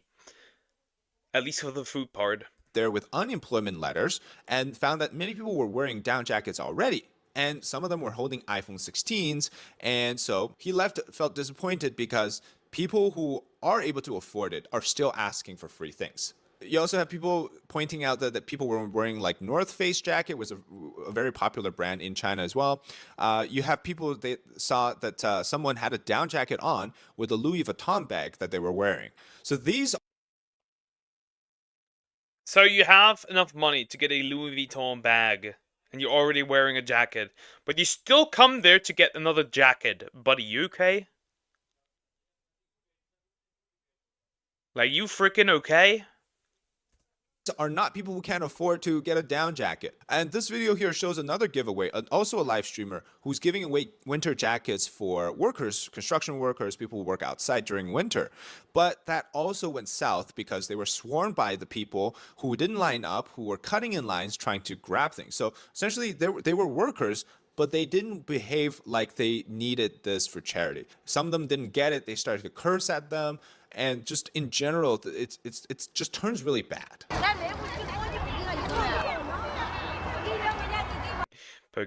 Pokey streams makes strangers brothers in weeks. I guess I have a talent to bring people together. Other people at least. 现在不发都挨骂了。你看门口，你看围着车骂我，现在都围着车，我走不了了，好不好？咱们注意安全，好吧？我们走了啊，走了。 It derails the event's nature from charity to some disappointments. And you really have to reevaluate how things are assessed when a society is willing to give up some moral and ethical restraints to focus on small material gains, like a free jacket or some food. That they're showing that, it's... There's almost nothing. I would say there's pretty much almost nothing that makes me throw away my morals. For example, money. No. My morals are very important. Like, there's not much that you could do. But I'm also very, very, very strong at that department, so I can't tell. maybe there's something that could make me like there's some things, but like other things that could make me that I don't know about. I really want to go to China, but on second thought, maybe not. No. For food, definitely not. Bring me together with a girl, dude. I can't even do it myself. How am I supposed to do? I did it a couple of times, but I can't do it even myself for myself. So no. I did not see that message, Croc Rock, but I could.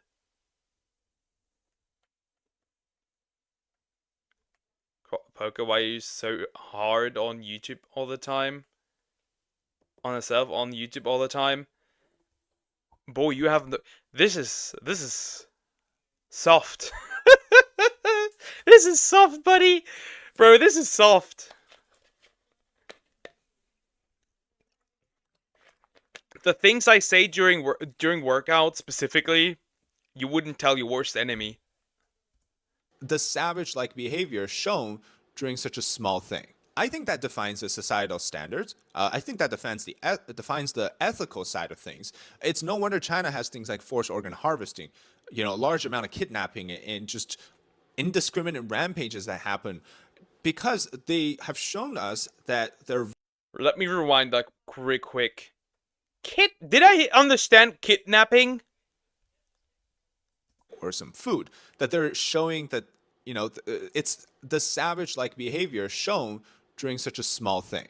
I think that defines the societal standards. I think that defines the ethical side of things. It's no wonder China has things like forced organ harvesting, a large amount of kidnapping and just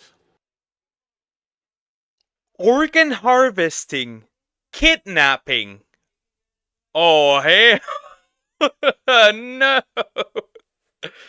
I tried to see the positive light of China. I guess it's impossible to avoid seeing negative situations in China. Probably is. But at the same time, you see a lot of negative shit all around everywhere as well. Dang, Oring. It'll be alright, maybe. No. What? Soft, I want to see too. Flaccid. What the heck? What the heck? What soft thing do you want to see?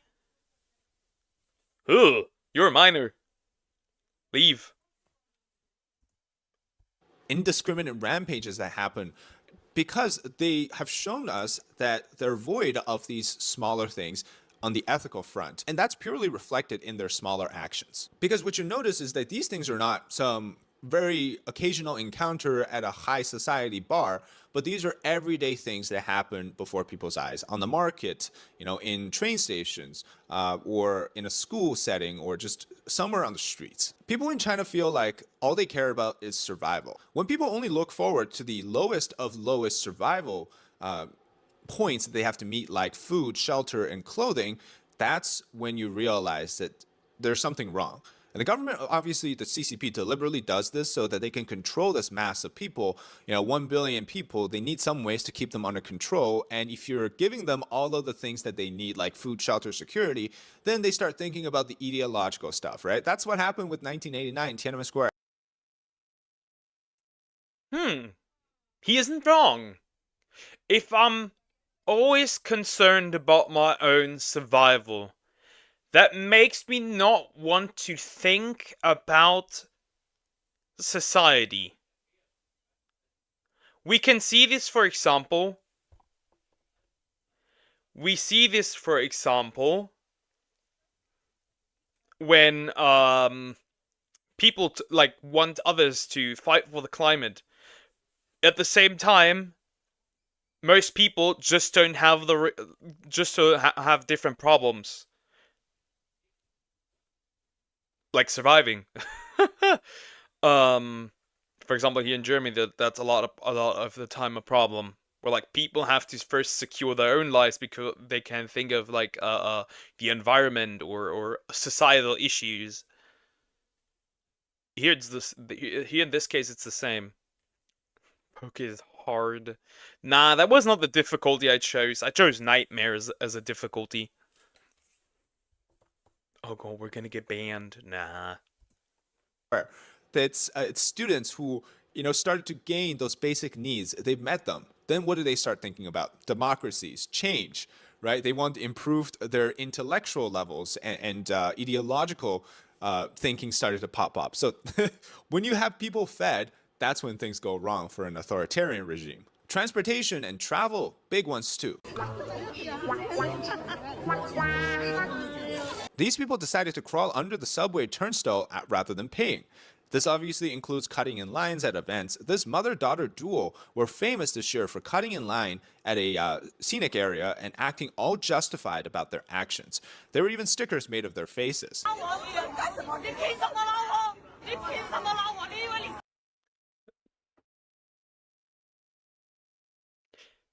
The fact that you're so disrespectful that they turn you into stickers is wild. You got people dancing at the airport, music so loud that other people can obviously hear them, and it's just not respectful. And this happens pretty often. Older people demand seatings. Obviously, you know, they're older. Yeah, if you're willing to give up your seat, then it's fine. You're a nice person. But there's no law or any social norm that dictates you have to do this. But they feel entitled, and they have to get their seat. Buddy, it's already too late. I already saw it. Croc. Too late. Huh. I always give up. I always give up my seat if I can. Like sometimes it's just like no, there's no people around. Like when it's dudes, I don't do that. But when it's like an old lady or somebody who has to carry a lot of stuff, or just a girl in general, I like to give up my seat here and there. Otherwise, they start beating them up or verbally abusing the person, demanding on planes that they have the window seats from random passengers, or take up a bunch of seats in the middle because they're sick.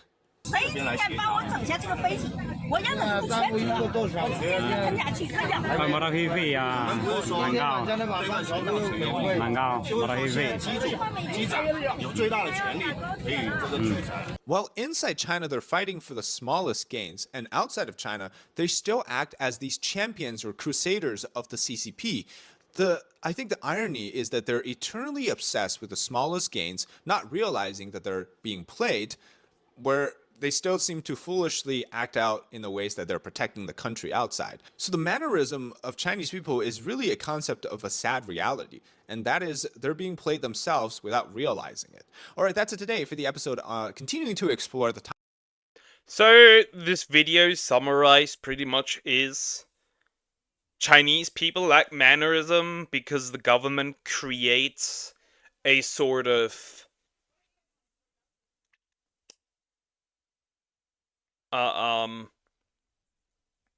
what is the word? A lack of food. A lack of abundance. Now mine? Yeah, fine. Fine. Let me drink something real quick.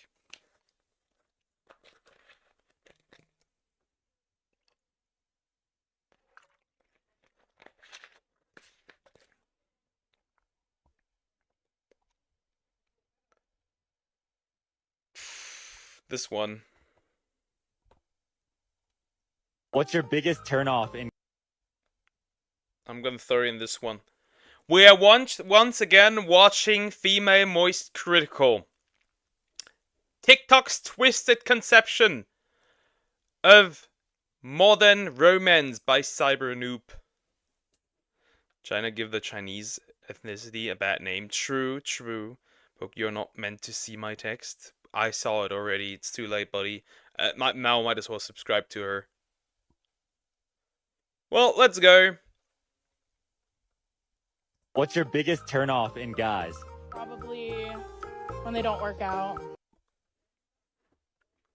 Dude, you have not lifted anything ever in your entire life. You look like Fiona from Shrek. What do you mean? You look like the biological female version of Golok, the Destroyer. Sure. Oh, really? If you got cheated on, you probably deserved it. Hi, hello, and welcome back to a virtual. Oh boy, that escalated quickly. Maybe. Also, why is the... Turn that off. Like it would affect Malaysian Chinese, Singaporean Chinese, and so on. That is true. That is true. That is true. That would affect multiple people probably. Wow, Poke. What do you mean, wow? It's the truth. You can't demand people a part that works out if you don't work out yourself. If you look like a beluga whale. Sorry to hate to break it to you, but that's just the truth. Mugging and 6 manipulative mind games to keep your boyfriend obsessed with you. I fear I may have just unfrozen a disease-riddled Arctic glacier full of HD mouth wrestlings and a groping gold mine that will forever plague this planet. The behavior of nearly everyone on Couple Talk or its other garbillion synonymous tags is so bizarre it has me questioning if I'm the weird one here. Having an endless list of icks is encouraged. Toxic dynamics are not— Like, there's a guy literally out there. Need the subtitles? No, I don't. There's literally a guy on TikTok making an ick list. Like, it's just like a list of like things women think is an ick. It's like 1,000 things on that list. It is nuts. 6 tips to keep your boyfriend obsessed with you. At least for me, give me attention. That is you already got me. I'm a simple man. Not only tolerated, but glorified, and I know damn well none of you are licensed to give people advice. Just because you put a hashtag down there doesn't mean it's true. Last thing is if she has a lot of guy friends. If you're a grown-ass man and you have a phone case... Chat, it's Jover. I have a phone case. Fat female can be fat, but not male. Yeah, that's a double standards. When a woman is overweight, it's my queen, and when a guy is overweight, it's put on a shirt. Overweight, it's put on a shirt, motherfucker. That's always how it's been. That's kind of double standard. It is a double standard. The priority list of Couple Talk influencers must go skincare mini fridge, performative affection, right-wing grifter relationship coach. The first daunting thing that really ripped me down into the deep dark depths of hollow gratification lane was relationship icks, because my For You page seems to be months behind everyone else's. My best friend and I have an ongoing notes app of icks we have. Second ick, eating a bagel. I feel Wait. What? I like fat people in general. Oh god, I love you for this. Being unhinged, I love it. Struggling to open a bag of chips and eating a bagel. Zoomerman? Zoomerman? Zoomerman? This is what we have to deal with. This is what we got. Terrible, I would get cancelled so fast. You might actually find an audience still, though. Maybe on Twitter you'd be cancelled, but in general, you might find an audience with being unhinged. Because the Face Connect girls are similar to you from Face Connect, like a VTuber agency. On a somewhat related note, Poker, do you think she's intentionally trying to be female most critical? Maybe? Maybe that's just how she talks. I can't tell. I'm not gonna make any assumptions here. like that's pretty self-explanatory. Third, taking a bath. Why is that self-explanatory? You need to, if you have an ick, you need to explain why it is even there. Like, why is eating a bagel a problem? Got to go, see you next. Take care, Ender Steve. Are you saying I should be a VTuber? No, that'd be terrible. The unhit. Actually, not. That'd be funny. That'd be funny as hell. I'm actually for everybody being a content creator. Life would be more funny. I would end up with Sims. Yeah, that is true. But that's every female content creator. Taking a bath alone. Alone? Like, who am I supposed to a bath with? You? Like, if we're talking about like the girl? Isn't that weird? Huh?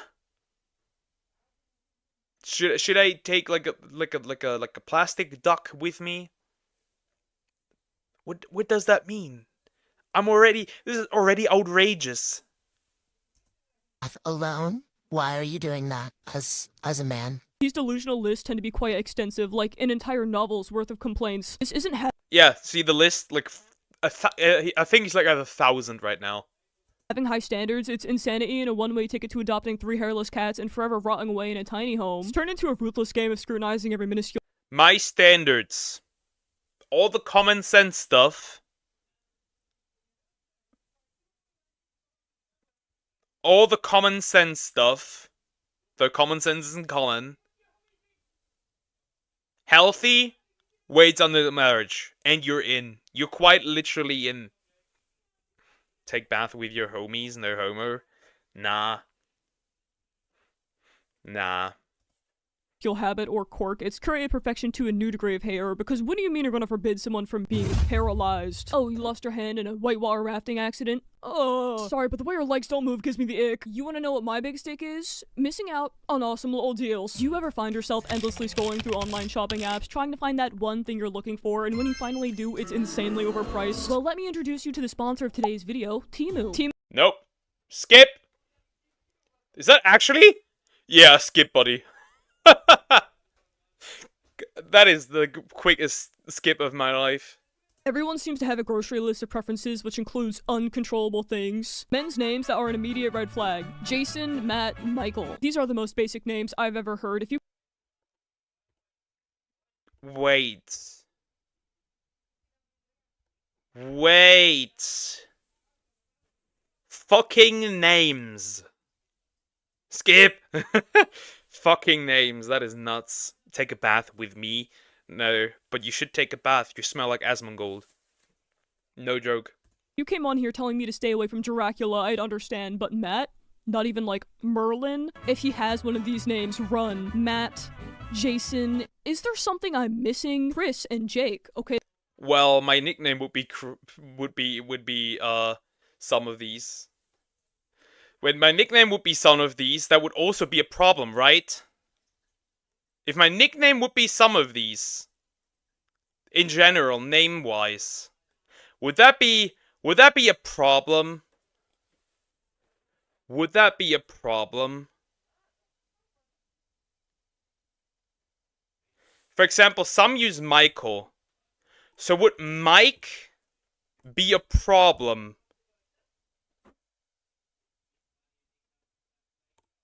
Or Martin? Mart? The real name is Matt, confirmed. Never. I would never be a Matt. Or a Chris. Or a Jason. But I'm genuinely thinking, or would nicknames no longer, like, would nicknames be into that stuff? Huh. Okay, that's 50% of the population. Aw, he's so cute. What do you gotta name him? I think Jake. What? Or maybe, Gargoyle? Yes, that's a good one. Like if Matt and Jason would be so cooked, okay? Thanks, Poke, I smell like gold. No, Asmongold. Asmongold. Jason, not gonna lie, that's a good name. Apparently it isn't! Apparently it isn't. Apparently it isn't. Like, imagine, like, something... You know, in Germany, we have the name Kevin. I think I told that before, but in Germany, we have the name Kevin. And it's pretty much just the name for somebody that's stupid. So if you name your child Kevin, it is absolutely cooked.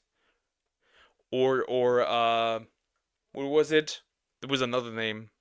I forgot. Like a female name that also is one of those. What is your biggest tick in a guy? Oh, if you're a grown-ass man and you have a phone case, what are you doing? Like, you can't even protect your own phone? She definitely has an OnlyFans. I can smell it from here. That fishy smell. How are you supposed to protect me? Okay, there's a lot of layers here. This traditionalist view is really cool coming from Kevin is a good name. Home Alone. Not here. Not here. Not here. Not here in Germany. There was another one, but I forgot it. A female one that would fall into that category. Well, my real name is Michael, but many call me Mikey. Okay. Okay. Maybe he's into you. Who knows? From someone who has an OnlyFans pillow behind them. I'm not sure if you know, but you might Yeah, I could have noticed that from the get-go. need a better disguise if you plan on view baiting conservatives. Would it be different if there were big red flames on the back of it and a tactical knife pop socket, or are they all for feminine freaks of nature? Apart from the obvious kick streamer romanticizing benevolent sexism that's going on here, what's the beef with a good phone case? God forbid anyone has convenience in their life. Mine has that little card holder thing going on the back of it, and I love it more than I love myself. But that's not that hard of an achievement. A social expectation that many women have been conditioned to believe is that finding a man who can protect you is key in a relationship, and I just want to know how many times a day the boogeyman is visiting you. Me personally, I stopped seeing him around town once I turned 7. Making obvious script content demanding that a guy's purpose in a relationship is to protect you from other men just feels like a wasteful way to use your platform. Rather than focusing so much on protecting women, men should be focusing on being a man that women don't need to be protected from. I feel like you should want a partner, not a troglodyte in search of a childlike girlfriend. I'm about to walk down the aisle, and I'm just thinking, if he's crying, there's a chance I get the ick. Yes, I too flaunt my pettiness and lack of basic.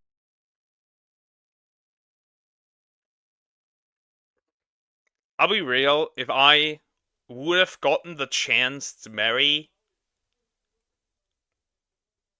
I wouldn't ugly cry, but I would need to fight tears. I probably would need to fight tears if it would have came to that. I would have actually fought with tears. I could see that being a thing. Basic human empathy. Our generation's rapidly declining emotional depth needs to be thrown under a microscope ASAP, because your husband crying should not give you the ick. My wedding will be tears-free, and if anyone dares to challenge that, I stay strapped with my ick eliminator. So many of the men being feminine icks just happens to be challenging gender expectations. Caregiving responsibilities should fall on the woman. How dare a man be involved in a child's life and not out in the woods hunting dodo birds that the woman would cook. If I would have had a child, I would play with that child so much. It'd be insane. Oh, I would have been 200% involved. For dinner, because cooking as a man is a cardinal sin. Which makes ick. I don't like when men know how to cook, because why do you... Chat, I'm giving her the ick. Skyrim sword, yeah.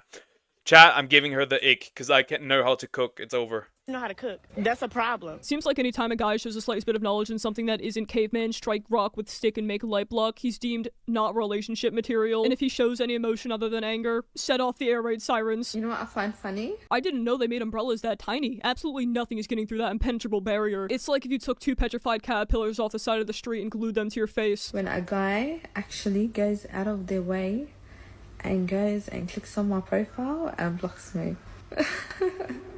I'm kinda scared of you right now. It should. Like, why are you this excited about a guy blocking you? Like, he just doesn't care about you and blocks you now. What are you talking about?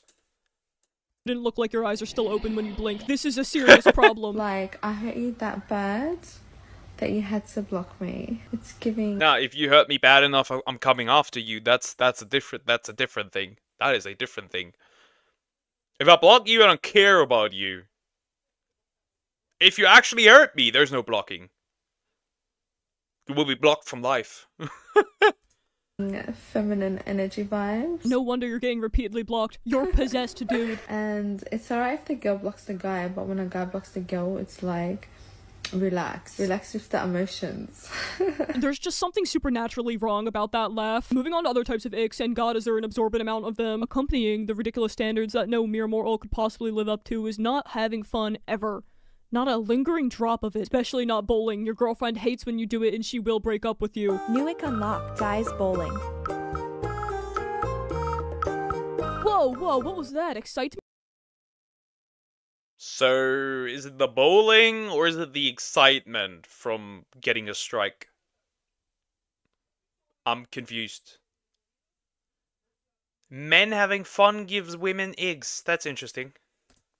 Did I say you could do that, or are we just committing unforgivable offenses against the sacred laws of humanity for fun? Yeah, I don't care about icks. Did you see the way he hit that, though? He's crazy! Ooh, but that jump at the end, buddy, that was a deal breaker. You know what else should be illegal for men to do? I promise this will be the last one. They should not be able to open their mouths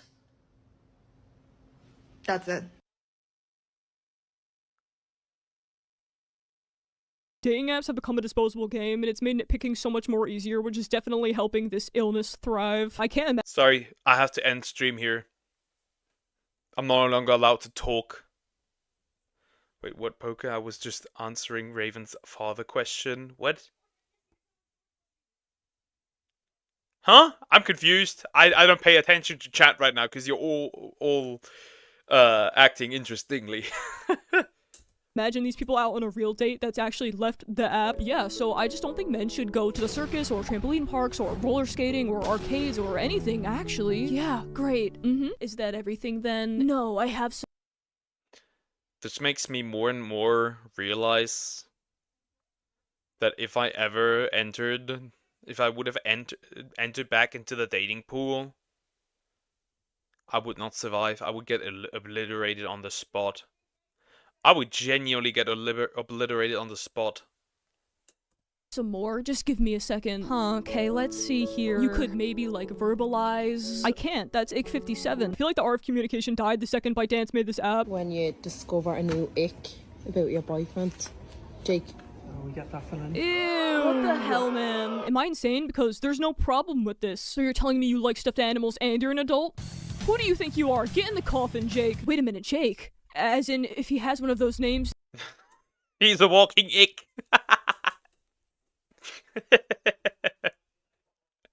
Then...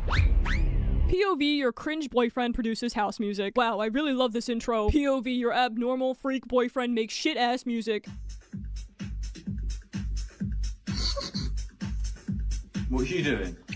Oh, you in your little music room again? Yeah, I just finished something off. I want to show you quickly. Can you take a listen, yeah? Do I have to? Yeah, just be quick. That is disrespectful. Can I just say that this is disrespectful? Like, just listen to the song and be nice about it. Like, what the fuck? So picture this, like dingy, dirty warehouse vibes. So it comes up. Ooh, that's the bass line. Stop it then. You don't like it then? Well, it's just a bit boom, boom, boom, isn't it? They all sound the same to me. Sorry, but I don't have time to understand your hobbies. I have to publicly shame you for something you're passionate about. Icks aren't just shallow turnoffs, they're symptoms of a much deeper problem. The growing intolerance and lack of empathy is actively sabotaging the future of human connection. If there's one aspect of uniqueness anywhere, it's turned into a competition. We're gonna see how rare our names are. I've only met 2 people with my name. It's gonna be rare. Or completely eliminated. Don't name your kid something stupid with a hyphen in the middle of it or a capital anywhere in the name. This is coming from somebody who has both in her name. The biggest ick names under the sun. The mindless obsession with trivial icks has reduced relationships to a checklist of superficial no-nos. Their self-absorbed This is making me boil. This is making me boil. Let's read up how to slap somebody through the internet. Thank you. Why is she acting like that? Get out. True. I'm about to lose it again. Fixation on token perfection is so lame and big-headed, you're not exempt from looking dumb as your bare ass waddles to grab toilet paper. I'm seeing so many pet peeves that are simply just human things, like what do you mean your boyfriend eating food gives you the ick? Would you prefer him dead? What is your biggest ick in a guy? The thought of them having a shower and waiting for the water to get hot and just standing there naked. Is it the general Chat, I've once again another ick. We can write that down. idea of him waiting, or the duration? And do people normally wait for the water to heat up fully unclothed? Because I don't do that. I think this may be my ick as well. Oh my god, it's spreading. It's an ick-fection. Why would you wait naked, though? It's not an Olive Garden. Your balls don't vibrate when the water's ready. Another big one I've been seeing is being tired. Guys, I've developed a new ick at work. It is grown men yawning. Hold it in. I'm once again a walking ick, because I'm always tired. Cooked. I really like the implication that yawning is only for children. Grown men can't be tired, and if you are, well, you're certainly not allowed to sleep. Sorry, but I do make the rules. You know the little flappy things that you hear out of if you're not hated by God? Ears, as they're commonly called? Well, for some reason, them flying in the wind is TikTok's collective ick. New ick unlocked. New ick unlocked. There's no way. There's no way! Why? Why? Why? Why the f are ears a thing? Ears give me the biggest ick.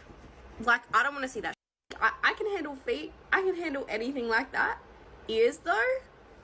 I'm sorry. You're a freak.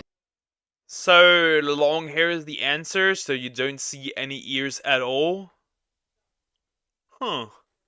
For preferring feet over ears. You have a deep psychological issue in that big old brain of yours if you genuinely think this way, and I'd be happy to schedule you an appointment. The earlobe hating ick seems to be a universal one, but the tops, that's what really matters, because some are more attractive than others. I'm gonna ask you one question. Okay. So, what gives you the ick in a guy? When they don't have pointy ears. They don't have pointy ears? I don't like it when they don't have pointy ears, yeah. So you're telling Wait, when they don't have pointy ears? Like, what am I supposed to be? Legolas? He on the bucket. That's an ick. Or everything is an ick. you're into elves? You would love the North Pole. What makes you look at a person and go, that's a nice pair of pointies, I must say. They're just angled in such a comforting way. Yeah, I could get intimate with those. When he uses GPS to go on a 4-hour road trip, how do you not know where to go? Do you know where to go? Do you want to drive? I would purposefully drive straight into a wild safari zoo and say I got lost. I would stop. I'll be real. I would stop and make her drive if she can drive. Full on. I don't care. Lost if I were him. Road icks has to be the most interesting section I've seen so far because they are all repulsed by their partners wearing seatbelts. It's non-negotiable. Are you allowed one and he isn't? What gives you the ick? When a boy puts a seatbelt on in the car, it repulses me. No, I totally understand the hate for traffic laws. Another one. I have another one. I aim to demolish, personally. I think everyone should cut the seatbelts from their cars so that I can have 100% accuracy. How mad is it when men press the green light and wait for the green man? Send this to someone who gives you the ick. Chat, is it a turnoff to be responsible and is safety an ick? Obviously, yes, you can have surgery to get elf ears. I've seen it. Don't ask why. I know that. No, Raven, you're not getting the elf ear surgery. What was that promo? Send this to somebody you plan on chasing off the road. Just cross the road, love. I'm not gonna bonnet ya. Well, I will, so you better press that damn button. So men should be big and brave and run into traffic to get pulverized because that green little guy is for babies. Does she think that the street crossing indicators are there for aesthetic reasons? Stop! That button's for girls only. The one up top, that one's yours, actually. She wants you to run into traffic, but then if you get hit, it's also an ick. Okay, so, might be a bit right. I can't just let the video play and not address this. I don't do makeup, but nobody's natural color is orange. Why is this even a thing? Is there one for jaundice as well? But when a boy gets hit by like a slow-moving car. Specifically a slow-moving car? Is there a memory attached to this? Getting hit by a slow car is never actually slow, though, because the momentum is like 5,000 pounds. I can't believe you couldn't take getting hit by a tank like a man. I'm breaking up with you. Absolutely repulsive. I'm breaking up. Why not? It would look cute. I don't know. Can't tell.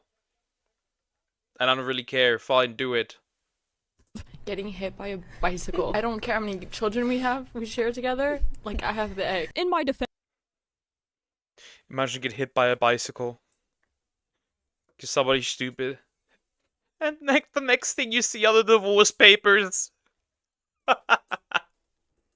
And those cynical cyclers are the most obnoxious, self-entitled people around me on a daily basis. If they keep sideswiping me, I will buy a bike just to run them off the road. I get taken out by one nearly every day, going at ungodly speeds down the walking path. I know there's only like 3 deaths a year caused by cyclists, but I have a feeling my time is soon. This is another one where the ick is usually unavoidable. Am I supposed to foresee this great collision? Also, what is that? Are you planning to race that thing into cyclism? Because you're giving it ideas right now. Here is a list of things that men do that absolutely repulses me. If steam could blow out of my ears and I could shoot lasers out of my eyes, this is the things that would trigger it. This really must give you a gargantuan ick. What could it be? If he has a low pain tolerance. If you're a man, you're not allowed to have a low pain tolerance. Even if it hurts, You know what I'm starting to think this is? This is just women not healing from their ex-boyfriends and projecting it on every other man they see. I'm fucked. I'm so fucked if I ever got back into the dating stuff. I'd be so fucked. Oh my god, if I would be fucked. I guess so. I guess I should be less responsible. Yes, be a dick. Be an asshole. Shut up. This is the same kind of person who would blame men for not showing emotions, by the way. Yeah, it really sucks that you got hit by that Toyota, babe, but I'm not your emotional tampon, so please stop crying. It was just a battle tank. Calm down and shut up. I stubbed my toe and it really hurts. I can't go up the stairs anymore because my toe really hurts. I will never understand or support the urge to break into baby talk. So many of these icks are truly just normal things. Going to the dentist, ick. Ew. Oh my fucking god. This makes it hard to not dislike women. I need more dudes. I don't need women, I need more dudes. So I can lose faith in both.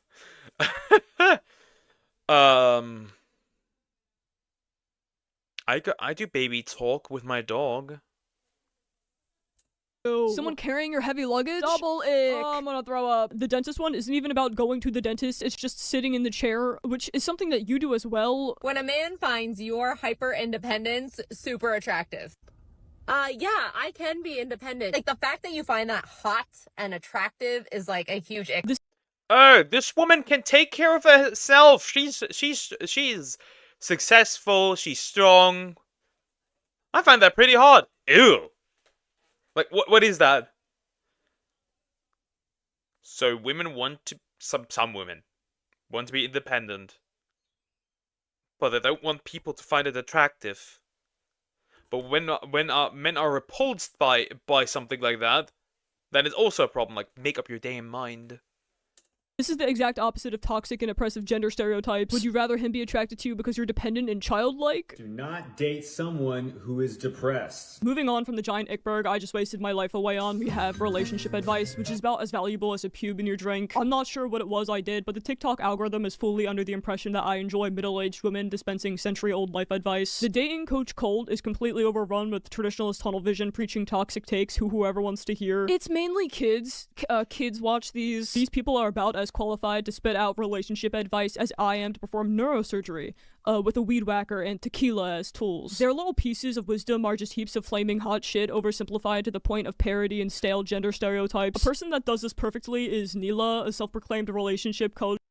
Well, female on their period having cramps. Oh god, I'm having cramps. Fuck you then. Well, in this case, well, there are women that have really, really bad cramps. But I better never hear a woman that acts like this complain about period cramps. Never. That seems to have only confidence and very limited real-world experience. At first I thought she was a bigot bait genius, but then I saw her 20th birthday gift and knew she was serious. Come and unbox my new birthday gift that I got from my boyfriend. So does your boyfriend ever relax, or is he permanently in that stance? Wow, such a meaningful gift, it's who's that? Great. Wait, there's... That would be me. That would be me. I'd just be standing there existing. I just got here. It just spawned here. Who's that behind you? What? Oh, he's gone. Oh, behind you. What's he doing with his arms? He just does that. He's like an Enderman, actually. So if your girl does any of these things, there is some sus going on. If her phone's always facing down, or sometimes she'll leave the room to get a text, that's sus. Or people may just want privacy in a relationship. Second thing is post excessive amount of selfies. I'm not talking 1 or 2, I'm talking like 4 or 5 a day. Why? Ask yourself why. She has all the emotional intelligence of a brick. If you're that insecure about your partner taking photos of themselves, then maybe you should leave. Her account only gets worse. It's a never-ending echo chamber of toxicity, all reinforced by a tidal wave of bobbleheads in the comments. She's a bum. With that phone, I'll smash it. Hella sus. It's crazy that in this generation we even have to peep these signs. You don't. It's a cesspool of misogyny where autonomy goes to die a slow, painful death. Second thing is if she has an unnatural hair color, like split dye. I mean,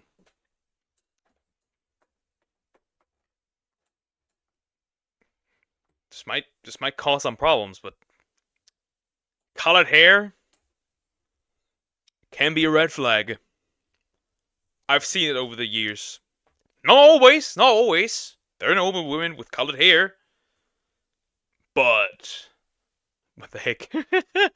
But yeah, Scary.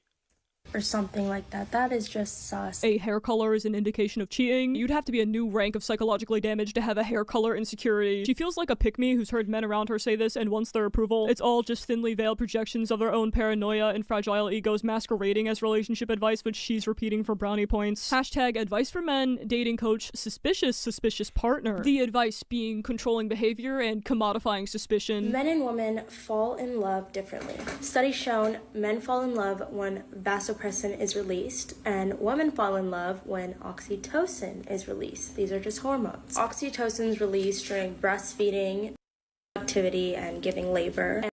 So what you're saying is that I should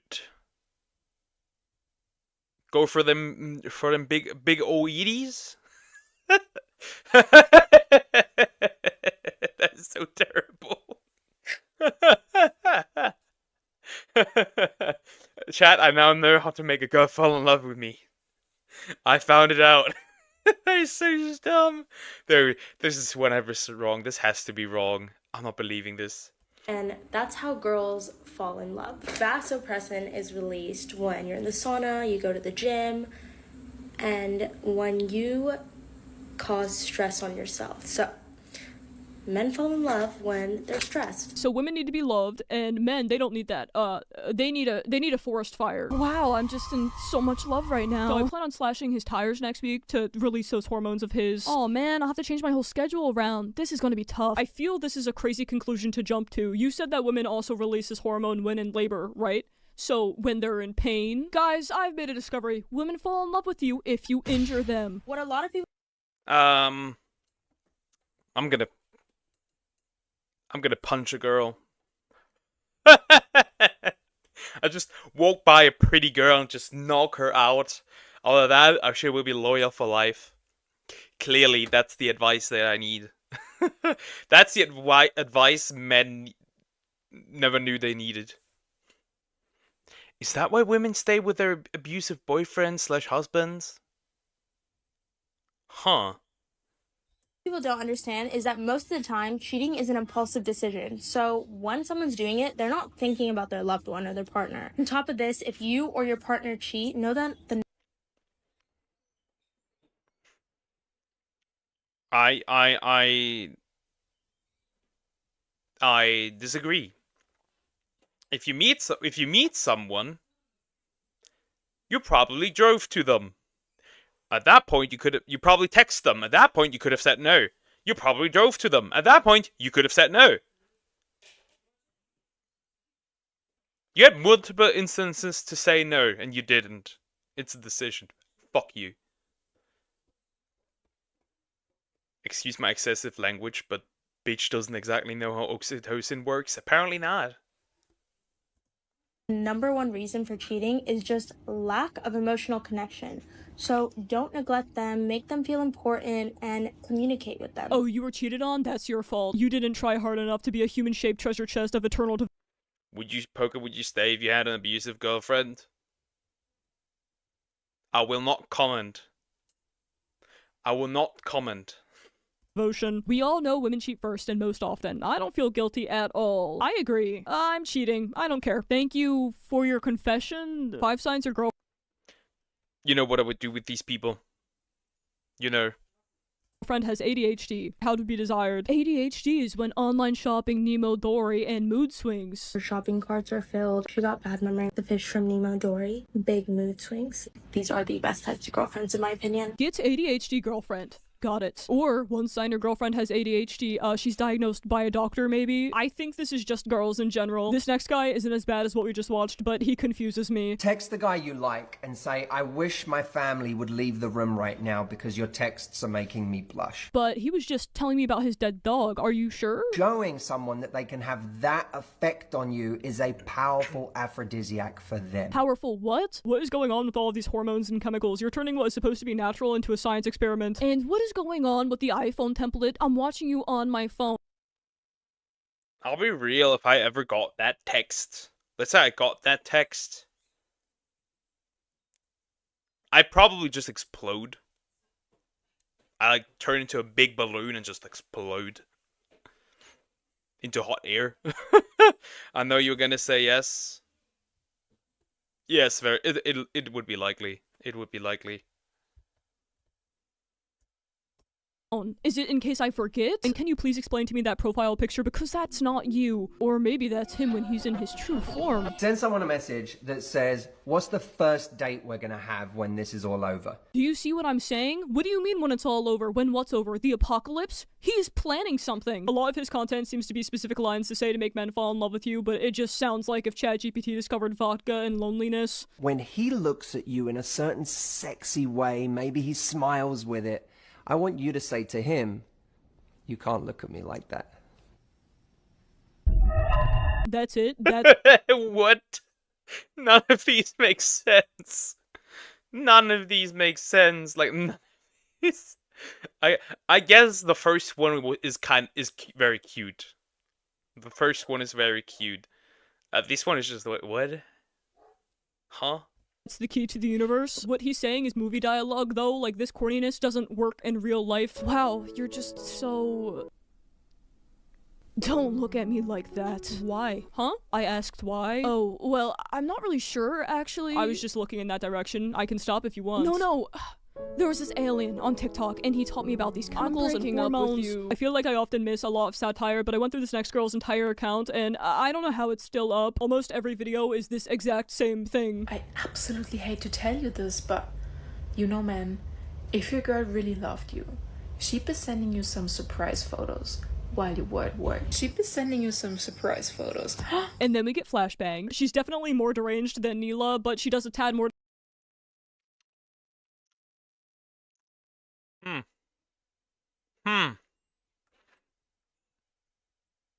I did get a lot of photos, I agree, but it was never that surprising. And I wouldn't have wanted that anyways. So I'm good. Pokism. You mean a masochist? That has nothing to do with it. I'd be so desperate that I'd stay. Like, I'd rather get the shit beaten out of me than be alone for the rest of my life.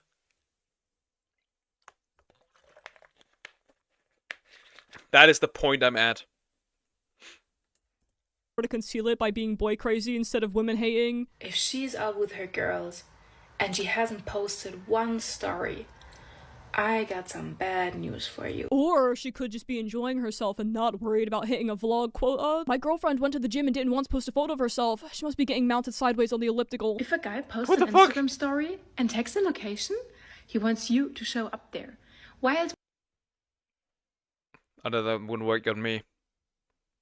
I don't use Instagram. Would he do it? Listen, I mean this in the kindest way possible, but you are truly the most easiest kidnappable person I've ever seen on this app. Yeah, I can't stay long. I have to go to this random location in the middle of the forest. You could say he's into me. Moving on to the final beast of relationship aesthetics and why I'm sick and tired of seeing this couple. They're everywhere. Please make them leave. Babe, I swear to God, next time I ask for dessert, just say no. Okay.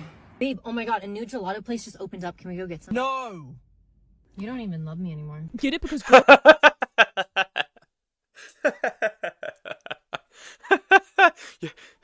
You want me to be more manly and say no? Alright, then I will say no. You don't love me. That is woman in a nutshell. That is how it is.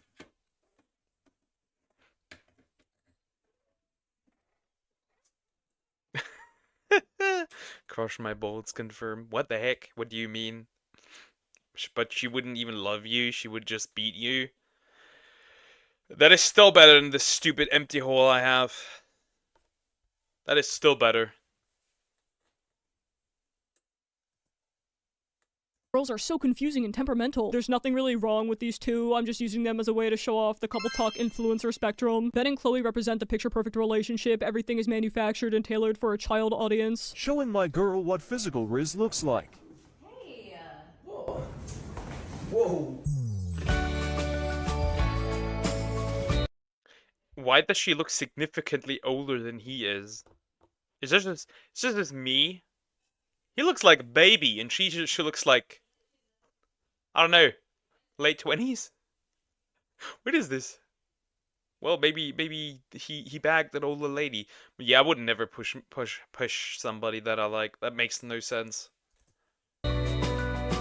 Man, I have to do this in the future. Taking notes. You see, Ruben, this isn't necessary unless your girlfriend is also prone to tripping on invisible enemies. That was so staged. No, it wasn't. Don't say that. Ben and Chloe are always genuine. Like all the other creators in this odd little genre, contrived skits completely take over and somehow everyone is camera blind. When I get home, dinner better be served, the dishes need to be clean, the floors vacuumed and mopped. Chloe doesn't like his tone, so she grabs a spatula and just kind of wields it there for a moment as if it's her knee-jerk reaction. That looks like... That just looks like... That is just really odd. Rita Meowie, what the heck? Never. I'm just confirming you're being a masochist. No, it's more like I don't want to be alone anymore.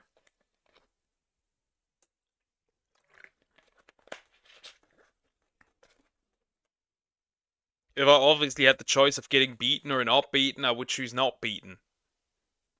Makes sense, right?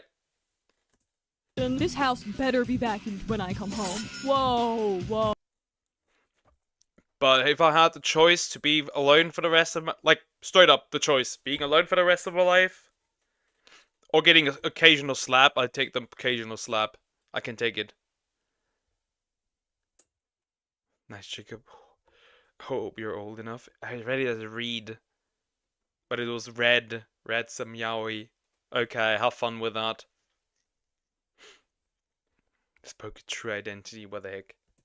Oh, don't... What are you doing with that? That's what he told Julia, babe. No way, babe. Yep, and that's why they broke up. No way. It hurts me to know that people somehow believe this. No one else saw her nearly hit him with a spatula? Stop, he's gonna find out. The thing that really gets my skin crawling here is the content factory of capturing precious princess period moments. Telling my BF I got my period while he's getting ready for a boys' night out. Yeah, it makes you look really good. Then he did this. Wait, actually, babe. Would you mind grabbing me a tampon before you go? I'm so sorry.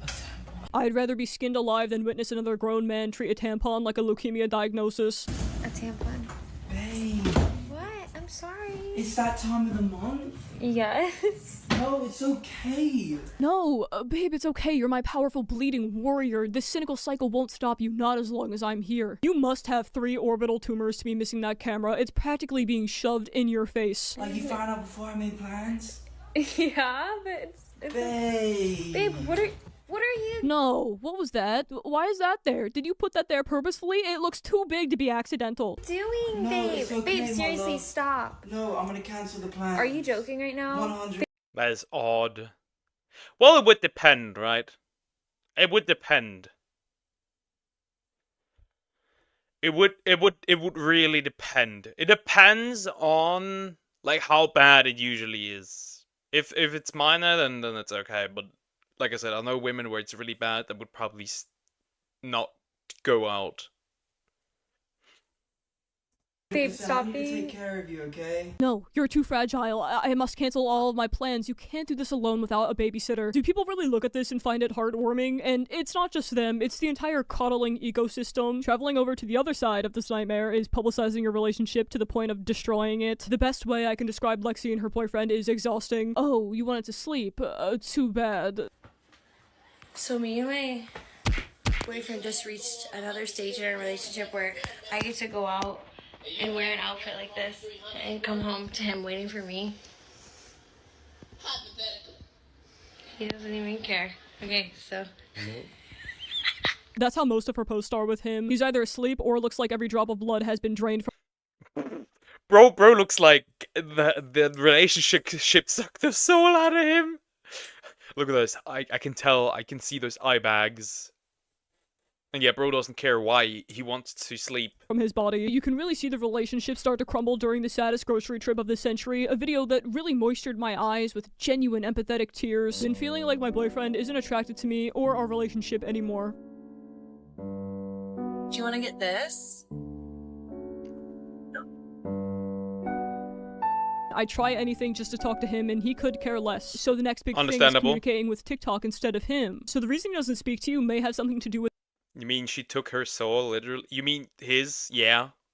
Good you noticed that yourself. Yeah, literally. I would love to be... Yeah, my soul taken. I trade my soul immediately. With the camera being pointed at him like a weapon whenever you're initiating conversation. He rushes everything we do together. We have to hurry. This is actually where we first met, and I know he forgets. Whoa, calm down with the millennial silliness. We're in public.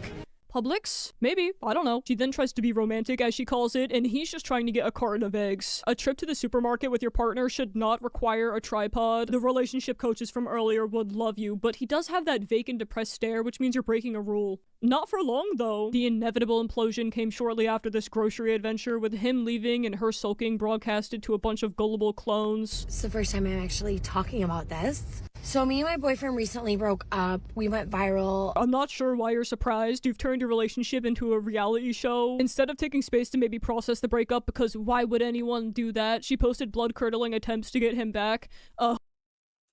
Like, if I had a relationship, you guys would only know that I'm in a relationship and you would not know who it is, how the person looks, where the person is from. You would not know that. I would keep that. You wouldn't even see pictures of her. I would keep that 100% quiet. That's it. That's all there is.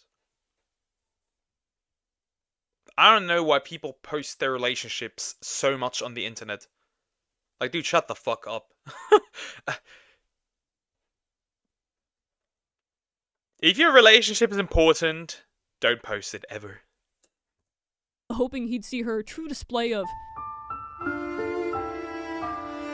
whatever this is. Those invested in their high-value couple talk content eagerly took her side in all of this, mostly rallying behind Lexi because she's just so sad. Leave fast before it hurts you even more. 286,000 likes is insane. Ignore him back. She went absolutely nuclear when he finally escaped, crashing his niece's birthday party with no gift but a mission to catch a glimpse of him. Obviously, a lot of people care about me, so they were giving me a lot of advice. I know that his niece's birthday is today, and I know where his parents live, and I know that the party's there. I'm going to the party today. Right, so to be ultra selfish, you should always Trojan horse a child's birthday party.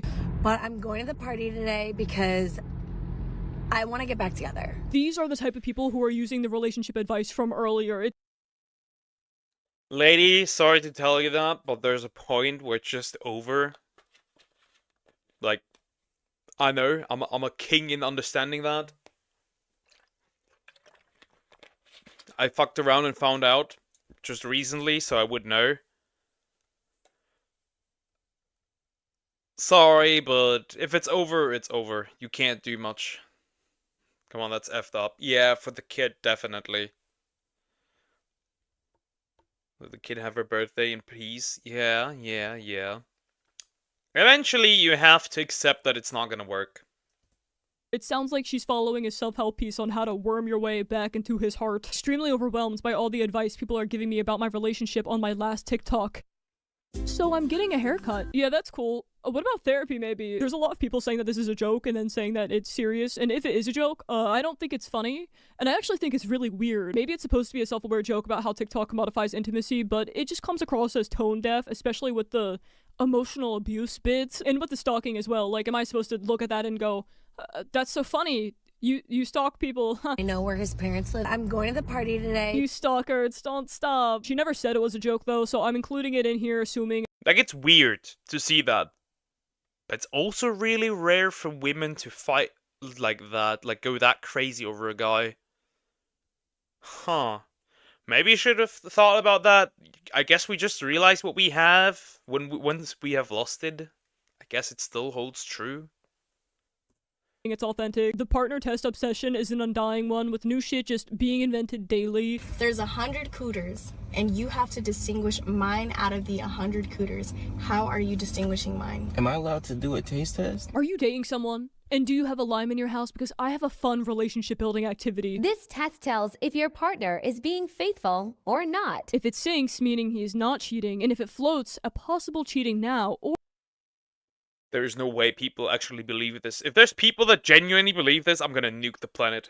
Like, genuinely. It's over. The entire planet. innocents will lose their lives, but I don't care. This society needs to go. Like, what is this bullshit? This can only be sarcasm. This can only be like a joke. Or in the future. This test is the pinnacle of mature relationships. What other way is there to gauge faithfulness than the powers of a mystical lime bobbing in a glass? Two big tests you've definitely seen before are the orange and spill test. Both, you know, like the SpongeBob episode of the like, what is it called? Like the shell thing. Can I have something to eat? Yeah. Same energy. Both have morphed into tools of interrogation as most harmless challenges do in the hands of couple talk. The spill trend is a lot older. It was the original orange test. The premise was to dump a bunch of ketchup everywhere, and if your boyfriend could clean it up properly, then he was a good guy. But if he does this...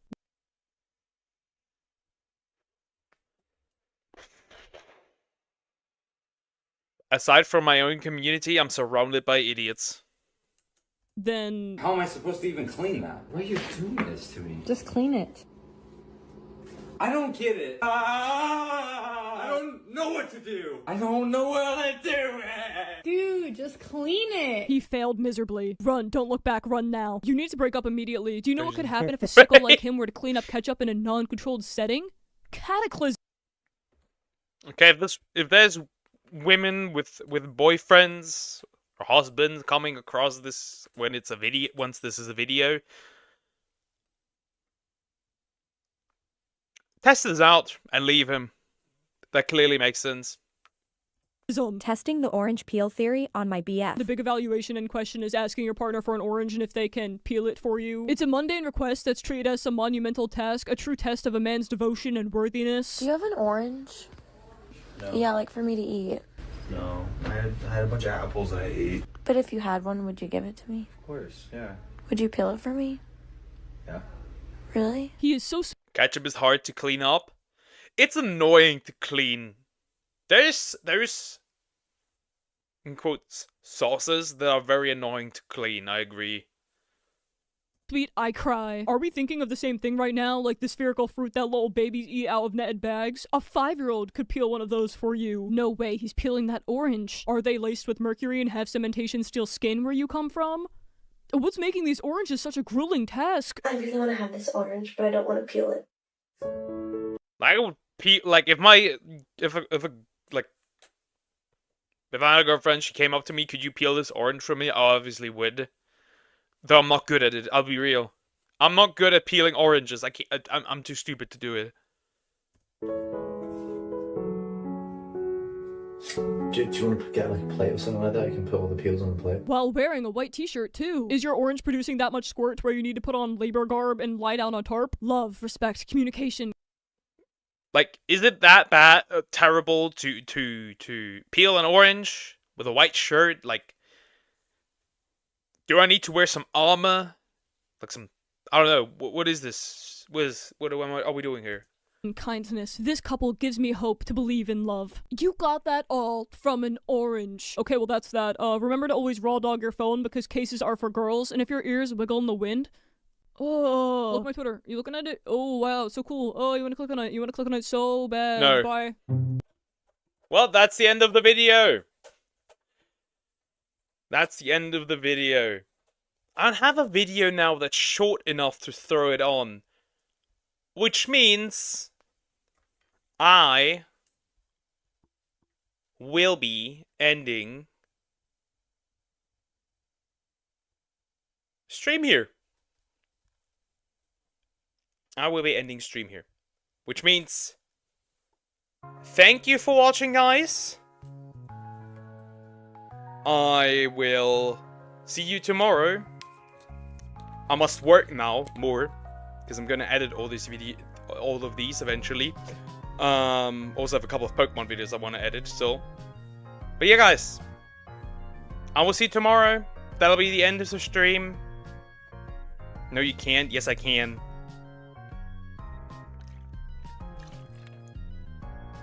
Yes, I can, Croc, and I must. If I put on another video, it would be overtime. But yeah. Take care, guys. I will see you tomorrow. We'll do tomorrow a reaction stream as usual. And yeah. goodbye, bye bye.